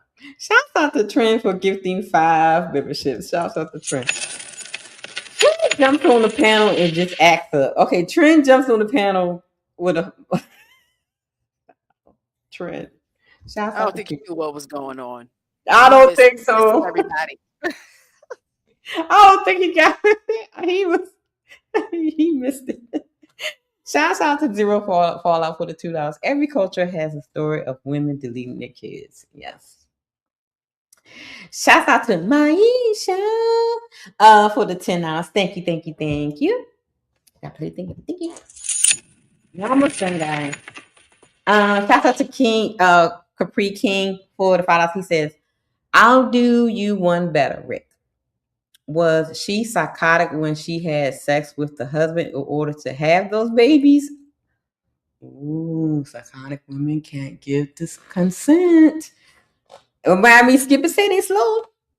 I mean, you know, I know. Shout out to Darnell Hawkins for the $10. He says, why is it that women like this, whether going through menopause, postpartum, psychosis, etc., can always seem to regulate their emotions in society, at work, in school, but never at home? Ooh, wee. What you say, sis? It's a conscious choice. Mm-hmm. I mean, we make too many excuses for it. You know, Yeah. you have control. It's conditional. Mm-hmm. Everything's freaking conditional. And yeah. Yeah. Shouts out to Capri King with the $5. He says maybe it's because she didn't know the side effects, but didn't care, perhaps, but she forgot she's psychotic. You know what I think? I think she probably, you know, because those drugs are like narcotics, right? Because a lot of them have like a narcotic effect. She probably was hooked on them. She knew better. Right. She knew better. Like it's no excuse. There's too many resources for us, courses, medication, not outside of medication, you know, yoga, all kinds of other things, because a lot of those antidepressants is going to cause depression. Like the side effects are way too, you have too many side effects. That's for one problem. Exactly. So if we start doing more of the things that's more natural to us, like grounding ourselves and actually enjoying, like you said, it's troublesome to have children. Like I wouldn't want to give that kind of view to other girls and women about motherhood, that it's just that bothersome. Like you're never going to have time for yourself, because it's not true. It's not true. If you manage your time and you have a structured home and you have some standards, some rules set consistently, they will follow. Do you hear me? Your child will be washing dishes at 3. So okay, yeah, you see, Caleb. Okay, and blame everybody else and everything else, and the husband is not doing this. There was a time children were doing. Listen, we make too many damn excuses. I'm just exactly. And I when I'm listening to these ladies and stuff talking about what's so hard, and I'm like, I have a kid with autism, and he has more discipline and structure than y'all, and he's like, what is? Yeah. What is y'all doing? I'm trying to understand what y'all doing. Like, I was getting a little my kid would have an excuse to not, be able to do things, but I made sure that I taught him well and gave him structure and discipline and routine so that he could be successful. Yeah, you didn't have to beat him to do it either. I surely didn't. But I spanked Mr. Caleb one time in his whole 23 of life. Pop, pop. Once, and he's 23. Ever. And that's and sis, I'm going to do a show on that girl. What girl? The one with the autistic baby and she pregnant. What's her name? Okay. Yeah, I was getting a little triggered by her using the slow term, because she didn't want to say. Oh yeah. She's using it so because the R word is the trigger. It's a trigger for YouTube. You can't use that. Well, making an excuse again for women that they're slow is not okay, because I actually worked in the field with people with developmental disabilities or delays, autistic spectrum, adults, right? So they're not slow. You understand what I'm saying? Like, I just don't, I wasn't feeling that. I was not at all. They're pretty intelligent, if you ask me, more than the normal humans walking around. So more compassionate and, intuitive even, and cautious for themselves. They have standards and boundaries. And I think y'all can learn from them folks. I'm just saying, we're too fluid in everything. And yeah. So ladies are not slow. They're just naive and gullible, and they lack knowledge and wisdom, so they don't Well, understand shit, child, right? Mr. Caleb taught me a Korean word the other day, child. I know how I say hello in Korean. 안녕하세요. 안녕하세요. Nice. Well, our kids are pop. To my baby, he taught me something. Okay. So that's probably like a third language for them, because sign language. I mean, he's always been like listening to other languages, like he understood it from like when he was a baby. So I mean, I didn't bother him. I let him do his thing. Hey, who knows? He probably does understand it. Hey, I just let him do his thing. But I get when these ladies be talking about it's so hard, and the kids they just run on it, and I can never get a break. I be like, what kind of kids y'all raising? Like, what are you talking about? I don't know what they be talking about. So I be looking at them like, what? I know and understand, but again, like I said, it's an honor, and if you look at it like that, it's not about my happiness. It's kind of about theirs, and as long as my behavior dictates, better behavior for them, we have a lot to do with it. That's all we do. When I said, peace is home, and we have a lot to do with that. And if we start to create chaos or a victimhood in our own home, it's going to go bad. And the children are watching. Exactly. Like, you shouldn't even do that. They're watching. Don't go be a fucking crying baby to your children. Go cry in the shower. Like she said, go do that on your own. And that's how you learn to manage your emotions, especially around. And the kids, and they feed off of your emotions. So if you are all over the place, what do you think the children will be? I mean, and if you hate daddy, they're gonna hate daddy. Exactly, and like all that stuff.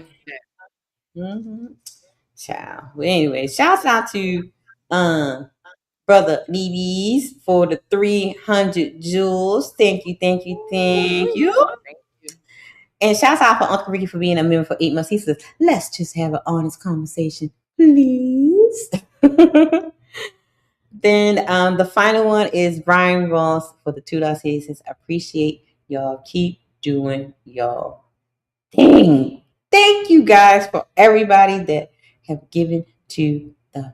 Are these beautiful? Thank you for the super chats. Now I can buy these red bottoms. Oh, thanks for the cash apps. Now I can buy all these paper towels. We got one more. Yeah, my first big one. Thank you, Marine Mustang, for the $100. Nice job, ladies. Thank you. Are you a Marine and you got a Mustang? I know, right? What color's your Mustang? I'm just playing. Thank you, sir. Appreciate the support. Thank you so much. Thank you so much. Thank you. Make sure you drop your link to your page. Make sure everybody subscribe to Mrs. She Said, the original Shame Lady. Okay, is my little shame thing on here? Sis, I got a shame thing for you. Hold on. Ooh, I'm not a bully. I promise. No, I got a shame thing for you. Where is that? I hope it's on here. Let me see. Yep, here you go, right here. Shame. Hood booger. Shame. Hood booger. Shame. Goodbye. Shame. Hood booger. Hood booger. Shame. Hood booger. Shame. Hood booger. Third round. Booger. Shame. Hood booger. Goodbye. Sad. Melodic. He says, the original Shame Lady. She will return whenever for Shame Sunday, because the baby will be coming back from Florida, so she got to get ready for school. School starts. Yes. Our home school. We really do it out here. Okay. And tomorrow, okay, so Fatty said I gotta do red perspective. I can't miss Monday.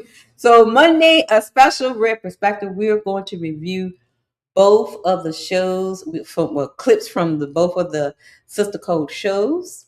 We're gonna review what happened. Okay, a little spicy stuff happened last week. Okay. and we're gonna review a little things and stuff that happened with this panel on tomorrow night for the Red Perspective. Fatty and Ali will return for the ladies' first show on next Sunday. So the ladies first will be back on next Sunday, and brother over here flirting on the camera. Okay, let me get sis out here because brother You is have a hot flash. You walked over, the energy felt so hot. I'm over here brother. hot. Hey, brother, what you? Hey, brother, out here trying to. Do you know you're a little whore? I need you to stop, brother. Okay. Hey, it's all right to be a whore for your husband. I'm just saying. Okay. Shouts out to all the married whores. Okay. All right. So, final thoughts, and we're gonna go over to Nino Nation. This was, I mean, it wasn't great. The topic of discussion. Yeah, I got emotional. I thought yeah, I had to get off too. I was crying too. I get so emotional, baby. Absolutely. I'm gonna be human. But this would be a bad thing if she gets off with the excuse of this psychosis. It's not gonna look good because we already have our young girls and women, making any excuses for poor behavior, bad decision making, no discernment, their lack of knowledge and being naive and gullible, easy to manipulate, all of that. That's a lot. Yeah, that's a lot. And you want to be like that? Yeah, we not for that. So Shame Sunday is about shame, right? Shame is a painful feeling of humiliation and distress, and it's caused by your consciousness of wrong and foolish behavior. I don't sit over there and bully people. So if you would come over and check out some original content and share my shit. And I appreciate you. Like I ain't begging for money. It's the time. And you listening and taking the message and sharing it. Right? The only way we can get better is if we correct poor behavior, unfavorable behavior for all of us. Okay. Yeah. That's where I'm at. Thank you, sis, for being who you are. Because I don't be jumping on them panels. Shouts out to Marie. He said he's subscribed to both of the channels. Thank you, Marie. Hi, y'all. Tomorrow night we're gonna review on Red Perspective. Then Wednesday night, y'all know what I do. I torture my brethrens for the Blueprint to a Man's Thoughts, and it's back to the regular content. I have some red dropping gems coming soon. I have a series on modesty coming soon, and hopefully maybe in November, December we can do femininity maintenances.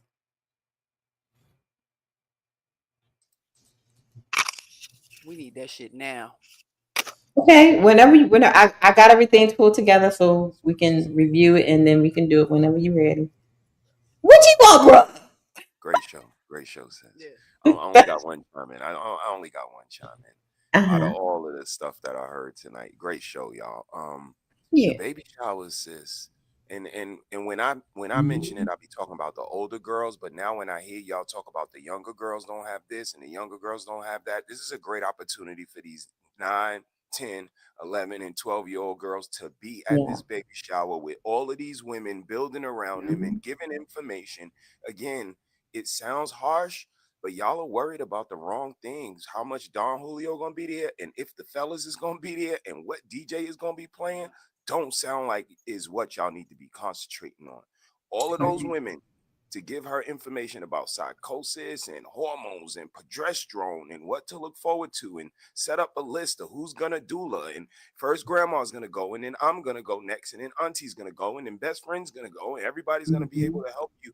That's what they really need to be doing. So in all seriousness, they wasting 4 hours of really important time. Oh yeah. Yeah. And then when it's too late, then they're gonna think like, well, so and so failed her. No. Yeah. It should have been done. I didn't know how to be a mother. Like I didn't know. I had to do it. I read books. I focused more on shows that, cultivated family and love, PBS channel. And I went to the library. Those were the books that I kind of read, writing, journaling. That journaling that woman does, yeah, it's a telltale. Yeah.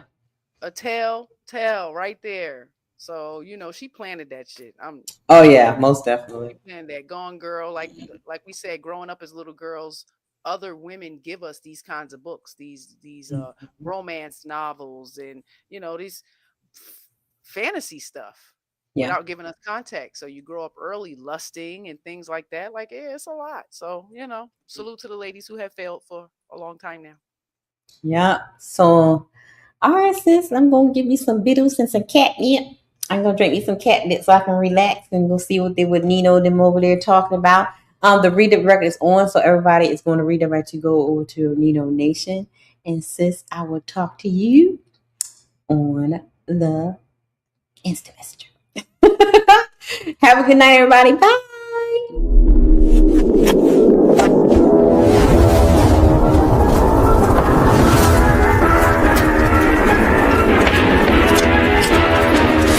Really, y'all don't know this, y'all in danger. I'm a threat. I'm a gamble with your life, cause you know that it's a bet. You know I ain't letting up, my foot is on your neck. Take my word for it, this a promise and a threat. Really, y'all don't know this, y'all in danger. I'm a threat. I'm a gamble with your life, cause you know that it's a bet. You know I ain't letting up, my foot is on your neck. Take my word for it, this a promise and a threat. I ain't never really wanna flex my gifts, but I think it's my time. Let me check my wrist. You can never get my shine, I'ma keep on grinding till I reach the top. When it's just in my jeans and I ain't looking back, cause I'm feeling like Chris, bro. They can never slow me down, but they need to hate me, now I'm feeling like Chris. Rock with the team, cause you know that we winning, we with it, we going, we flowing again. I might just go by a Benz, I might just blow my advance, whoa. I did it all for the feeling, alive but I'm making a killing. I'm gonna break every ceiling, cause I need $1 million, but I don't need your money, you can pay me in respect. Cause once I do it big, what's to follow is a check. I need 100 bags, nothing more, nothing less. And the ops feel away, cause I'm next, I'm a threat. Oh yeah. Really, y'all don't know this, y'all in danger, I'm a threat. Gamble with your life, cause you know that it's a bet. You know I ain't letting up, my foot is on your neck. Take my word for it, this a promise and a threat. Really, y'all don't know this, y'all in danger, I'm a threat. Gamble with your life, cause you know that it's a bet. You know I ain't letting up, my foot is on your neck. Take my word for it, this a promise and a threat. I been feeling spectacular, flow so sick it's hazardous. Y'all still suck like Dracula. Sip this beat, let's back it up. And I don't care about critics, cause they talk too much, and I know that I gotta keep on grinding, finding myself. I ain't gonna stop until I know I had enough. Mama, I made it, I know that they see me, I'm popping these bottles just like I'm a genie. I'm glad that you made me get all in my DNA. I'm about my teeth like I'm working for Frito-Lay, and bet the bag on myself. I don't do this for my health. Every threat is a champion. Got the title, need a belt. I don't need your money, you can pay me in respect. Once I do it big, what's to follow is a check. I need 100 bags, nothing more, nothing less. And the ops feel away, cause I'm next, I'm a threat. Oh yeah. Really, y'all don't know this, y'all in danger, I'm a threat. Gamble with your life, cause you know that it's